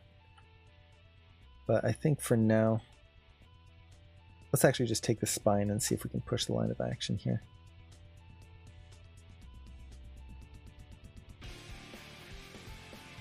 And just push that a little bit more.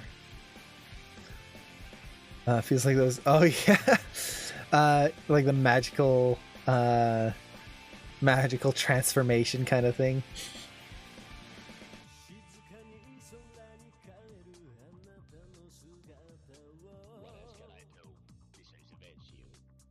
Hey, perfect timing. We get a Japanese song too. Dirge of Cerberus.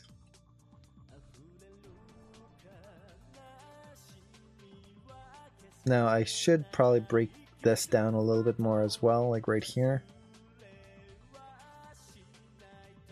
But I think for now this reads pretty well. This one needs a breakdown though. So we've got from 88 to 97. I keep getting 9 frames. That's actually not bad.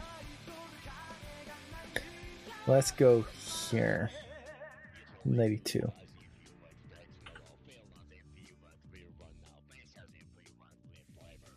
So on this frame, this foot will flatten out. And actually, before I do that, just take everything, boop, basic in between. And you can see how boring that is. Just straight back. Bleh. Boring. So let's make that a little bit more interesting.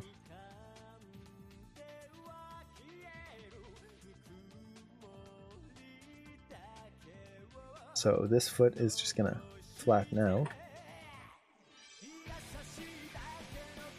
Magical Guardian Girl, yeah. Oh, I'll have to check that out. I thought I heard of a new short that they released, but I didn't see anything. I'll definitely have to check that out. They have such good animation in their shorts. 2 months ago? Did I see that? I know there was the K-pop one. Okay. So let's get this foot in place as well. So this foot as well, it's not going to start sliding like this.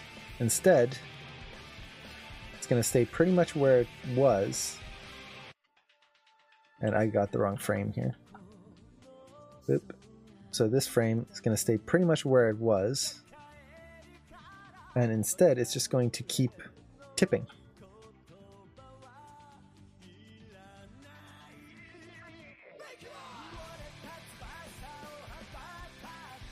So it comes up, keeps going up.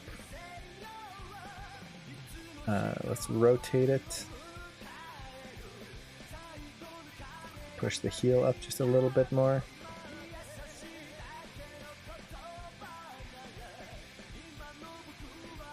This song is giving me Full Metal Alchemist vibes for some reason.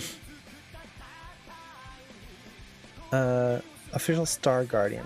Nice. Okay, let me type that in before I forget. So,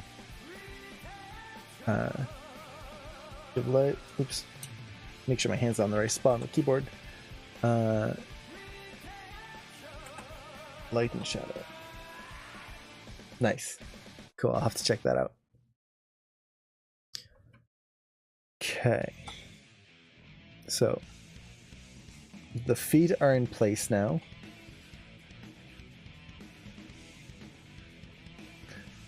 Now the hips. So because of the straight in between, the hips are just going to be sliding kind of halfway right there, which is boring. I don't want that. Instead,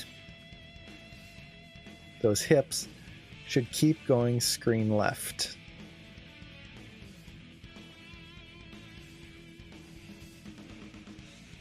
Like so. And they start coming up a little bit.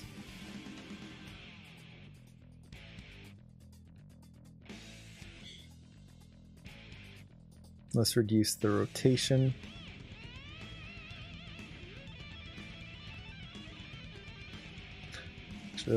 I'm just going to take out all the rotation completely. So it matches. And I did it on the wrong frame again, I think. No, that was right.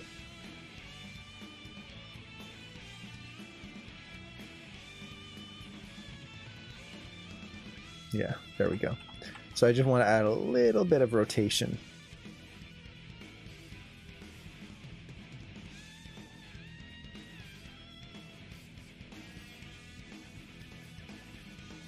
The knee definitely needs to stay where it was.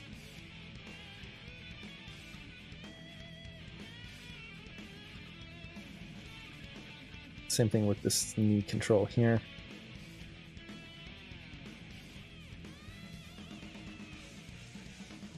Just maybe a little bit of motion.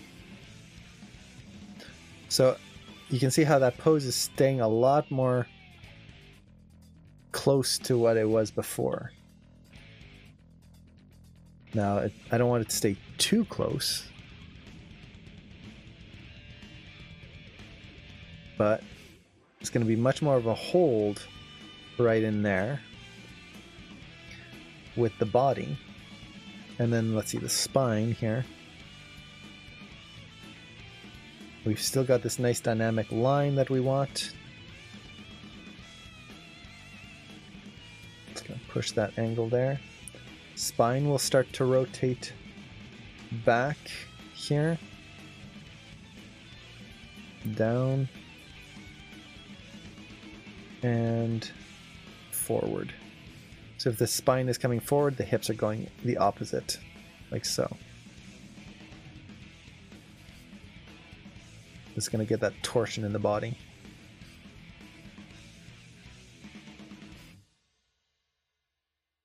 Like so.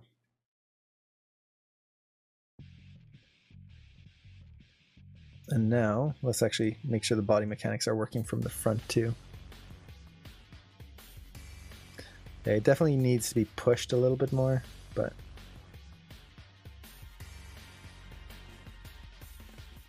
I think I can push it back.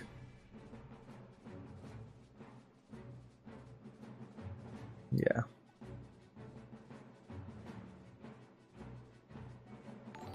So the weight kind of anticipates back before shifting forward. And Ice Die, hey! Thank you for the follow. Hope you're doing well. So we get that. Now, I kind of need to rework some of this motion here from the side. You can see how the character goes forward and then just straight back. It shouldn't happen like that. There should be this kind of forward momentum in there before coming back. There we go. That suddenly has more weight to it. And then we're going to break that down right here a little bit more.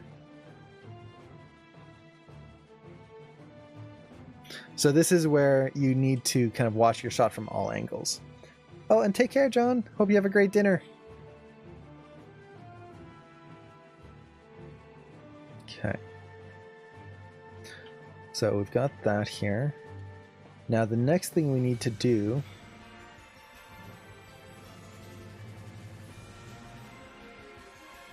is I'm going to keep the head up a little bit more here.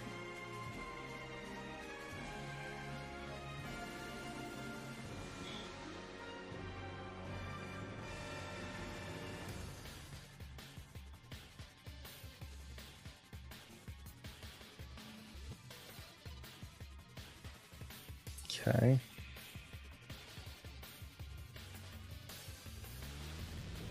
This is where animating the eyes is going to be very helpful because the eyes will be able to lead this action here. But I'm not touching the eyes yet. That's going to be a whole other pass.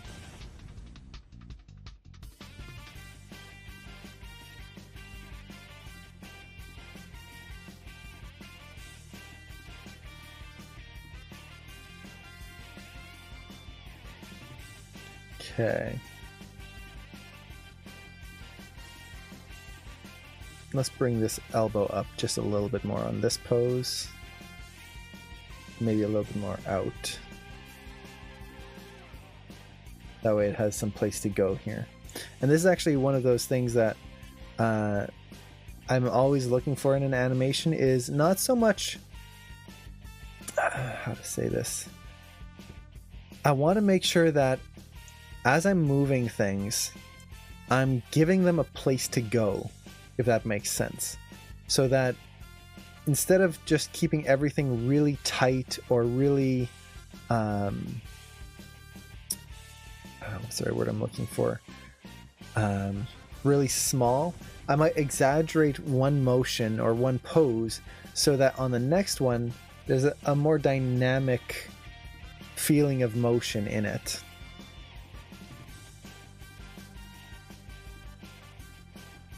Okay, and now let's actually do the staff here.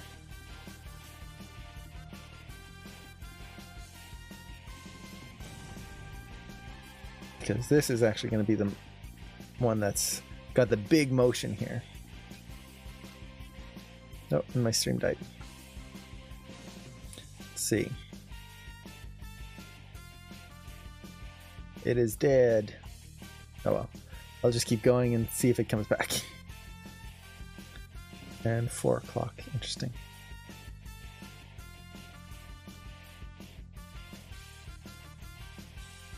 Usually it doesn't die at 4, but you never know.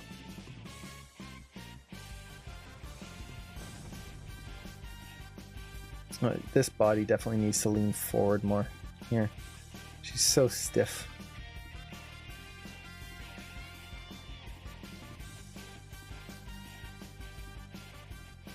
And I think I'm back. Am I back? I think so. Nope, not yet.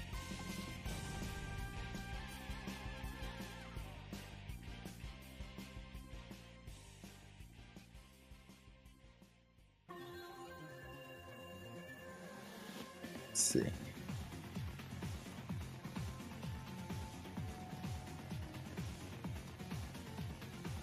I should be back, hopefully. Nah, barely. There you go. That feels a lot better already.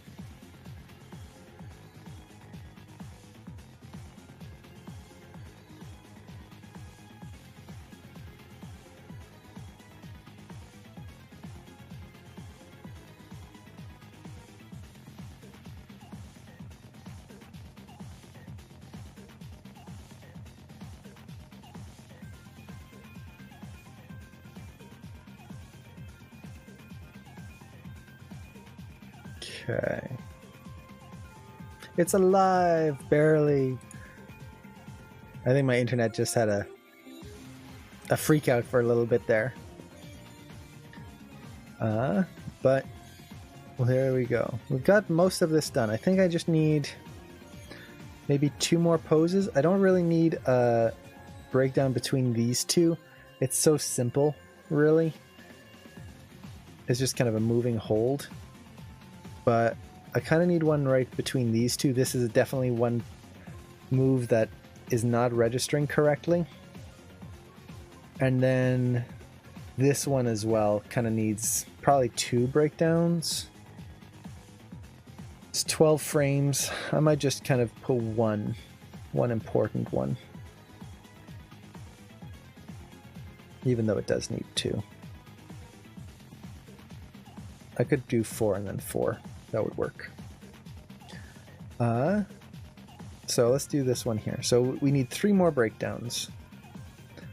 So this is 8 frames, so I'm just going to go 4 frames. Right there. Set a key.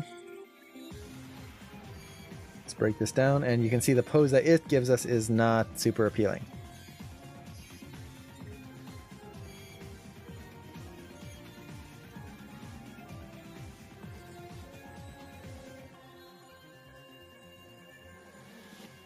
So let's see what we can do about this.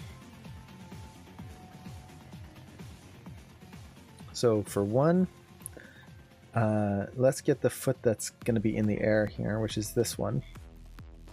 And just zero out some controls here. That way I can just animate 1 control versus 3 or 4. That's what I thought. I figured this was Crypto the Necrodancer. That's another game with a great soundtrack. Let's see. The knee, probably keep it out a little bit further. Let's get that ankle not broken.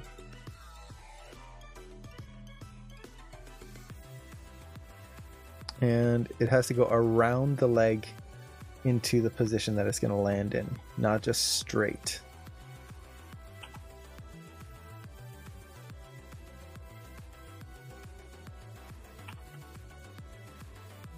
So maybe a little bit more like this. I kind of want to drag it back a little bit.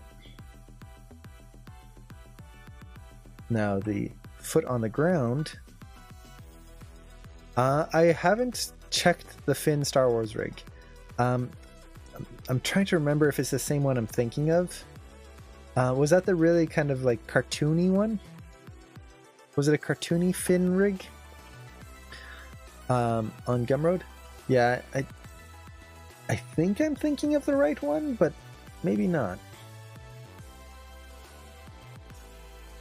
Let's see. I'm trying to think. I know I haven't tried it. But yeah. think is the cartoony one. I also know that someone made a lightsaber rig. So that would be a kind of cool thing to pair together, actually. Okay, so here, this is going to need a lot of refining. So first, the heel, oops, wrong control. The heel has to touch down and the character is sliding on the toes. So that's going to move this back here. And we might actually end up adjusting our final foot pose here because now the heel has to rotate from that point.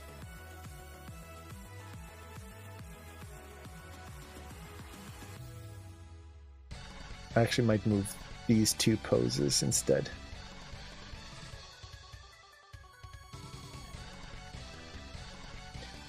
Okay.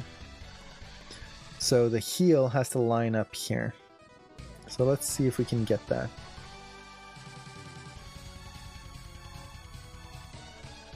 So, one thing I can do is just kind of use my grease pencil tool, mark out where the heel is, and then use that as a guide. Got it on my shot? Nice! Just applied for feedback on the DC channel. That's awesome!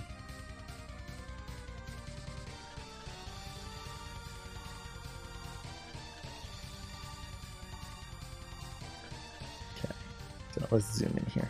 Get a little bit more fidelity. And bring that in here.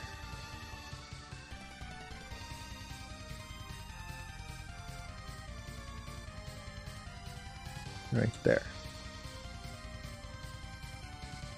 Nope, not quite.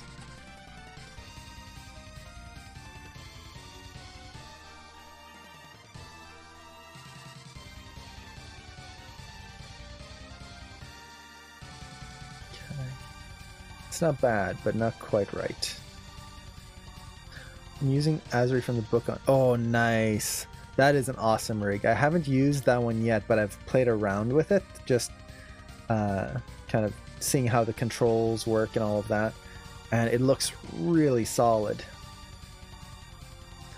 The big thing I wanted to do was try to bring it into the Unreal Engine and do some game animations with it. But I never got the chance to try it like that. There we go. Now we've got that foot in the right spot.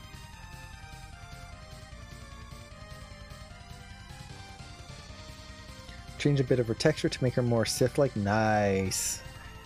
Did you give her the yellow eyes? The Sith eyes?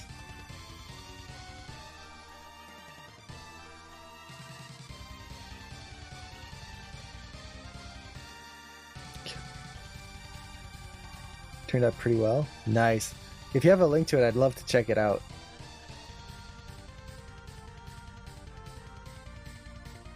Ooh, this arm is twisted. So if ever I find the arm is twisted in a weird way, I'll just bend the elbow and then use that as a reference for where the arm should be pointing.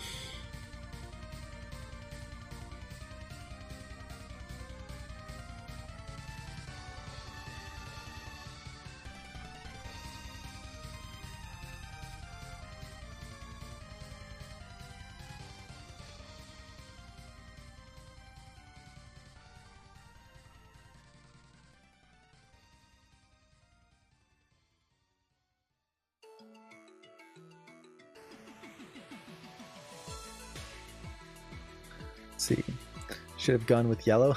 Nice. Well, Sith eyes are red and yellow, if I remember correctly. It's kind of interchangeable, or not interchangeable, but it's a mixture of the two. It's not just one solid. Oh, you can definitely link it here. I finally got the links working, so yay, we can do that again. Okay, so let's get the hip angled correctly here. Actually, might go up there. One thing I've noticed with this shot is that the hips tend to be much more active. And by active, what I mean is that the hips will lift the leg versus just sagging underneath the leg. So I kind of want to keep that consistent here.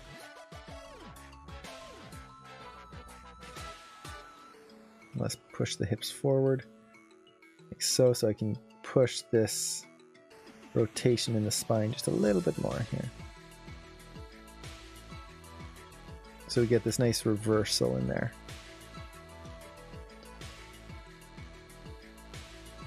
Awesome. I'll check out that link right away. I just want to get this pose in place. So that's not bad from there. Definitely there's a weight shift issue here. The hips just kind of freeze. So I'm going to want to look into that.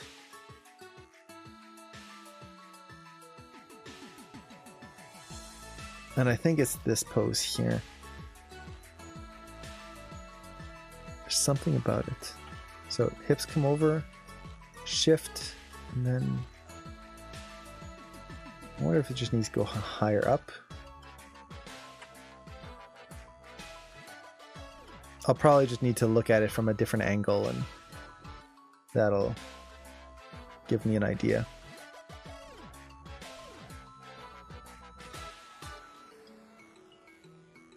Okay. Now the head should not be down here. Instead, it should be up and already turning. Now, we're not going to see her eyes. If I did, it would break her head, but let's actually tilt it up.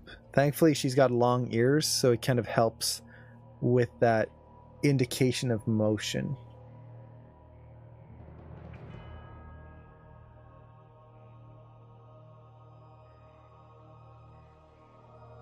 And if I do feel the head's popping a little too much over here, let's see, maybe I can push the body just a little bit more forward there.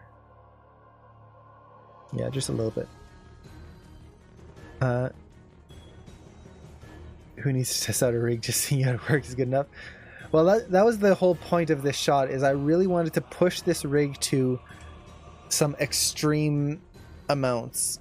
So for example, the big one is the cartwheel here, and the hips basically exploded.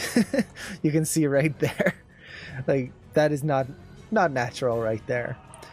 So I just wanted to try and push this rig to a lot of extremes, have a lot of spins in here. So the character's not just kind of moving in a straight line. I could have done a walk cycle, but walk cycles are nice for certain tests, but this one's, I wanted a little bit more extreme. Plus, it's more fun this way too. So let's bring that shoulder kind of up, and I want to lead with that shoulder here. It'll also help push the silhouette. The other shoulder, let's actually get the staff in somewhat the correct place. So it's pointing forward here. Here it should be pointing, oops, there and down. Oops. Yeah. Something like this.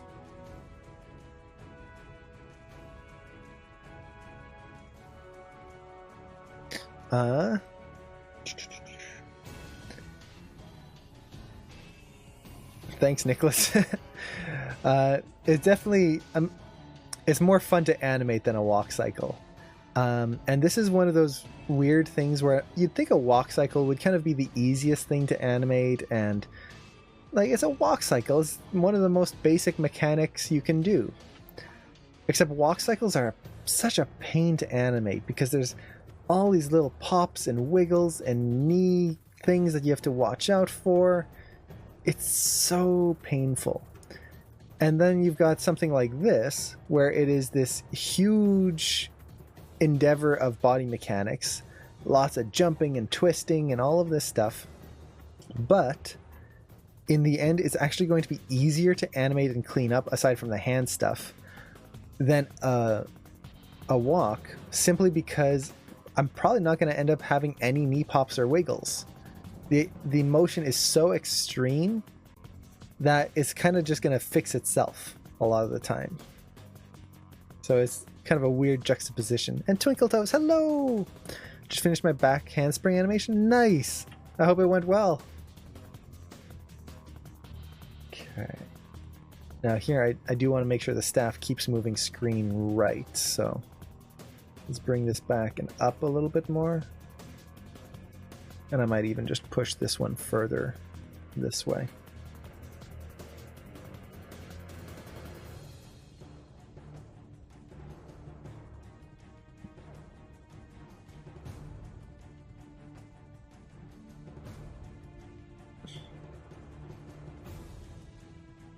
And right now I've got this angle matching perfectly. I do not want that.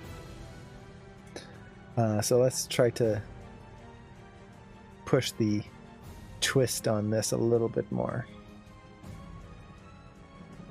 so that we can see that variation. There we go, that's a little better.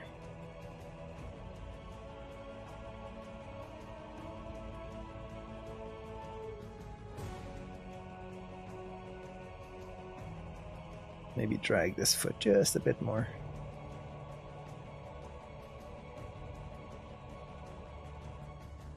Okay. Getting there. So I've got 2 more poses to do right here, and then haha, we'll be able to play blast, and then from there, I'm not going to continue blocking or refining it just yet. The first thing I'm going to do is play blast, and I'm not going to do it in this stream. That'll be for next stream. I'm going to retime it so that it's much more interesting, timing wise. Try to push it to hold a little bit more in certain areas and go a little faster in others. Also, I'm going to write down a whole bunch of notes of things that I want to change. So far, I've been kind of following my reference, not exactly, but I am pretty close to the reference. And before I go any further than this, I'm going to try and find any areas that I feel I could push and exaggerate and do maybe something different from my reference. Maybe make a jump higher, maybe hold a pose a little longer, things like that. When is the best moment to start tracking the arcs? I do it right at the start. Now, I don't track arcs with an arc tracker a lot of the time. I just track it by eye. But as I'm doing this, I am looking at all my arcs. So for example, as I'm looking at the hips, and I can show this here, I'll select the hips and let's track the arcs. And you'll see that it's already moving in arcs. It's not linear, it's not just flat, but it's moving in some form of arc. Now, does it mean it's perfect? Not yet. Part of that is because I don't have in-betweens. Or too many in-betweens yet, but I am already starting to track the arcs. All the hand motions I am tracking. I'm tracking everything, the head, all of it. I'm just doing it by eye. So if we watch the head, for example, you can see that it's moving in arcs. And actually, right here, this is definitely not moving in an arc. So I'd have to switch that here. So what needs to happen here is the spine needs to kind of curl in a little bit more here, like so. So now that head moves in an arc. Now she actually looks like she's snapping her spine there, so let's kind of tweak that a little bit so she doesn't break her back on the impact. There we go. So I tracked my arcs. Now it's not perfect, but it's there. Now I'll start using arc trackers themselves once I get into, at least for me, I like to use it in the refining phase. Sometimes I'll use it in splines if there's really an area that's not working out, early splines. But I try to avoid using a specific arc tracker early on because the main goal for me is to get intuitive and interesting poses. Poses are dynamic and that have flair. And if I start using an arc tracker too soon, at least for me, I find that I keep just kind of falling into boring mode, where I spend so much time just trying to make the arcs look good that I stop making the animation look good. So I would much rather just kind of stick with the animation itself and just work with that. Where's the other arm here? So these are both going to be an FK. I hope that makes sense. So it's really when I'm working, I will track arcs at all times. I'm always tracking arcs. It gets rigid. Yeah, it can either get really rigid where the body just doesn't move very much, or it can get very muddy, I guess you could say, where the let's find the IK control here.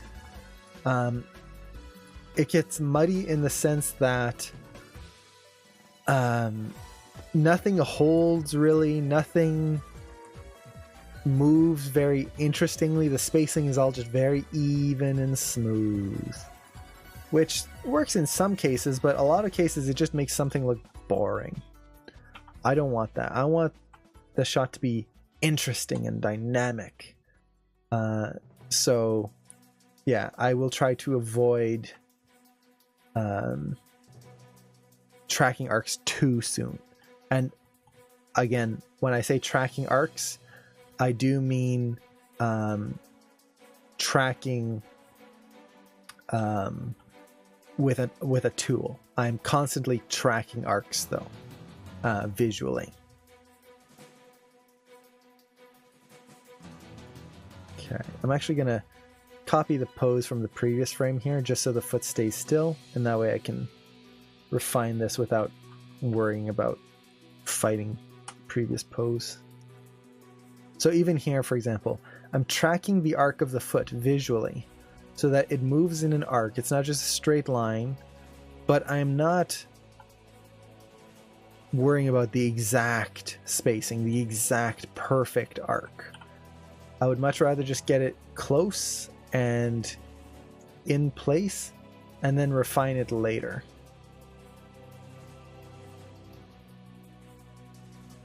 Okay. So we've got that. Ooh. So that foot's in place. The other foot. Let's see.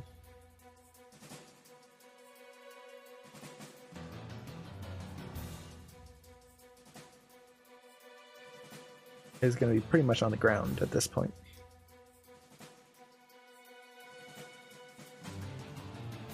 I think it's going to be still in the air just a little bit. Something like that.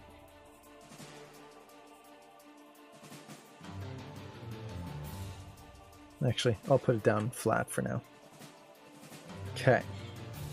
So the feet are in place. This is another thing that I wanted to practice on with this, is a shot that had a lot of foot motions. I really wanted to push my practice of animating feet. And to be honest, and I'm not saying this like a humble brag, but animating feet is one of the things I'm really good at, typically.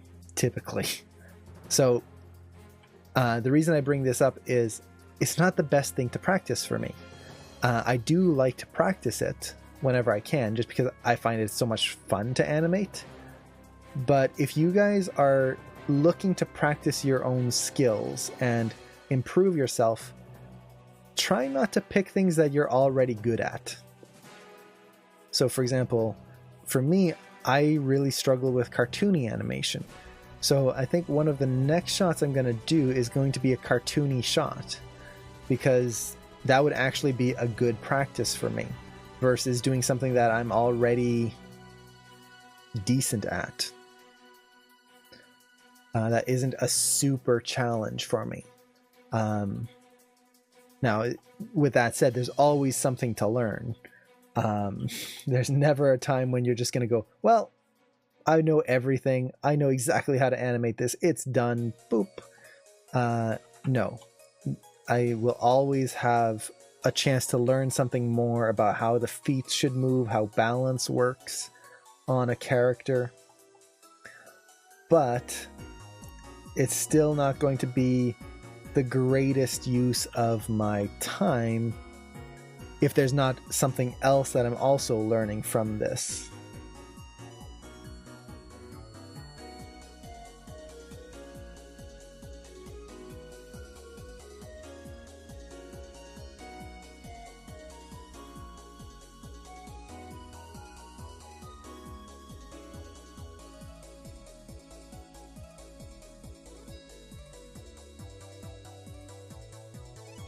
Okay. Been saying that forever. Do it. I want to squeeze your cartoony knowledge. I have very little cartoony knowledge, unfortunately. I know the concepts, but when it comes to applying it, my brain just goes, keep it subtle. That's too far. No. Why are you breaking things? Keep it realistic. And it's like, no, just don't do that. Don't listen to the brain. So that is definitely something I want to improve on. And it's a tough thing because with cartoony animation, you kind of have to... The big thing is knowing when and how to break the rules and not being afraid to break the rules. The best cartoony animation is ones that just go all out. And it's something I always struggle with. That just kind of, let's just go with it. Okay.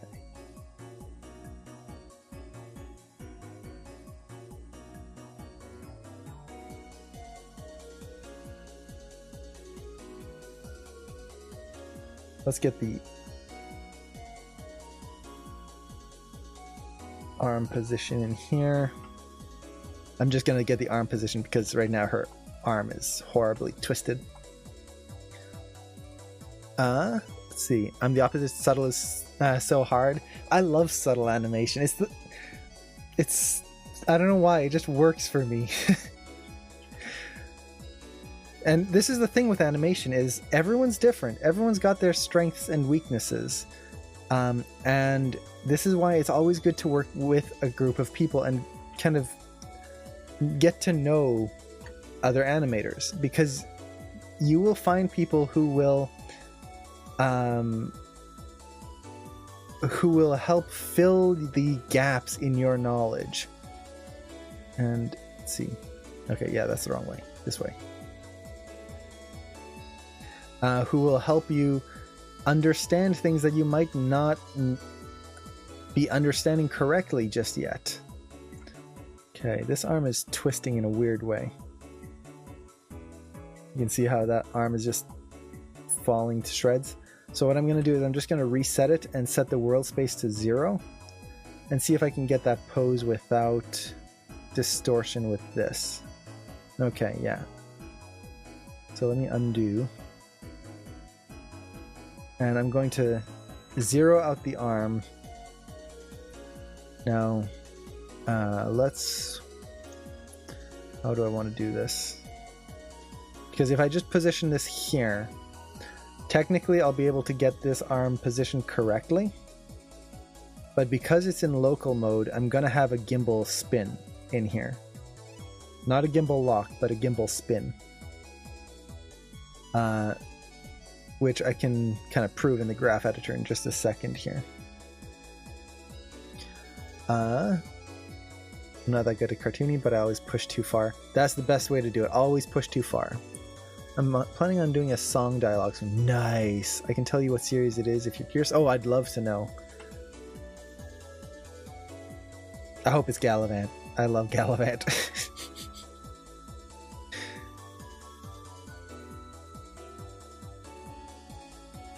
See, the body should twist more this way. And I do have your shot open here, by the way. I'm just trying to get this done while I have the kind of train of thought in here. Her poor neck. Yeah. Let's get that in position here. all of a sudden that helps a lot. Get that pose not feeling broken. This one needs to bring the elbow back again.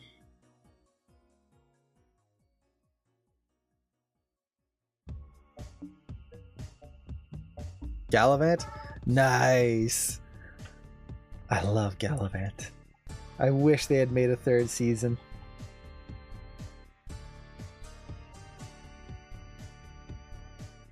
The fact that it was Alan Menken that did the music, it's like, it's so good. It definitely has that Aladdin vibe to it, which I really love. In terms of the music, it's catchy and just fun overall.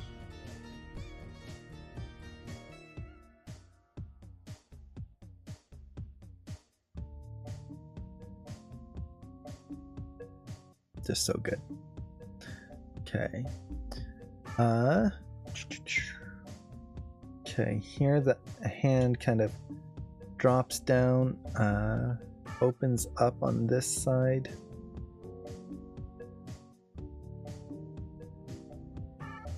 Okay, like that. And then, like I was talking about, if we look at these curves, it's going to be hard to see, but there should be, yeah, right there, a gimbal in there. So even now, I could probably go to curves and do an Euler filter. And it didn't fix it. It fixed something at the beginning though, so there's definitely something here at the beginning that's off. I'll have to look into that. Right now, I'm not going to worry about it. I know it's there. I've got a note that it's in there. So the big thing I'm going to try to do is just make sure everything else is working. Okay, now this is going to have to come back out here. Let's rotate it down and over and kind of move it up.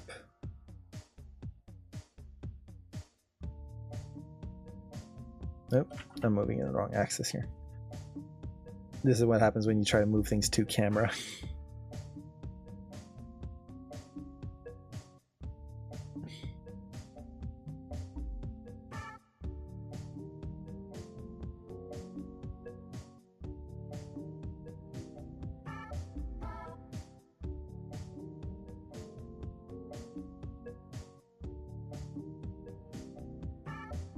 Okay, and one more in between. Right there. Yes, we definitely need more seasons. Maybe you won't die alone. We need more seasons. They cut it. Ratings suck for season 1. Yeah, it's sad that it didn't get more love. Let's see. Lost track of what I was doing there for a second. So, arms are still going to be an FK here.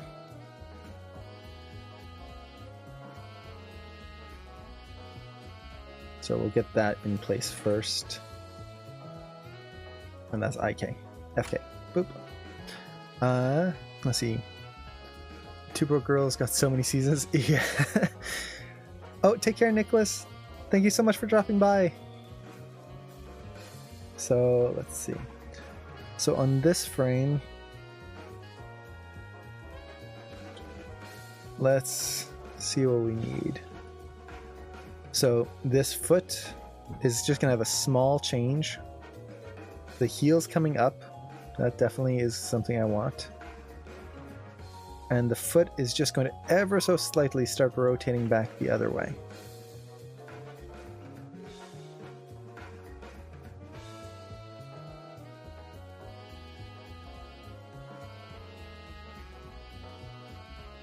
Something like that. The other foot is going to finish flattening down if it hasn't already.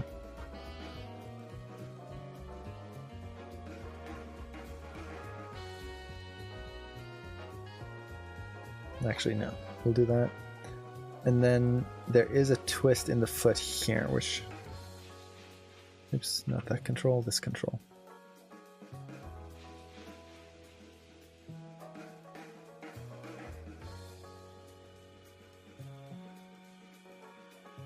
No, let's just do it by hand.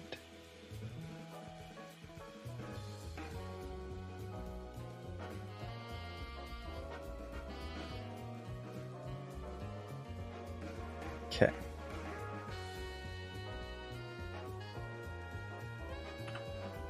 So let's get the hips in place here. So the hips are going to basically overshoot here. So they're going to go past this point. And I can do this in the graph editor if I wanted to, just for simplicity's sake. So this would go back here. And that's a little too much, but something like that. And then even the translate Z.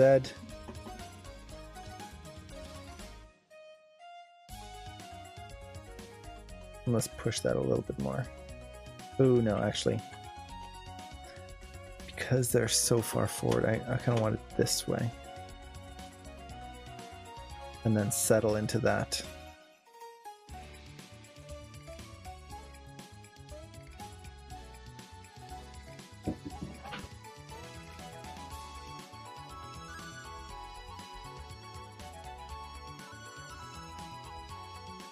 Yeah, that's better.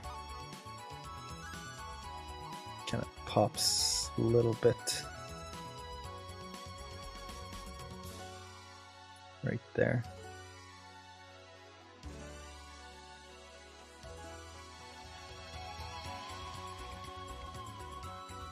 There we go. But the hips have a little bit of an overshoot to them and then come back. I don't want them just to settle straight in.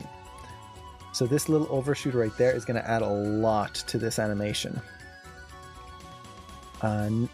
Overshoots, I will admit, are one of the things that I kind of missed out on a lot when I was first learning animation. I kept underestimating how important they were.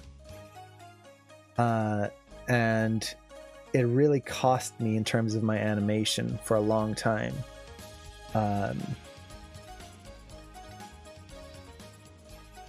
Not so much in the sense that my animation sucked, but they were definitely not nearly as good as they could have been if I had just incorporated some overshoots. Let's get this head in position here.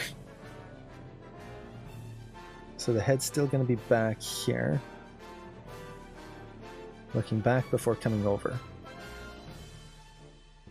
Okay, now the spine, let's get that just quickly in position here. And what I'm trying to go for is a nice straight line from toes all the way up the body on the one side here. Nice graphical line.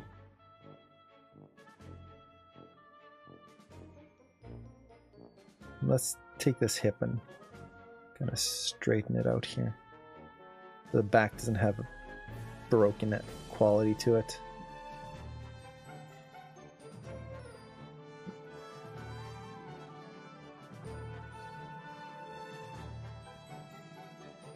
Which I'm going to have to change a little bit more here.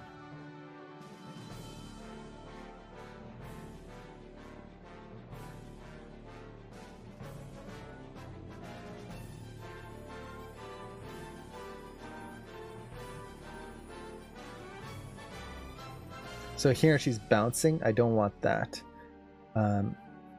So this body's going to drag back here, and then it should whip over here. And I'm going to do that a little bit more in the hips, I think. Like that. So as her hips overshoot and come back, the rest of her body comes forward. Now I do have a pop in the arm, so that's going to be fixed in just a second. And then she settles back. So her hips and her head kind of offset and settle at different times.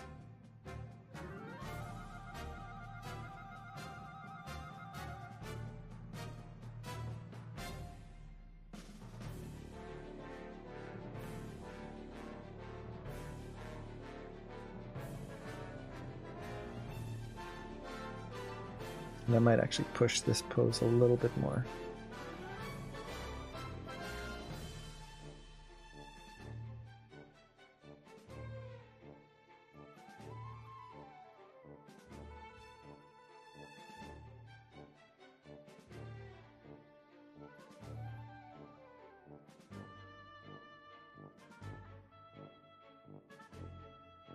Okay.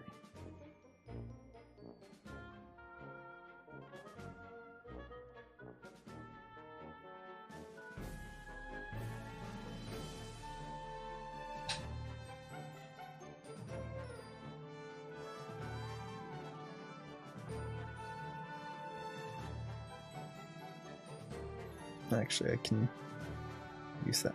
Sorry, I went quiet. I was just thinking of spacing. I'm just watching the head and kind of shoulders, trying to figure out how I want that to kind of pop forward and around. Okay, now on this pose, the body is going to start twisting around. But it's still kind of leaning that way.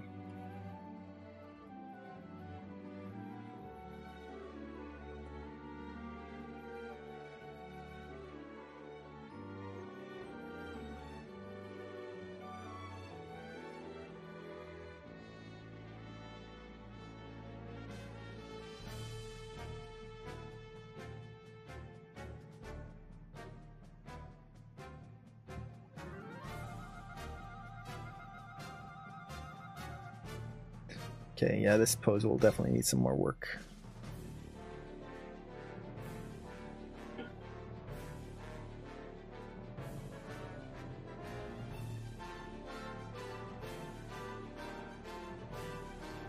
Okay, let's get the arm in place here.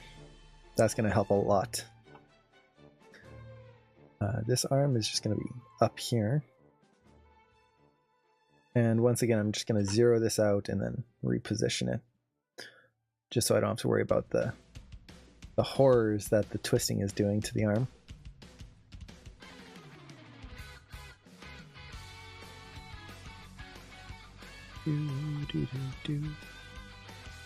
Okay. And this arm is going to come forward. Get some nice natural rotation to the arm versus just kind of coming straight down.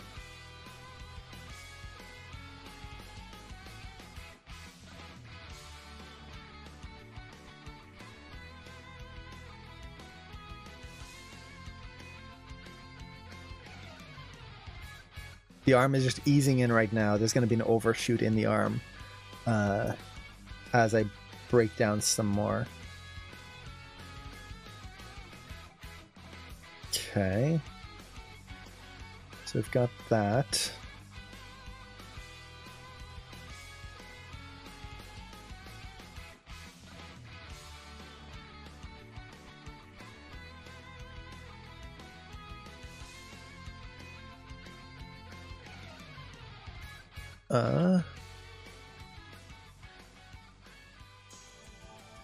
Let's pull this arm so it's not quite so broken.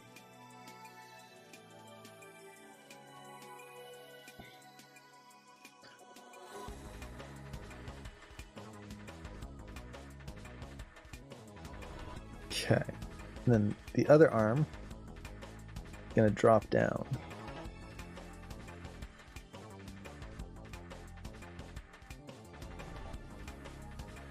In preparation.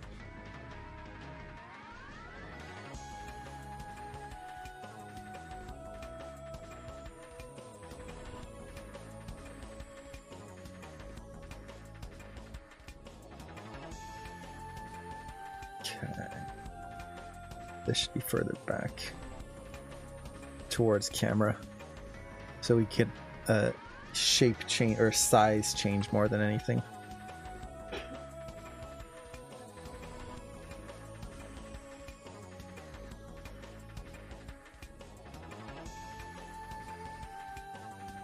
Okay.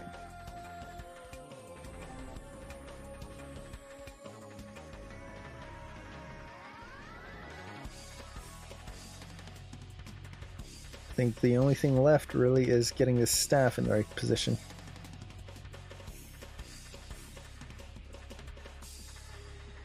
Which is going to be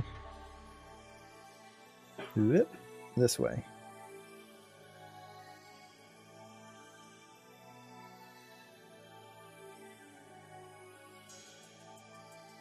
It's definitely going to look better with smear frames. Without smear frames, this staff is just kind of bleh. And let's move this in an arc. So, thinking of the bouncing ball principle.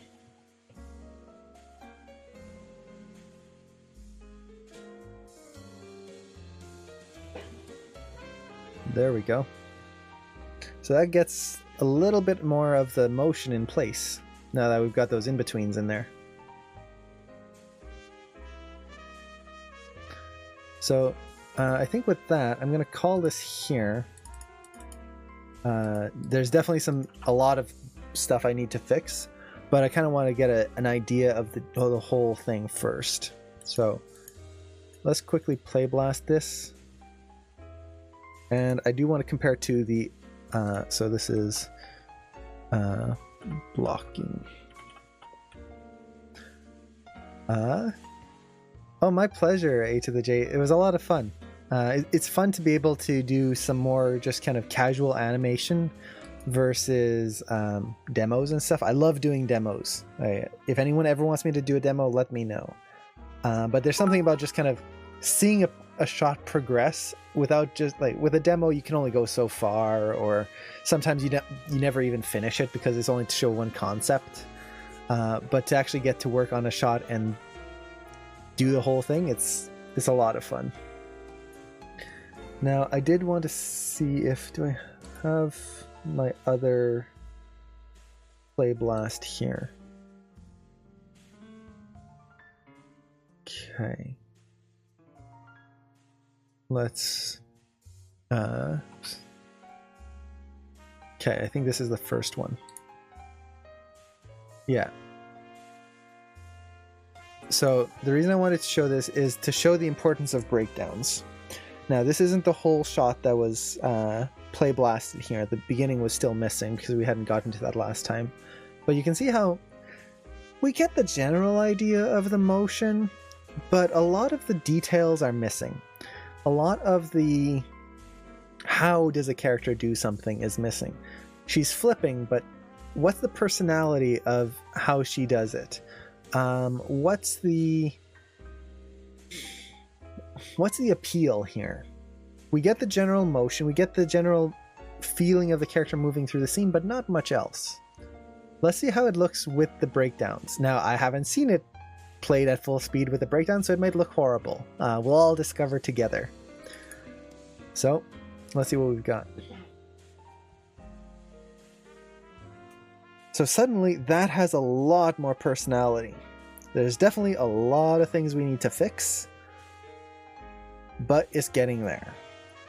So one of the things I'm already kind of seeing is that I want a little bit more hang time in the flip.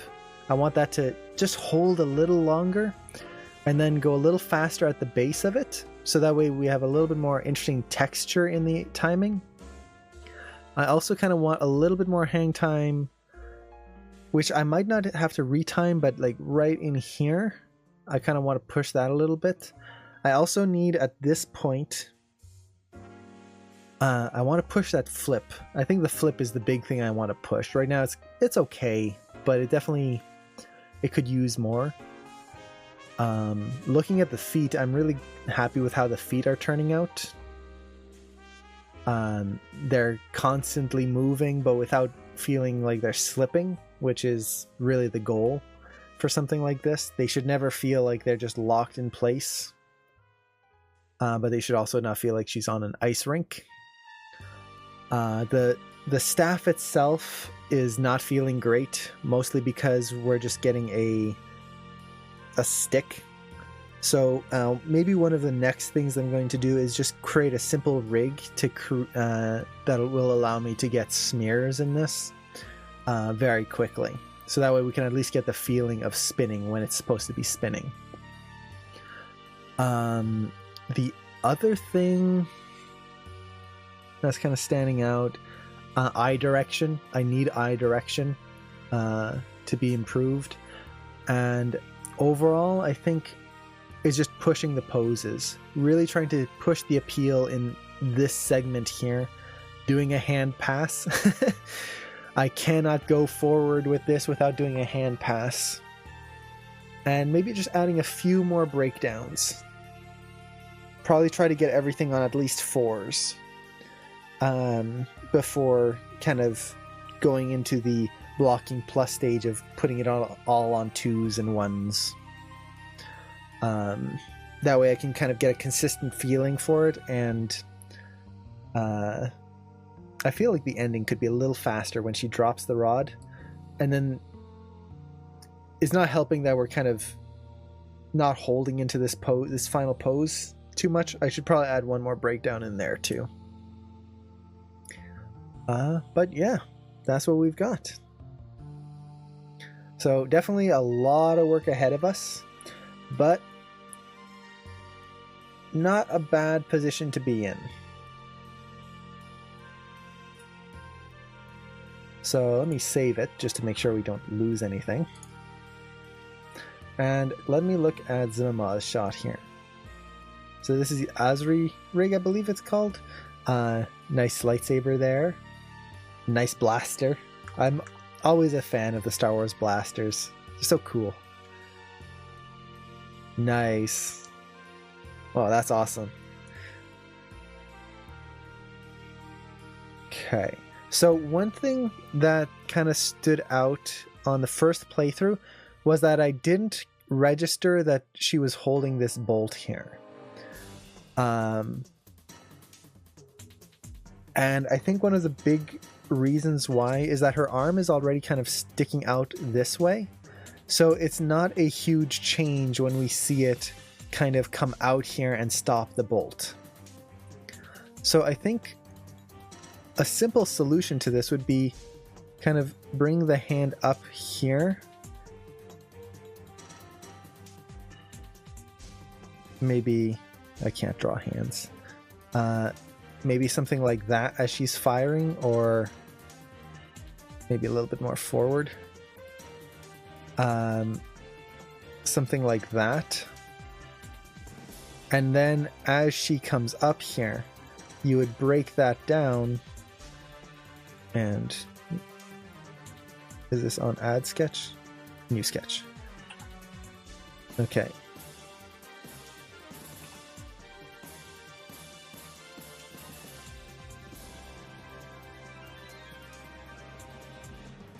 Let's just get rid of that. Okay.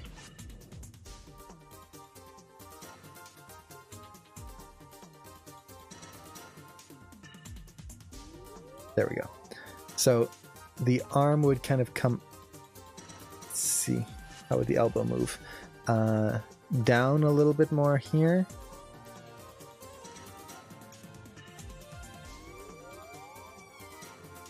So it would come through, anticipate, before suddenly snapping here.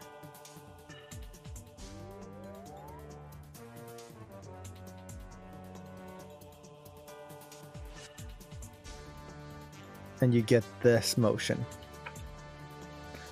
So you're just kind of anticipating before like really extending it out, and you could overshoot this so the hand comes over and then back just as the bolt comes in.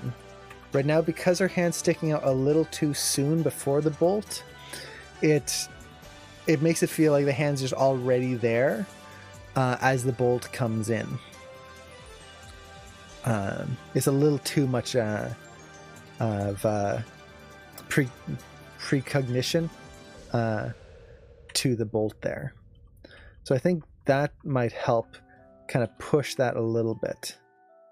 And to kind of help push that, try to delay the hips a little bit. So if the hips are kind of right here, on the next key here,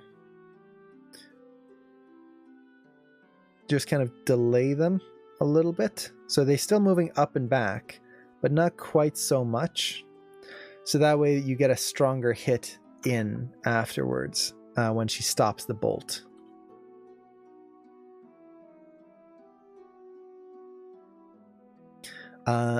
Additionally, to really make this read, turn the recoil down on the blaster. Don't have it go quite so high, and that's going to help draw our attention to this hand. Or if you do want the recoil, don't let her hand reset just yet. Keep that hand up here.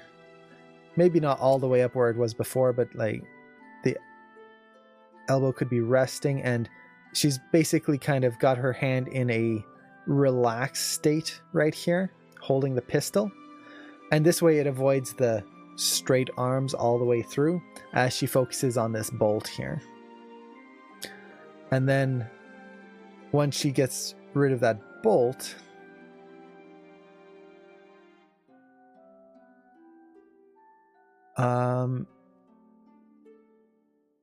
I think the other thing that kind of stands out right now, and it's not a bad thing, but I'm not sure why she's holding the bolt.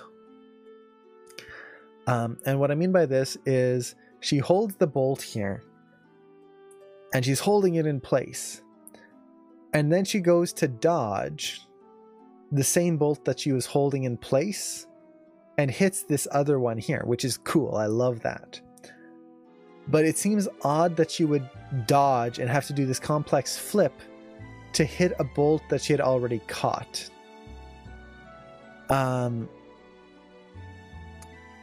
So, let's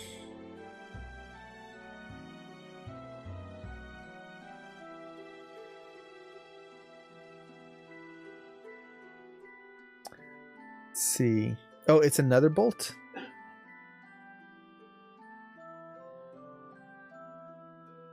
Isn't this the same bolt as this one here?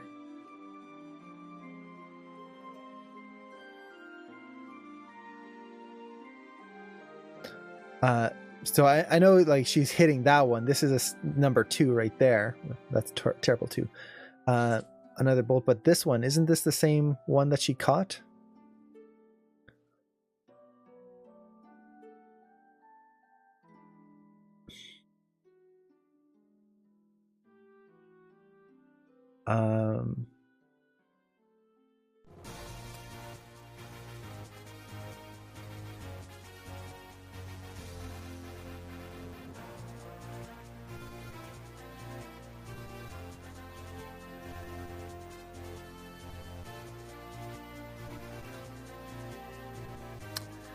Let's see. Yeah. So if that's a different bolt, then I would try to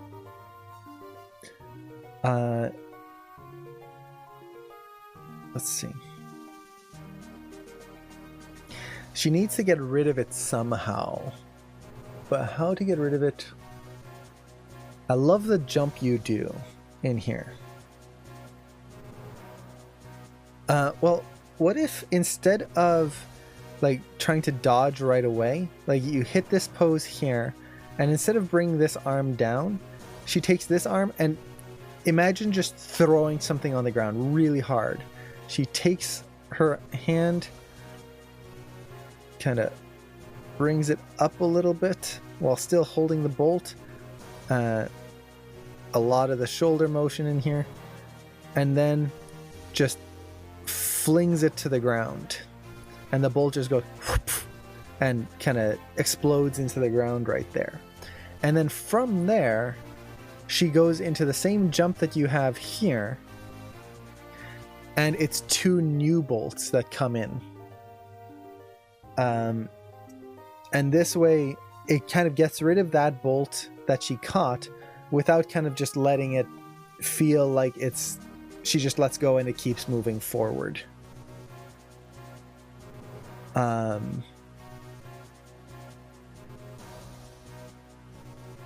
Yeah.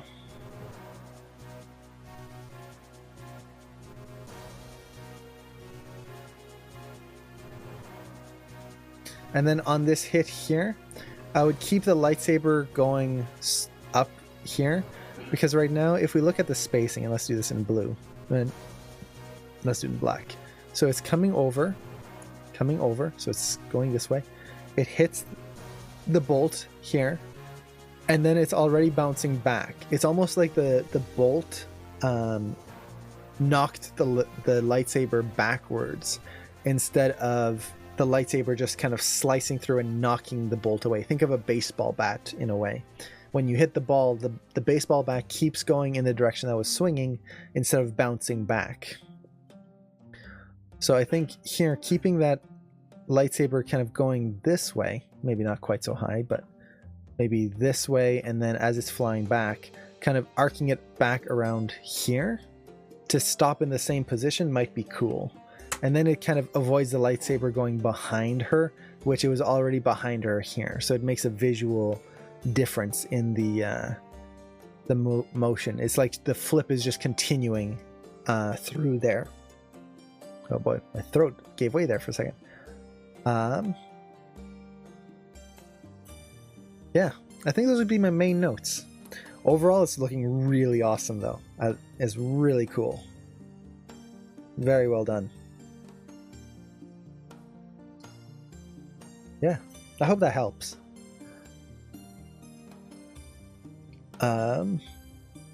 Yeah, so I guess with that, unless anyone has any questions, we can probably call it here. So this was a long stream, actually. I didn't expect it to go so long. I was thinking, oh, maybe 2 hours, maybe 3, 5.5 hours later. Yes, I definitely should drink something. I refilled my bottle before the stream. I thought, you know what, I'm gonna make it so that I drink something every few minutes. I'll drink something. Totally forgot. But yeah, definitely gonna go grab something to drink, something to eat, and then, oh, and can we see a playlist? Definitely. So this is what we've got so far. And let me actually get rid of the, there we go. Put it full screen. And let me actually, yeah, that's fine. So that's what we've got.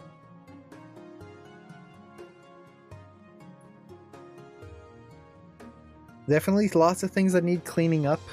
I'm glad I'm not looking at this in splines because it would be a nightmare. But we're getting there.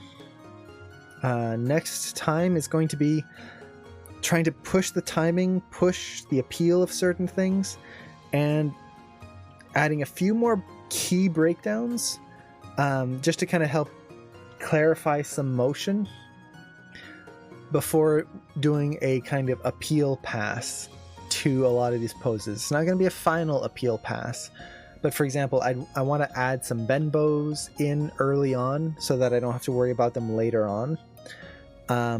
Also add some eye directions, not so much facial animation yet, but at least some quick eye animation so we can have a little bit more life in the character. So eyes, hands, definitely gotta have hands. I cannot progress any further without doing a hand pass. And yeah, that's what we've got. So thank you so much, everyone, for hanging out for so long. I know some of you have been here like the whole 5.5 hours, which is just awesome. But hopefully I'll see you guys in the next stream, and hopefully my camera's working then. I don't know why it keeps overheating here. But hopefully I'll see you in the next stream, which should be... actually, when will it be? There might not be a stream on Monday. Because... joined right at the end. But it looks... Oh, thank you, CD Animator! I'm glad you like it. So there might not actually be a stream next Monday. Next Monday is actually my birthday. And oddly enough, Cameron's birthday. So we're probably going to be spending time with family and friends on Monday. And then after that, on the 19th, we're actually going down to California for basically a week. So we might not be streaming for till December. No, can't be till December. Let me check. So 19th, we come back. 26th. Yeah, the next stream will probably be the 29th. Oh, geez, 2 weeks. Oh, thanks, A to the J. Same day? Yeah, it's amazing. Cameron and I have the same birthday. It's so weird. And yes, I definitely want to add like a frost effect on this, some like particle effects on the end. That would be so cool. No, man, now that you've mentioned it, I definitely want to add some like particles and some physics on just the end of the staff to like have snowflakes or frost come off of it. That would be so cool. But yeah, so I guess the next stream will be on the 29th. In the meantime, I hope you have a wonderful 2 weeks. If you do have questions or requests, definitely feel free to message Cameron and me on the Prep Bros Discord, or if you're an AM, definitely feel free to just message us there. And I guess until next time, best of luck with all your projects. Take care, everyone. Bye.